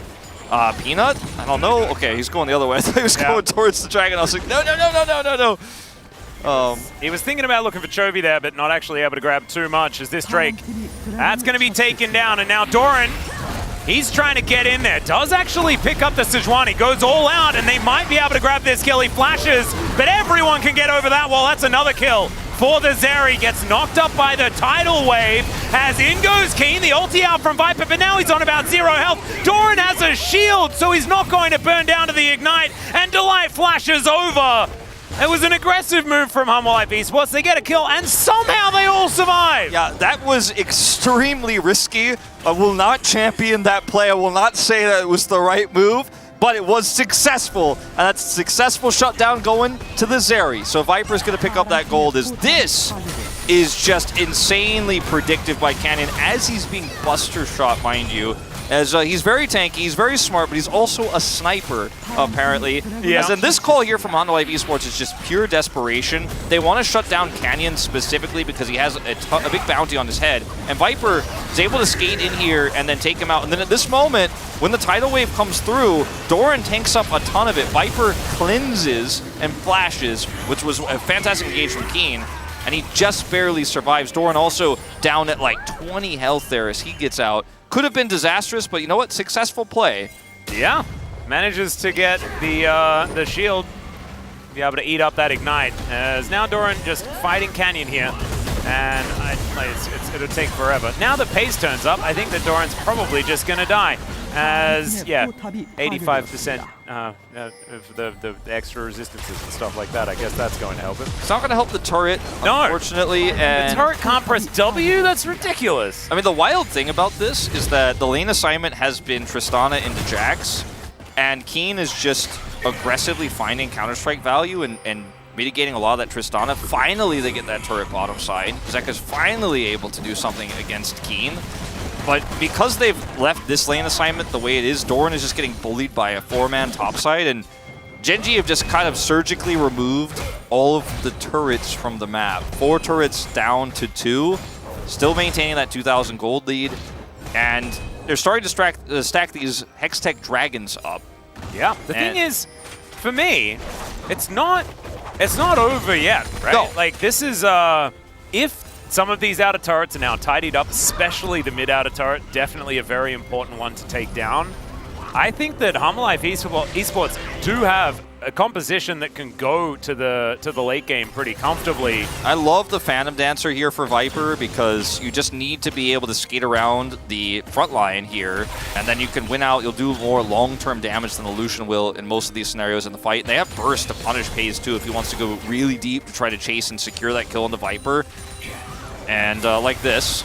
Yeah, potentially what he's doing now, but the Glitter Lance is going to come through and does get himself out. A little bit dark behind Delight, didn't know what was lurking. And Zach can be coming from any angle unless he's seen on a ward, which Wins is now. By the way. which is Canyon's a big boy. it's just like unfathomable the lead that he has been able to get over Peanut here in this game. Peanut has done a good job of cashing the backup in farm. Of course, he has nowhere near the money that Canyon does have, but at least there is that. Canyon giving a lot of his camps over to his teammates, I could imagine. As you can see, Chovy is 35 CS ahead or something like that at 21 minutes. Yeah, Zeka has felt pretty invisible this game so far, as he hasn't been able to hit turrets. Keen's shut him down pretty substantially in sides. Oftentimes, Tristana just ignores the action in a game like this where you're up 2 dragons and you've got a scaling bottom lane, and you just get a turret worth of value, you end up pushing and forcing resources. Zeka hasn't been able to really do that this game, because Genji had such a strong mid game thus far. Oh, that was a bit sneaky. Yeah. His smite just comes back up. Oh, sad times. Very sad times. It's also a Hextech Rift as well, Wolf. And this is kind of fun. As speaking of fun, Viper is just going to dash on over and look for Canyon. His back is going to be delayed just a little bit. We'll see whether that's important, as the Baron has been up for about 2 minutes' time. I feel like that also delays the reset here for Hanwha Life as well, and they do have fast track here with Doran on this dragon. FaZe and Lehens can push over here once Keen clears this wave out. This dragon fight is going to be really big because this might be the moment where Zeri truly comes online in a team fight if she's supported well enough. But that's the tough question, because Canyon, he is so big, he's so tough to break through. Doran, also decently large, right? But they have a lot of great ways to lock him down and burn him down and then kill him first and then win the front to back.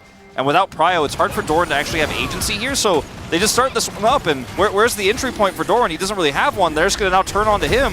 Yeah, he does have a blast cone that he can utilize here as Pei's getting aggressive, but he is soaking a lot of attention more than anything else. It does allow Peanut to get in the right area. He's eating Bloblets as well, so he should be all right as Chovy sets up a wall. The Glacial Prison's not going to work out, but the Smite will, as they do manage to lock down their second Hextech Dragon. Now Doran looking for that backline. A lot of damage as Viper gets that ulti down, and somehow Doran survives for about forever. Still, Zeka is able to get out of there with the rocket jump, and they lose one, but they're not actually able to get anything in the fight, and they lose the dragon. Hanwha Life Esports, that's not the fight they wanted. Yeah, Peanut, if his smite is just a little bit better there, and they end up getting Hextech Soul Point, you feel pretty okay with this situation. As we're not done yet, are we? Doesn't look like it, although Peanut, he's the one that gets the bad news. He's pretty tanky, but oh my goodness, the layering of this CC is just ridiculous. No teleports available to get on top of those Bloblets, and he is just dead. His Bloblets can't use the Blast Cone either. It's not fair. No! They were right on top of the cone. He almost got out. That's why it's called a Blast Cone, not a Bloblet Cone, Wolf. Yeah, we know. True. Okay, Viper is like, I think I might be able to do something with this. Maybe. I'm Zeri. I mean, I don't have ult, but I'm trying. Baron is going to be real dangerous times. He does sidestep, as now Keen is going to force out the skate. Jet Set Radio Future's out, and that's going to mean that the Baron is taken by Chovy. So that was closer than it could have otherwise been. Delight has to flash, as now, okay, Doran on this Cassante sets up vision and is now looking to corral them. They are a man down, because Peanut is not in the area, but Doran is pretty large. It's a fair bit of AoE that they have going down, but they just focus the right targets. They get rid of the Cassante. And this is what they've done in every single fight, is just kill Doran first. That's why I was saying it's hard for Doran to enter this fight, and he ends up getting chunked down. And by the time Chovy comes in here to engage, Peanut, man, it is so close. The smite, 25, and it goes over to Canyon. Peanut lives, but then when Doran comes in and Viper hits a pretty massive ultimate, the tidal wave keeps him at bay just long enough, and that pullback onto Doran means that he is burst down. Peanut survives, which is miraculous. And then in this scenario, very similar, right? Chovy does end up getting the secure here on this dragon, very close. Could have been, anyone else stealing that away if Viper had Extendo, for example, but then they want to actually corral here with Doran for Viper to end up doing massive damage as they're all getting slowed up, but then they just put the focus on him. Viper's not healthy enough. He can't skate in. Zeka, fortunately, does very little, and that's just another dead Cassante.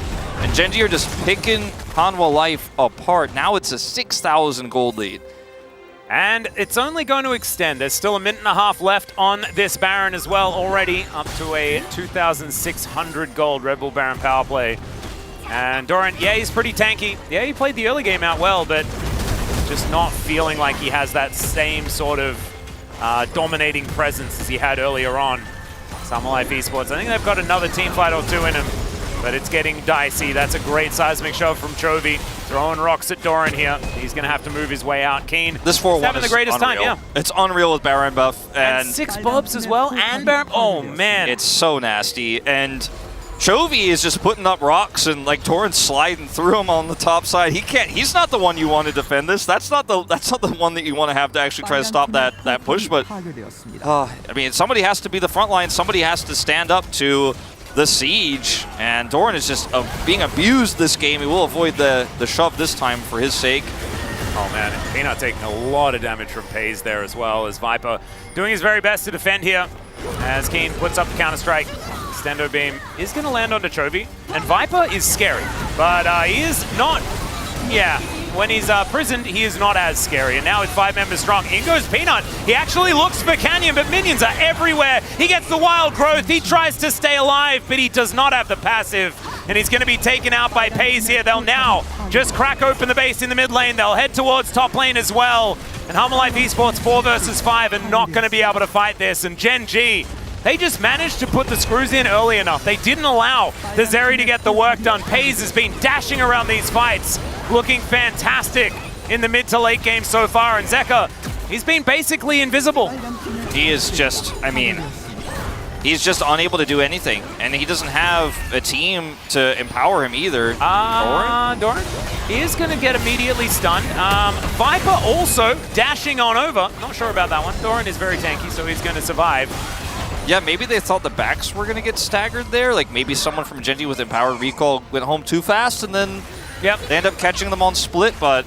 Or maybe Hex Gates are just too fun and you just want to press the button. Maybe that's more likely. As this was really scary, as Viper does end up getting caught by this ultimate from Canyon. And probably shouldn't be standing here. It's one of those rare moments where you're like, Viper? Question mark? But he was out of range of the shove from Chovy, so he does end up living here. Peanut wants to re-engage, but he doesn't have his passive, and he is just blown up, even with wild growth. The bubble just completely wrecked him. I was waiting for the Stretch Armstrong to come out, but he was just straight into a bubble cage from Lehens.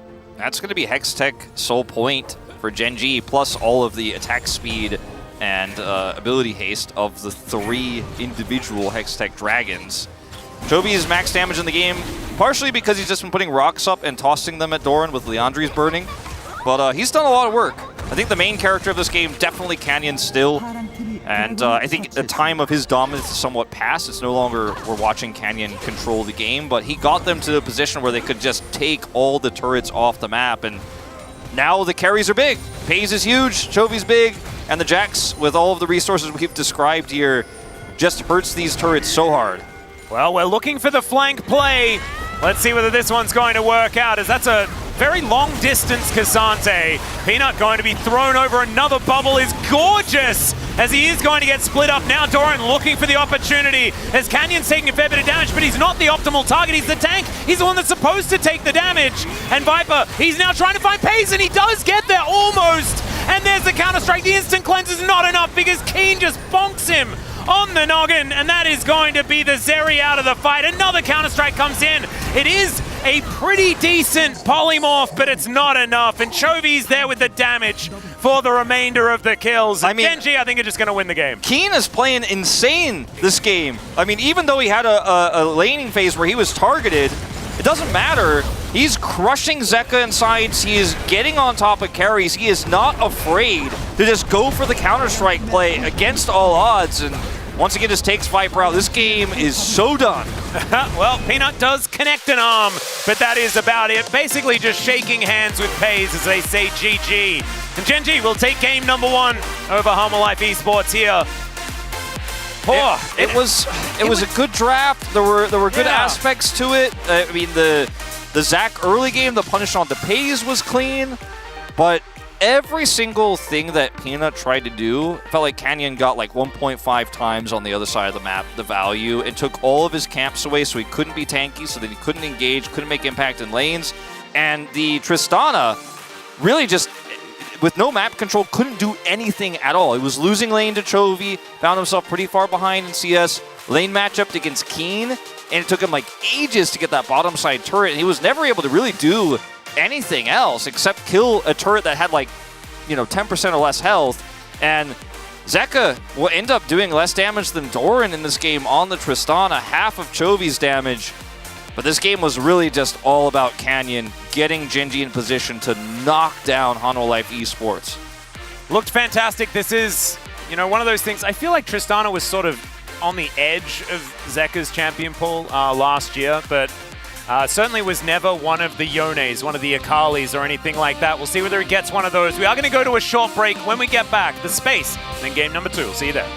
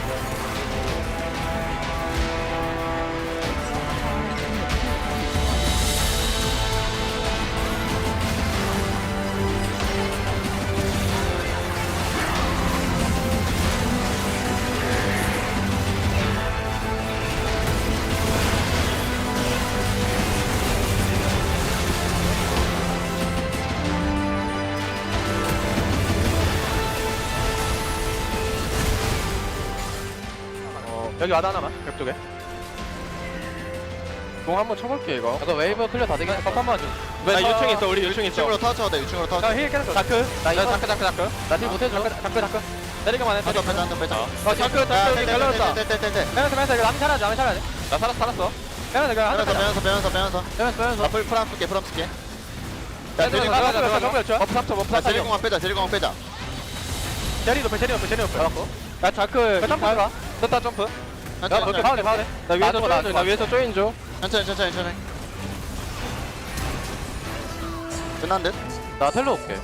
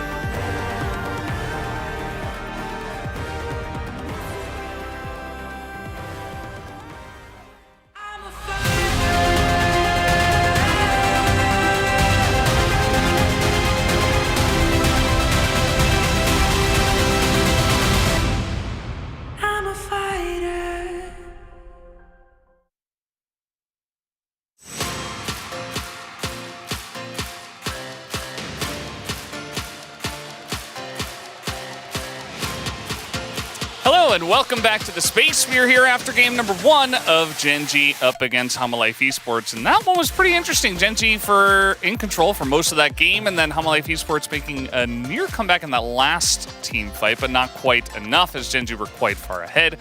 Guys, what do you think about that game number 1? Yeah, I feel like it was pretty controlled for the most part. There were definitely like little moments where you saw Life get advantages, but for me, I feel like the Zac really didn't make sense. I think it was the thing that kind of stood out. Yeah, the Zac pick, even though we're collectively big fans of Zac on this desk, in this position, it didn't really feel right. I do think Zac is really something that, not to the same extent as a Nocturne, but does like to have a decent amount of follow-up. You're also trying to play it into what will obviously be a Taliyah, given the priority of the pick at the moment. And into Lucian as well, I feel like it's hard to really get the max amount of value. I feel like Zac is really good into many stationary picks. If this was a Varus and a Hui, I think you get a lot more value out of it, for example.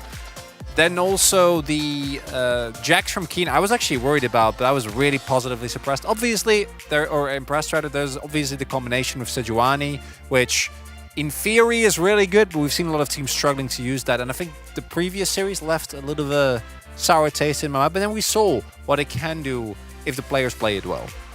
Yeah, it was a pretty insane early stage of the game here for Genji. We got to talk about Canyon a bit in this one because he was kind of everywhere and in a big way. He was in the top lane especially, and we'll take a look at what he was able to do. Yeah, and I just feel like this was so precisely done for him to make his way into this brush undetected.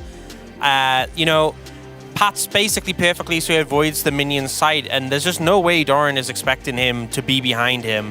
Sets up for a perfect gank angle, and it wasn't the only time he went top, but this one I really think stood out to me. That CC chain as well, making sure it's Counter-Strike into Permafrost, into Ultimate. Then here, the predict, really good. Usually whenever Sejuanis go for the dash, they throw the ultimate immediately, but the moment that Zeka uses W, he's on a fixed speed and path, so Canyon just holds off, waits. He just ran the early game, and then Peanut had the one good gank, but then also started falling really far behind as a result because Canyon then kept the invade up, kept the pressure up. And then he tried to kind of play Zac like Poppy, where he's just hard-forcing stuff, which he really didn't need to because you saw the team-fighting power of Hanwha Life towards the end of the game. Yeah, it was kind of insane, but it was just a little bit too late, right? And it's pretty interesting because if you're paying attention most of the time, the highlights that we do are just like big team fights that change the direction. Not really the case in this game. Genji kind of had a iron grip on this one, and they had really great jungling from Canyon. And then they go into this fight where, they get the smite on 25, and then they just kind of run away with the game. Even if they wouldn't have gotten this Dragon, I think that the fight always is going to be favorable for them. The fact that they do get it is absolutely insane, and even with them not actually being able to win it right here, right now, for Hanwha, I think this matchup is just so hard because Genji is just you but better. Like, Hanwha's team fighting, that fight that they had near the end could have been enough to win. But honestly, I think Genji was so crisp. Like in that fight, the ult to disengage gave them a lot of space, and they all turned and focused Xante. And then here, instead of actually starting the Baron, they loop round. And this is another problem I feel like with the Zac in this game, is that there are so many options to interrupt your jump that if you do get caught out, it doesn't matter if you have passive, you're just going to go down, as you saw there. Once you've been committed onto, you're kind of locked in place. Yeah, it was pretty rough for him. I mean, he got that early gank and bot, and then he was kind of just jumping around doing not much of anything, just having a good time. Let's take a look at the POG for game number 1 on the side of Genji. Will be Canyon. I don't think this should be surprising in any way, even though his teammates also played a good game. I'd accept an honorary Keen vote, but it was all Canyon. That was the reason why they had such control of the early game. And it's a wonderful thing to see that Canyon does still have these games where he completely takes over. I don't think the jungle meta right now really is the type of meta where you get to do this all that often. So the fact that he was actually able to have this type of impact on Sejuani, super duper impressive. Yeah, because it has kind of been a lot of these tank junglers for Canyon over the season. As a result, Chovy's #1 on POGs because he's been having such a strong performance. It's kind of been like the supportive role for Canyon, but he really can't be understated the impact he has had in their wins as well, even when it has been on picks that are, the tanks you don't expect to see carrying as much, but breaking into look at that top tier where it was only mid laners before, the one jungler. One jungler And that's about it. Everybody else is mid laners. But I guess if it's going to be someone, it is going to be Canyon. Did see Chovy get a lot of votes. I thought his his rocks were really nice. You know, he had a good game as well. Life Esports are going to move over to the red side as well for game number 2. They were on the red side already, so pretty interesting choice as most of our teams are picking blue nowadays. Yeah, and I don't feel like they really got too much benefit from being on the red side either in this situation. It's not like they really made use of counter pick in particular, and they very quickly picked up the mid lane pick for Zeka with a Trist with no option to even flex. So we'll see. Hopefully they can get more value out of the counter pick, and that can pay some dividends in this one. Hope to see a little bit more pressure come out from Hanwha Life, because outside of specifically that Trist pick, which didn't really end up doing a whole lot, with these Zeri drafts, I think you really want to do what Brion had earlier. Obviously, in execution, you can do a lot better, but having a Renekton or something towards the top side of the map so that at least you have some lanes and something to play through, instead of just sitting there and waiting for Gen G to scale, which they did very quickly. It's kind of like they just forced draft a couple of tanks and said, okay, hopefully we can scale and get to the late game. back. And then they realized they were playing against Gen G, and the game kind of ended eventually in favor of Gen G. Not too surprising, though. We are done here on the space. Let's go back to the casters for game number 2. Thank you so much, gentlemen, for the breakdown of game number 1. And yes, it is time to see whether we get to the 6 games once again.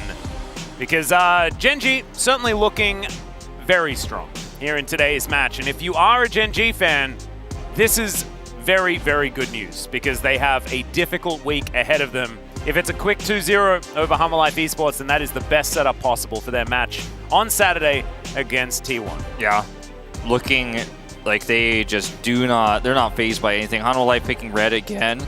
And they didn't get anything out of it in the draft, as was mentioned. They went for Zeri Trist, and so put their draft super face up. Gen G, on average, is at 15 minutes, 1,000 gold ahead. Just to put this into perspective, how well they snowball, how good their early games are. They get an early game comp, that number starts to go up when you reach 15 if you're Hanwha Life. And yeah, they wanted to scale up on the Zeri, but the map just did not allow for it with all the control Canyon had. And let's see what is going to change here in this draft, because I don't think you run back anything like what we saw from HLE in game 1. Just did not work. I'm hoping it is going to be a bit of a change-up, except for the center ban. I think the center ban still has to happen, and it is going to do so.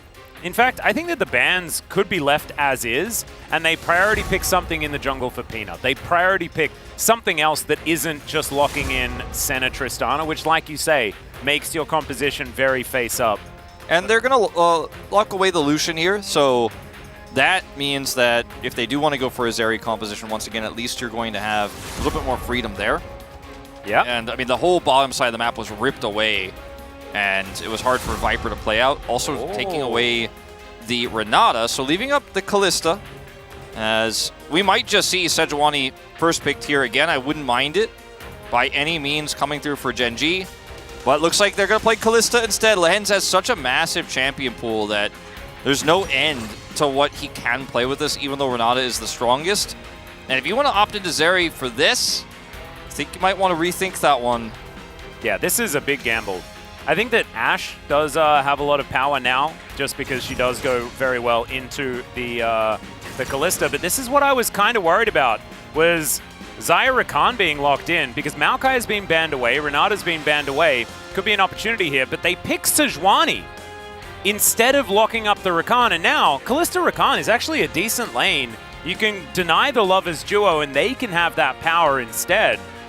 Very interesting. Nautilus also quite good, as it turns out, and very sticky. You know, if you get on top of the Xayah Rakan those first few levels, that's it. Now, this is what I expected, the Alistar, because even though Alistar is weak in those early levels, once he gets level 3, you can continue to put that pressure on. Very aggressive lane. Fantastic Fate's Call setup with the Alistar. Tales old as time.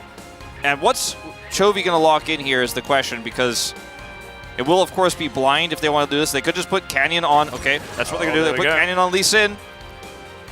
And last time, Chovy wasn't phased by those bans targeting against his LeBlanc, for example, in Game 1. This does mean that the Xayah Rakan goes over, but any LCK watcher will tell you that, generally speaking, the Xayah Rakan has not been able to mitigate these pressure lanes very well at all. And with picks like Jace still available that Chovy can play, that Keen can play, even that could be a great answer to the Xayah, buffed on this patch, very popular in other regions. I feel like this one is very much a risky call from Hanwha Life. I would agree, but they do have Sejuani. They do have the building blocks to get themselves one of these compositions that Hanwha Life Esports play really, really well. With double melees in their solo lanes, Sejuani for the permafrost, and then Viper on a champion that is not very diveable. And already you can see that it is going to be very close range, this game, unless Chovy and Keen really mix it up with what they're choosing. Like you say, you know, the Jace could be something worth looking at. Yeah, Jax is gone. I think that's wise. We saw how powerful that duo can be last game around, of course, on the other side of the Rift. And Yone might be worth a look. I mean, Zeka's one of his best champions right now in the meta. Yep. Works well with Sejuani. It's a lot of AD damage, but I think you can definitely shore it up because you have R5 counter pick for top lane. Maybe you could put some magic damage up there. Definitely a possibility. Irelia is going to be what they ban instead here. So that another champion that works extremely well with the Sejuani. Yeah. Have recently seen some Irelia in some content. But won't go into that one as Viper is considering what he wants to lock away for Zeka. This doesn't fill me with joy so much, as Zeka known more as one of those brawly players. You don't have as much synergy with the Sejuani, outside of the fact that she is great setup for the seismic shove. But this is what Chovy has been practicing a lot of in solo queue. I feel like Jace is fantastic here too. Into Talia, she's not going to be able to get into range to threaten him, and he could do so much poke damage into everybody that is on the other side, and that's what they're going to lock in. This one just seems so obvious to me. Like, it seemed so easy. It's Keen and Chovy. One of them's going to play Jace. Chovy's practicing Ahri. He's played Ahri into Talia a million billion times. It was so common last year. It was. And even the year before. And Aatrox is going to be the answer. I mean, that's a good matchup. If it's played well, into the Jace can be strong. You've got Sejuani synergy here. Doran might be able to pop off again, but I worry for team fights more than anything else. And Genji, we're just ready for this. It's a tough one. I do think that there are answers. Of course, this is a very all-in composition from Genji. Doran has been known to find angles, and Aatrox is extraordinarily overpowered. But Chovy, like you say, he's played this matchup a million times, been practicing the newly buffed Ahri a lot in solo queue recently, I imagine in scrims as well. And Zeka is on a Talia. This is not his bread and butter. This is not the type of champion that you're like, oh yes, this feels like a Zeka draft. I think once again, this is going to be a Viper as the main character on the side of Hanwha Life Esports, and they just have to try to get through this game on not 10,000 gold behind at 20 minutes level, and that's going to be hard. I mean, Genji just doesn't let you sit back. They don't allow it, and there's not that much agency in this composition with Xayah Rakan for early game fights or mid game fights either. And the time period where we had Talia and Ahri be extremely meta with Annie. Chovy was the best of the Ahri and the Talia during that time. Even though better than Faker at that period. So I'm a little bit concerned about how this one's going to go for Hanwha Life Esports, but I think Doran is where we got to keep our eyes. Let's see how much agency he has in the top lane. Yep, can Peanut actually assist him as well? Will that Aatrox be able to shut down this Jace before he gets completely out of control? A lot of questions here as we jump onto the Rift for game number 2.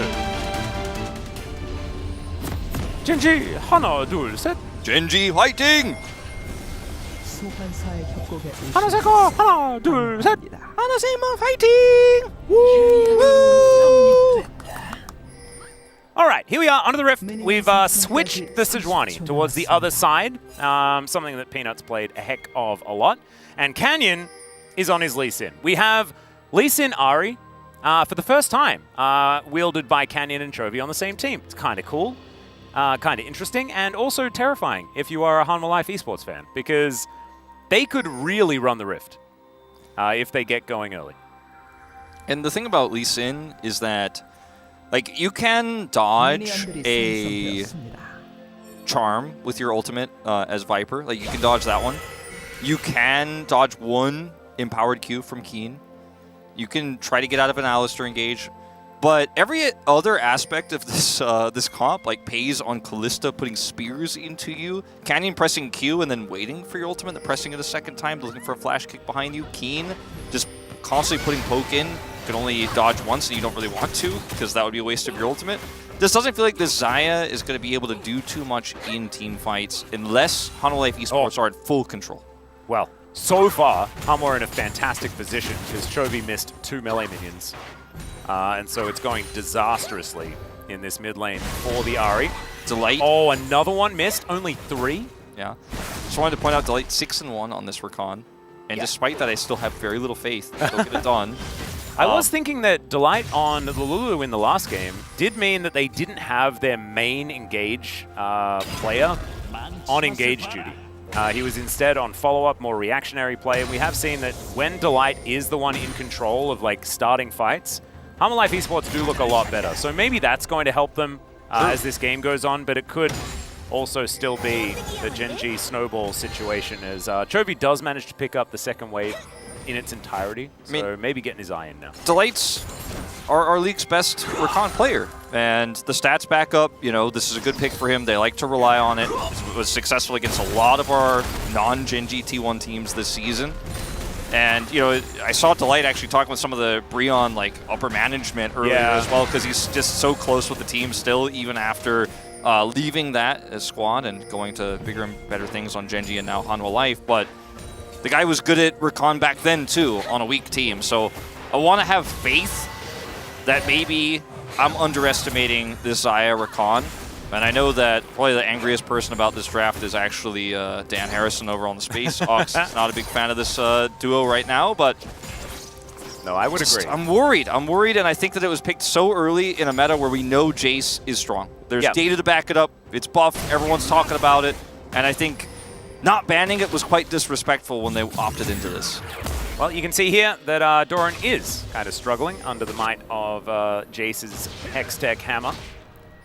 And Canyon going to be clearing out this Rift Scuttler towards the bottom side. Peanut going to be taking the top one as Lahen's standing in a bush. That's a charm. It's going to connect onto Zeka here. A big combo as Orb Deception, Foxfire do land.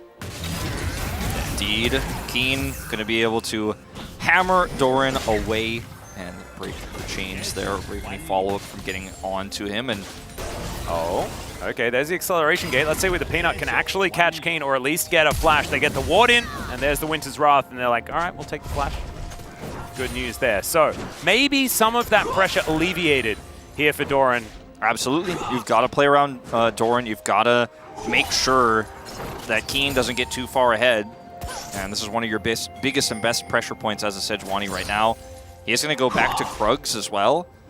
And maybe if Keen with a faster teleport here is a little bit unawares, could be an opportunity. But Canyon is also over here, and that ward is going to remove vision. Yep, Keen clears out the ward that was just put down. But Doran well aware that there is a control ward in the area, and also knows that Canyon could be around as, yeah, Keen has the wave in a pretty rough spot for Doran. And as you can see, that is not going to be a crash. Doran's still going to go for the teleport back. Yeah, he's going to freeze it right here. And it's going to probably require Peanut to come over here to break this.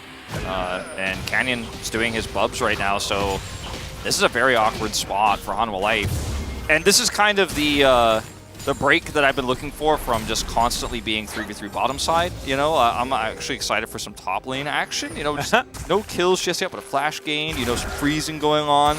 Some top lane gameplay. As Viper and Delight push this in. Not going to lose too many minions there. It could be that we'll get ourselves to, like, again, the top lane is kind of focused in the early game meta with the Renekton's and the Jaces sort of making Camille enjoyers? Yeah, like Volley Bear, you know? Yeah! That guy does stuff in the early game, right? Although this build that he's currently building is not as much about promoting action, more like I will absorb all of your damage and then never care. So maybe the Volley Bear doesn't fall under the same banner, but Drake going to be started here by Canyon, who is sort of man about town at this point in time. Ahead in farm by just a little bit, but actually going to use the dragon to taxi on over more than anything else. Pulls it out of the pit at least. We'll get the help from a cow as Peanut collects his second bub.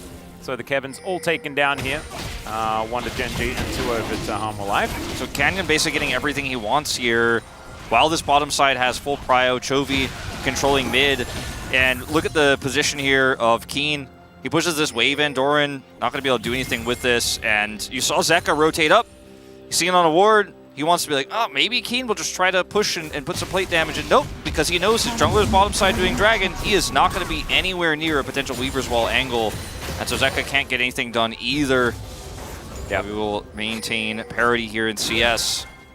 And full information given over there as well as Lehen's not going to get knocked up. But of course, Delight is just trying to make sure that they get a crash. And okay, he's just going to flash headbutt. Viper is going to be able to get the flash off before the headbutt does come back. Nicely done there, but they just get a free flash. And I think he'll trade that because Lehen's has got better flash. Exactly. And also, Canyon's here now. Yeah, now headbutt pulverize comes through once again. Good stun in perfect timing, actually, for the battle dance to come through. So it does manage to interrupt that. So nicely played here by Lehen's. That is going to keep them around, I think, here towards the bottom lane, or lose them a bunch of farm. Yeah, this is really awkward for Viper without flash here. So scary. Fate's Call going to be online very soon. Zeka's going to come over here to try to bail them out of this lane. Now, they should be aware that Zeka could just Weaver's Wall his way in and probably don't want to be too aggressive here, as they probably expected he's backed, but they don't know for sure, so not going to hard force. And this is the difference between Genji and a lot of our other teams. They really react to every possibility. The communication is fantastic between the players about where everybody is. Chovy's calling out like, hey, I'm not 100% sure he back there. And now, I mean, they eventually back, but Pace is able to freely sit here. They've got wards up to protect this stay. And Keen played respectfully around Weaver's Wall just moments before. Yep, it's really nicely done.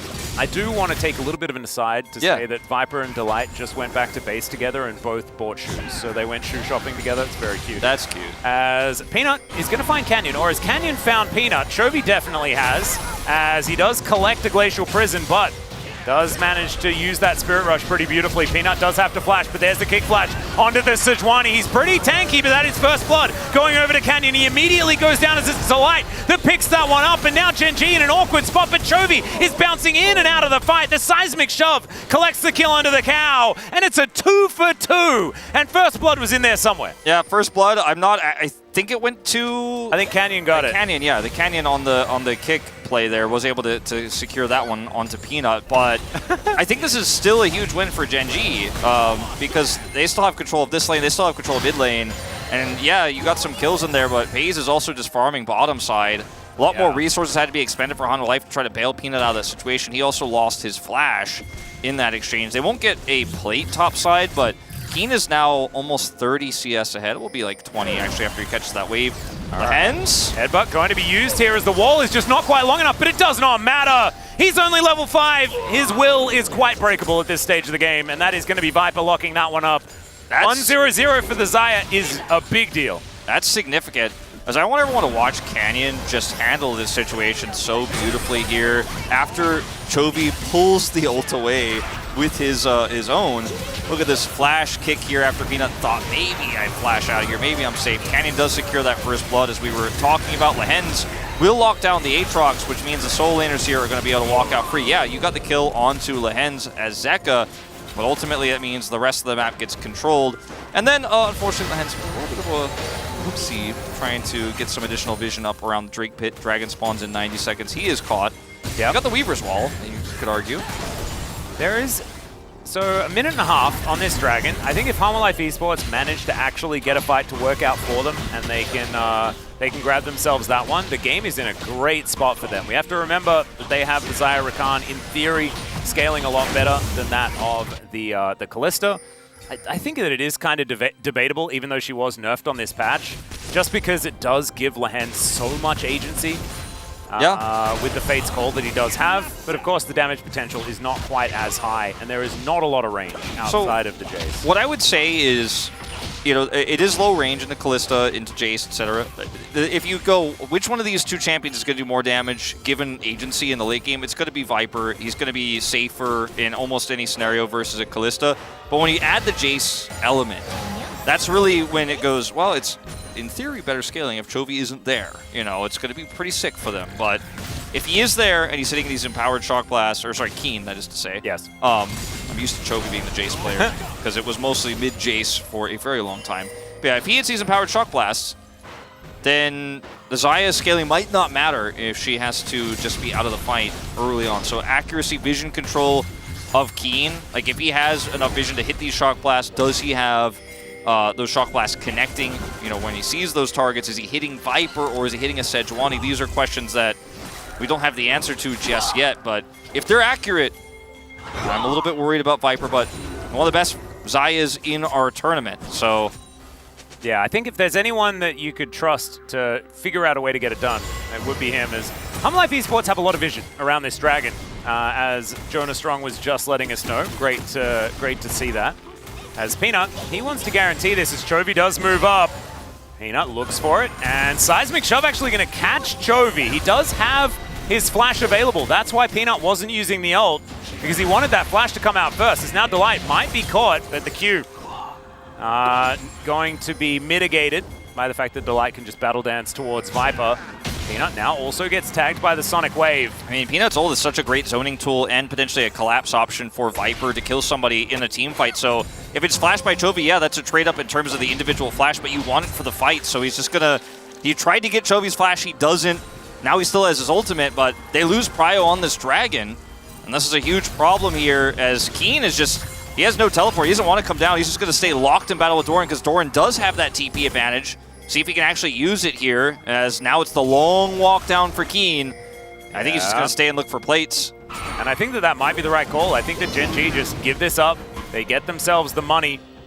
And it is, in fact, Doran teleporting back towards the top side. So now, Gen G can move back in. Maybe the teleport was a little bit early as the Q's going to connect. And in he goes, and he steals it away!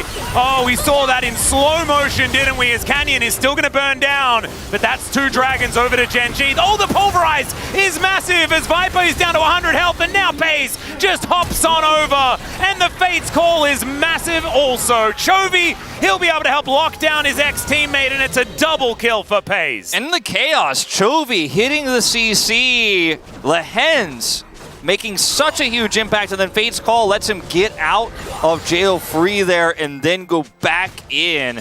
Beautiful team fight for Gen G. For a moment, it looked like, okay, maybe the steal comes through, but Honorable Life are about to inject a bunch of gold into their comp, but it just does not happen that way. Lehens coming on the flank, has his ultimate available. Steal comes through here despite Delight's attempt to charm Canyon. He lives for quite some time, and yes, he does go down here, but Chovy on the edge still has ult. Look at the Pulveer, and he does so much damage with that Q there, and then Paze comes in over the wall, gets Lehens out, and then uses him as a tool to guarantee that Chovy gets the kill there on Zeka. Peanut goes down as well, double for Paze, and they get the Dragon Steal. Yeah, it was beautifully done. And Canyon is, you know, feeling a little bit sheepish after he died, but he managed to lock down the kill. And it is going to be an Ocean Soul this game, not exactly the most pivotal soul. And so that means that Gen G getting these two individual ones, which are very powerful, is going to be the best you can get from Dragons this game. Might change the strategy around Drakes, though, just because Ocean isn't something that teams often prioritize as a win condition. And neither of these compositions necessarily love it all that much. I think Gen G probably happy to get it, to deny it from Life Esports, because of Keen wanting to poke. Exactly. That was the only thing I was going to say is that does feel good as he's just going to go through the chains. Yeah, and Doran is now going to look to try and lock him down. He flashes over, but the charm is going to be there. Oh, Battle Dance. Delight trying to find the opportunity. Oh, Grand Entrance not quite there, but Viper's going to turn up the charm. What? He connects headbutt Pulve, and Chovy is just toying with them. Delight's still going to be able to knock him up. He is still going to be taken down. But if we just cut the video before that, then it would have looked really, really I mean, cool. I think it looked really cool the whole way through. That was some of the most impressive passage of play that we have seen in a long time. That was actually insane. It doesn't necessarily matter in terms of his life, but it matters in terms of the time. He buys the damage he does, as the Rift Herald will get, it looks like a double charge here as a result. The team play, the coordination around Chovy there, and his individual calls of who he's going to charm, Lehens coming through there, that was beautiful. They turned his death into a huge win. And we have to watch it again. I mean, that was absolutely insane. We need to cue the music, you know, like the Harlem Globetrotters music, because he was just running them in circles. Of course, Chovy and Doran were on the same team for a very long time. And we're going to see it one more time here. So he decides, okay, they're rotating around on me. I have to go in on this. Eats a ton of turret shots here. Flashes perfectly while then dropping the charm. And then Delight gets the shield on Doran's relives. Then Lehen says, okay, I'm coming over here. I'm going to block out. He dodges Delight here on the Q.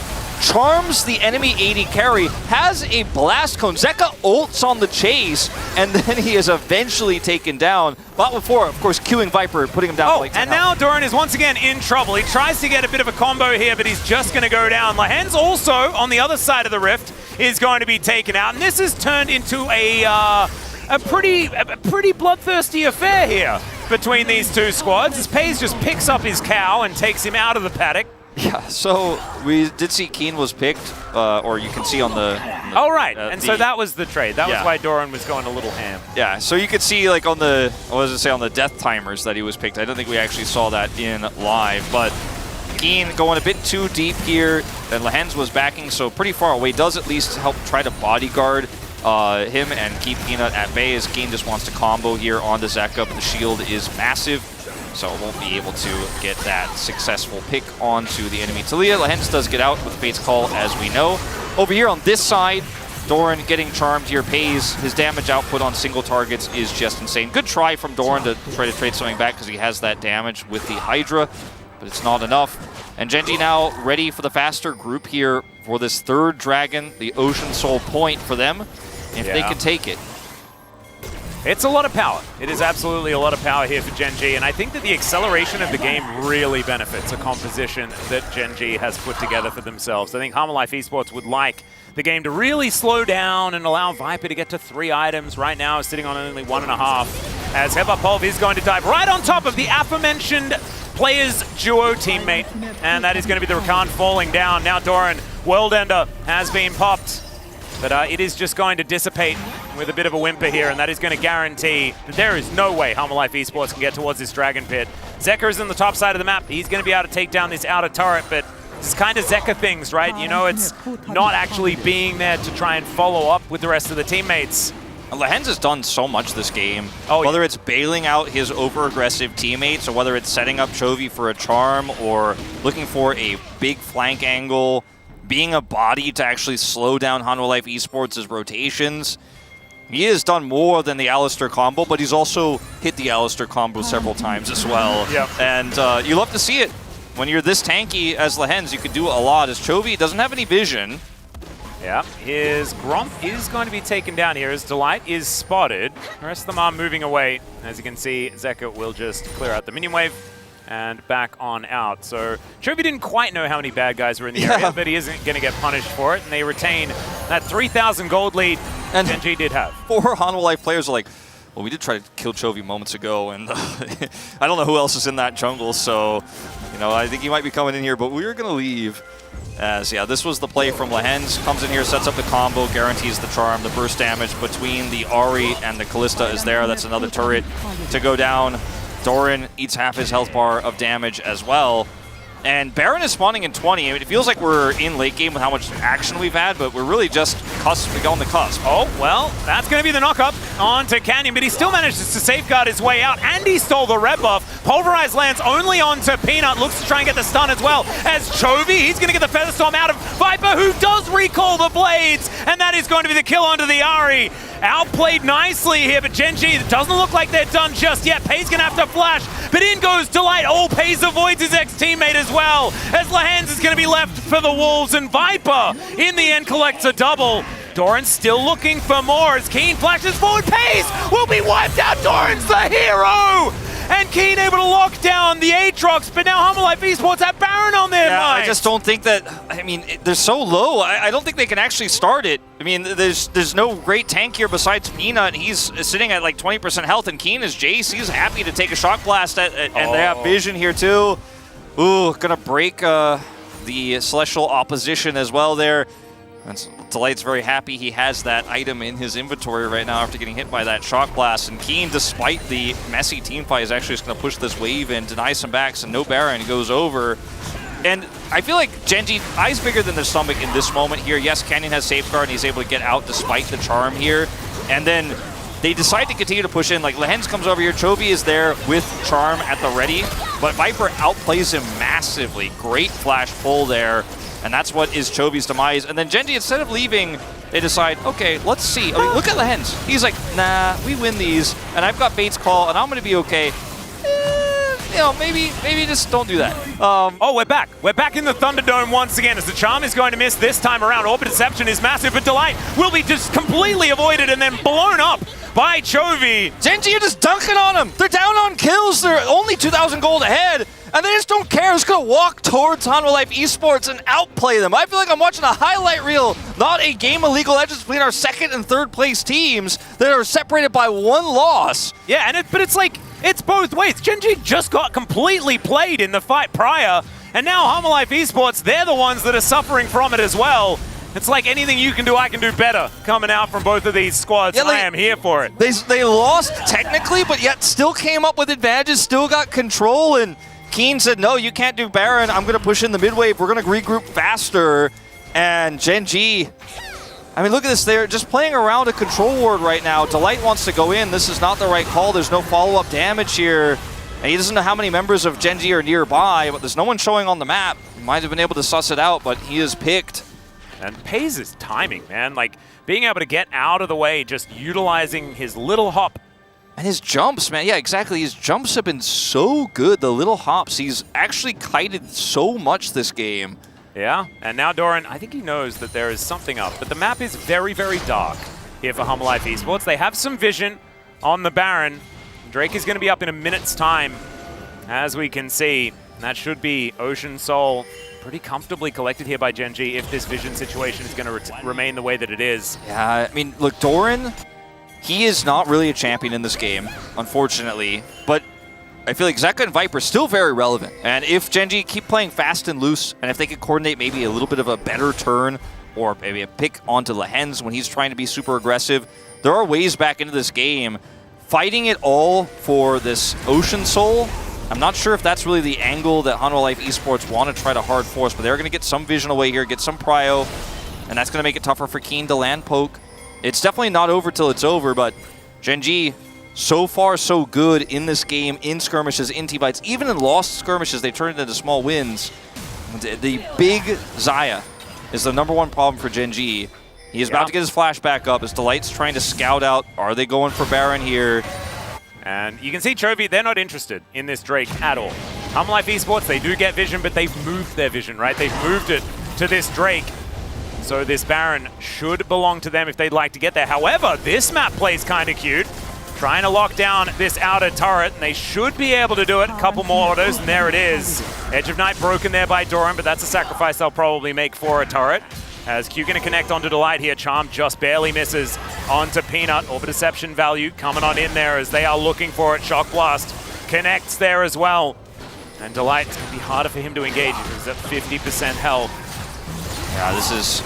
Oh, okay. That is a target that you could look for. As in go, gets the Featherstorm very comfortably. That's all it takes. Canyon. He's magnetized these Qs, dude. Yeah, that's all it takes. And now look at Chovy's angle. Yeah, Delight now in trouble. That is a point-blank Orbit Deception. Still has the charm, but Delight quite going to be hit by it. But I mean, he does enough damage. He's going to trade one solo Ocean Dragon for Baron and be happy with a Hanwha Life. I don't think they can contest this. The damage is real here. They have to try, but look at how little vision they have. Look at the pings of the wards. They know there are so many wards on every single entry point. Genji cover their bases so hard, and like you said, the vision was moved to Dragon.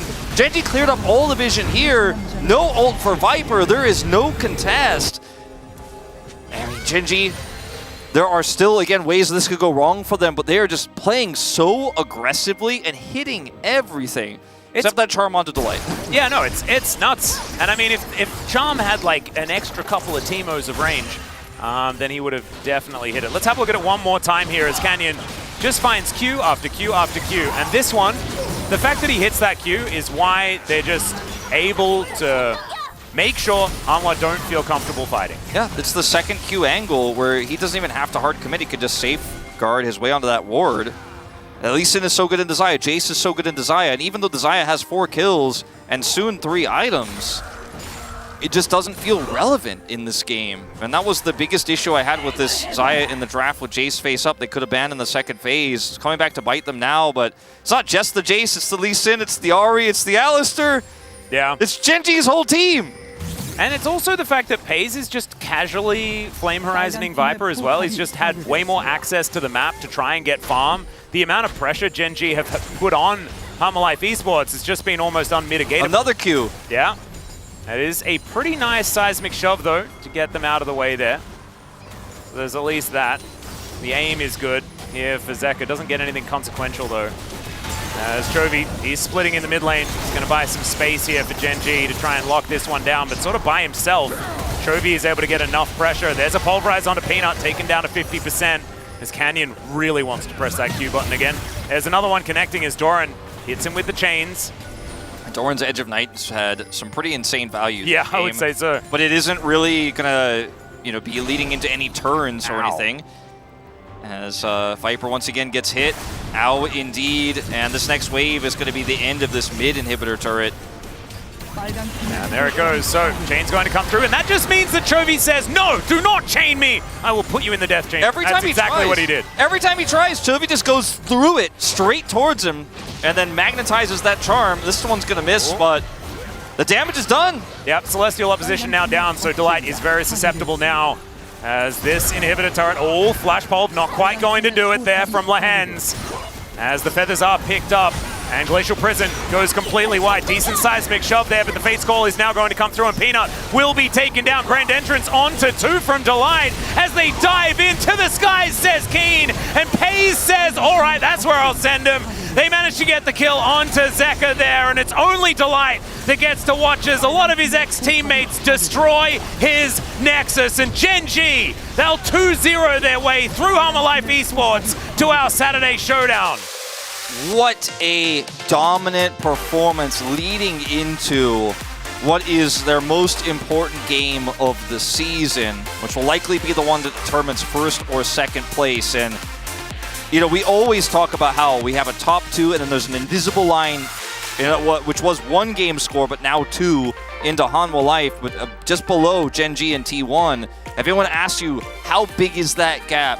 How wide is that line? Show them this game, because this was just Genji toying with Hanwha Life and yet coming up with massive, massive advantages everywhere on the map, out-drafting them, and then abusing said draft advantage so incredibly well. And they didn't have side selection in either game. Nope.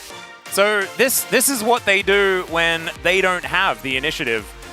It's pretty scary stuff. And I was in the T1 should be able to pretty comfortably take down Genji on the weekend camp. Maybe it's closer than I think, because this was domination and against the team that was just barely beneath them. Remember, if Genji had lost 0-2 here, they would have been even with Hammerlife Esports. Yeah. That's how incredibly close these two squads are. But the streak continues. It's now 15 matches in a row for Hammerlife Esports for Genji over Hammerlife Esports. And of course, very different rosters along the way. And it looks like Chovy will just continue to be the only one on Hammerlife Esports that can beat this team. It's the standings just don't tell the story. This game tells the story, and I think for T1 predictors, I'm not one of them. I was one of the 2. Me and Chronicler went for Genji, but I think this is not a series that necessarily makes you feel like it's doomed. It's definitely a series that makes you feel like, oh, this is going to be a good best of 3. This is going to be a good one, yeah. Maybe no Belvets this time. But I also feel like the things that Genji did in draft weren't a secret. Like, it was extremely standard. It was very predictable. I feel like T1 doesn't really learn anything from this series either. And I thought maybe if they learned that Keen is happy to play Jace, then that's more of a worry. Yeah. Because I think everyone knew that was going to happen. Well, maybe not Hanwha Life, but I came into this series thinking Hanwha was going to maybe push Genji to the brink because of that practice and that preparation that's into the more important series against T1. And I didn't think Genji would lose to Hanwha, but I thought they would maybe get some weaknesses exposed. As a Genji predictor, that was one of my biggest concerns. And it's also start of the patch, right? It's definitely a time that Genji struggles. But I think that today they just proved in weird Harlem Globetrotter-esque moments here that they're just so... Like, it's not even 1 tier above Hanwha Life, it's 2 above, and Viper played well. Like, this play was sick from him. Actually, the laning phase went way better than I expected because Viper is just so good. He played it out very well into the Kalista Alistar, but he was still playing the Jace, Ahri, Lee Sin, Kalista. And the whole time, like, as we listened to the Gen G players, the whole time it was kind of Home Life Esports playing into their hands. Yes, they did manage to get some, like, counter punches, but if they're going for counter punches, then the team that wants to accelerate the game gets rewarded. And that was Gen G the whole time, so they always sort of had that ace up their sleeve. And from, like, the point that they managed to get their teeth in, it was just too much. This kick flash, very, very nice from Canyon to end it off. When Gen G makes Hanwha Life look like this, and then you look at the distance between Hanwha Life and KT and D+, you just know. I mean, unless something massively changes, we are once again heading for that. Gen G T1 Finals. We have two teams that are just stronger than everyone else right now. And poor Doran in this one, he was put down early and he did not get up. Yeah, and it was his choice, you know. It was the this was what he picked into the Jace. So sometimes you win him, sometimes you lose him, and unfortunately counterpick not really benefiting Home Life Esports that much in this game. But that will do it from us here on the caster desk. It's time to throw it over to the space to celebrate the Gen G victory. Thank you, casters, for your wonderful work today in that second series, as we did have Gen G absolutely bopping Home Life Esports, especially in the second game, kind of making them look a bit silly. But yeah, Gen G are just that good. So guys, thoughts on game 2? I don't even feel like Hanwha Life necessarily played poorly. Obviously, there's a lot of points of improvement, some of the lane matchups and the drafts. But this, as the cast has pointed out many a time, this did not look like a fight between second and third. This was a fight between second and, I don't know, ninth. Like it was kind of nuts. We knew already that there was a really big gap between T1 Gen G and the rest. And then do keep in mind, Hanwha are way better than everyone below them as well. Yeah, well, I mean, to be fair, Gen G did win, you know, last season. It's not like Home Life Esports has any players who won. Oh, wait. Yeah, I mean, let's go to the draft. I feel like there wasn't like a huge edge necessarily, but I think we kind of saw the power that Kalista's still there, even after the nerfs. I think is a big takeaway. I think as well the Jace was really high value into the Talia Zaya, particularly like having those poke elements against them is a lot of power.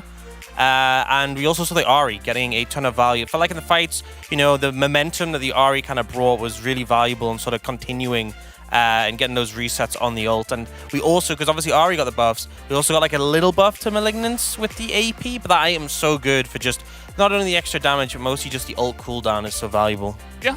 I remember we used to see Ahri Talia all the time, and I used to question, like, well, the rocks on the ground should be good against, like, the dashy champion, but actually she just has so much mobility and so many dashes that Talia and Zaya will be good against, like, super all-in champs, but not very good against the Ahri as well, which kind of had a ton of room in this game number 2.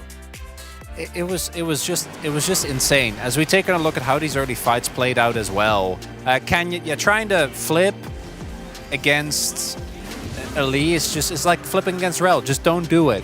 It's a mistake. It doesn't work. And then they kill Canyon, but so much gets invested. Viper has to ult. He flashes as well, trying to get the kill, and I think that's a really big mistake because it sets up the play from Chovy and Pace here. Yeah, and then Pace flashing into the pit, grabbing Lahens and launched him to get like even more CC layered. Just really well played, and then obviously that fight, like at a point, it kind of looked like the momentum was in favor of Home Life Esports, but it turned around, and then Chovy's just there free hitting, getting the ult resets to clean up. Yeah, and it was a pretty large lead from Gen G after that. There were a couple of like crazy shenanigans that happened after that fight, but we did want to also highlight Canyon breaking some ankles in this second game, and it wasn't the first time either, but this one was very obvious and crazy. This is when everyone knew it was over. Right here, this moment, because as Viper, like, oh no, he's inside my head. Oh no, oh god, no, every single time. Preemptive ult to make sure he doesn't get kicked. Immediate ultimate from Peanut as well, which also was sidestepped and didn't hit both Pace and Keen. Not impressed by that at all. And then they get 2 big cooldowns immediately out of them. Yeah, they can't fight off that. And also, I want to say, Peanut misplayed that. You shouldn't be ulting, you should be using your Q, because it's going to interrupt it anyway. I feel like that would have been the play, and you save the cooldowns. And also kind of shows the lack of trust. The fact you're having to ult when your Sejuani's on top of you, that shouldn't be the case. Yeah, not the only thing that Peanut didn't mention, didn't deliver on today. Yeah, I feel like they were just absolutely in their head after that one. Like, you could have just pressed like the surrender button after that. You know, obviously you don't because it's pro, but it was a big play, and Canyon said he could burn those Xayah ults anytime in the game afterwards. So anyway, guys, let's take a look at the POG for game number 2, as it will be Chovy. He hits 1,000 POG points, the first player here in the LCK to do so. Yeah, been a constant battle between Chovy and Faker, but he's brought up again, and I think he had a really strong game, showing what the RE can do. Pretty much the whole time was untouched, apart from like there was a couple of mistakes, but even that moment at the top side of the map where it looked like he was caught out, it was just ridiculously hard for them to actually finally kill him. I also think it's unfair because last year Chovy and Peanut, you know, was the Vi Ahri that they used very, very aggressively, and then Ahri got nerfed, and then Peanut left, and now he gets to do the same thing, but with Canyon's Lee. We've seen what this man can do on Ahri, and now he has Canyon Lee on top of it as well. It's not fun to play into, and it really is something that I think Gen G doesn't get enough credit for, is that they can actually play explosive mid games if the drafts allow them for it. I think we saw a really good example of that here, where they just are continuously pushing and pushing and pushing, looking for openings, looking for all-ins, and it worked out very, very nicely. Yeah, I thought Baze had a good game. I thought he clutched it during the Dragon fight. I stand by that, you know. I knew it was going to be Chovy overall anyway, but I stand by my vote. Good pace vote. Maybe G-Sun just wanted to highlight your really slick haircut that you just got. Yeah, my fresh fade. Fresh, yeah. G-Sun does confirm, so good to know. Ox looking good. Gen G also looking good in the 2-0. I believe we have Gen G in a really good spot here up against T1 in their matchup on Saturday. I can't wait. Can't wait. It's a new patch. I feel like, especially in the first week of a new patch, there's still a lot of back and forth, seeing what is going to come out between those two teams. And I was already excited. We already knew it was Gen G T1, probably Gen G T1 for finals again. 5th time in a row. Every time. It's happening. Yeah, it's going to happen. It's happening. Also, Zeri Lulu Lucian Nami's back. By the way, that also happened today multiple times. We're just back in 2023. Yeah, you know, I'm a little bit scared, but I'm not going to overreact yet. But we'll see just how many times that does get picked here in the end of the LCK Spring. But guys, we are ready for the interview. Now I'm going to hand it over to Deer for the translation. Thank you very much, guys. This is Deer for the POG interview translation, joined by Canyon and Chovy on the side of Gen G, who has become the first team to reach 12 wins. Congratulations! Canyon, after hitting 600 POG points, you managed to secure a spot on the top of the POG leaderboard, which was taken over by mid laners. So how do you feel? Instead of taking too much consideration about POG rankings, I believe that all the practice that I put into trying to win this match has paid off, and I'm really happy that we're able to secure today's victory. And then we have Chovy at 1,000 POG points. You are the first one to reach 4 digits this spring, so how do you feel? I'm delighted that we were able to win today, and I was able to get POG, and I am at 1,000 POG points. I think anyone was bound to get to 1,000 POG points, and I think I just happened to be the one here, so I'm just happy about that. And Chovy, you guys secured your 15th consecutive match win against Hanwha Life Esports, and you are continuing your 100% win rate against Seka. So what are your thoughts on this record? So just being able to win against Hanwha Life Esports a lot, I just realized that. I think that's really good. I don't think there is any trend that I'm so wary about in regards to any sort of matchups against other players. When I think about my own matchups with other players, especially mid laners. And Canyon, your opponent, Peanut. Oh, you're with lots of options to pick from. You took Sejuani as your blue 1 pick. So do you believe Sejuani is on the top of the tier list currently?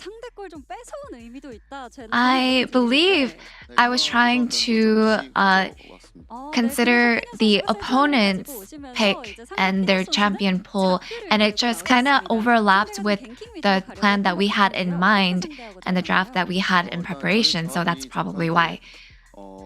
And your opponent Peanut picked Zach today. He showed intention of focusing on ganks. So what was the game plan to deal with him? I believe Peanut has really good qualities and he has strengths, and Zach definitely is a gank-focused champion, but I believe that I was able to maintain my confidence. I think I had faith in our team to actually follow up, and I think that's probably why we were able to win so easily today. And in game 2, you locked in the newly buffed Ari and Jace. What kind of strength were you looking for in this draft? I feel like there's a lot of strategy that's involved regarding picking these champions, so I can't really share too much about that. But I believe we were able to compose a good draft based on all the buffs that these champions got. And it was the first time Ari appeared after a long time. So what was the benefit of building Malignance first? I think Malignance just really works well with Ari. I honestly don't think there's any hesitation into picking Malignance because it just works so well with Ari's ult. And Chovy, your Ari has an insane win rate, and with today's victory you have a 24 win and 4 loss, a 85% win rate.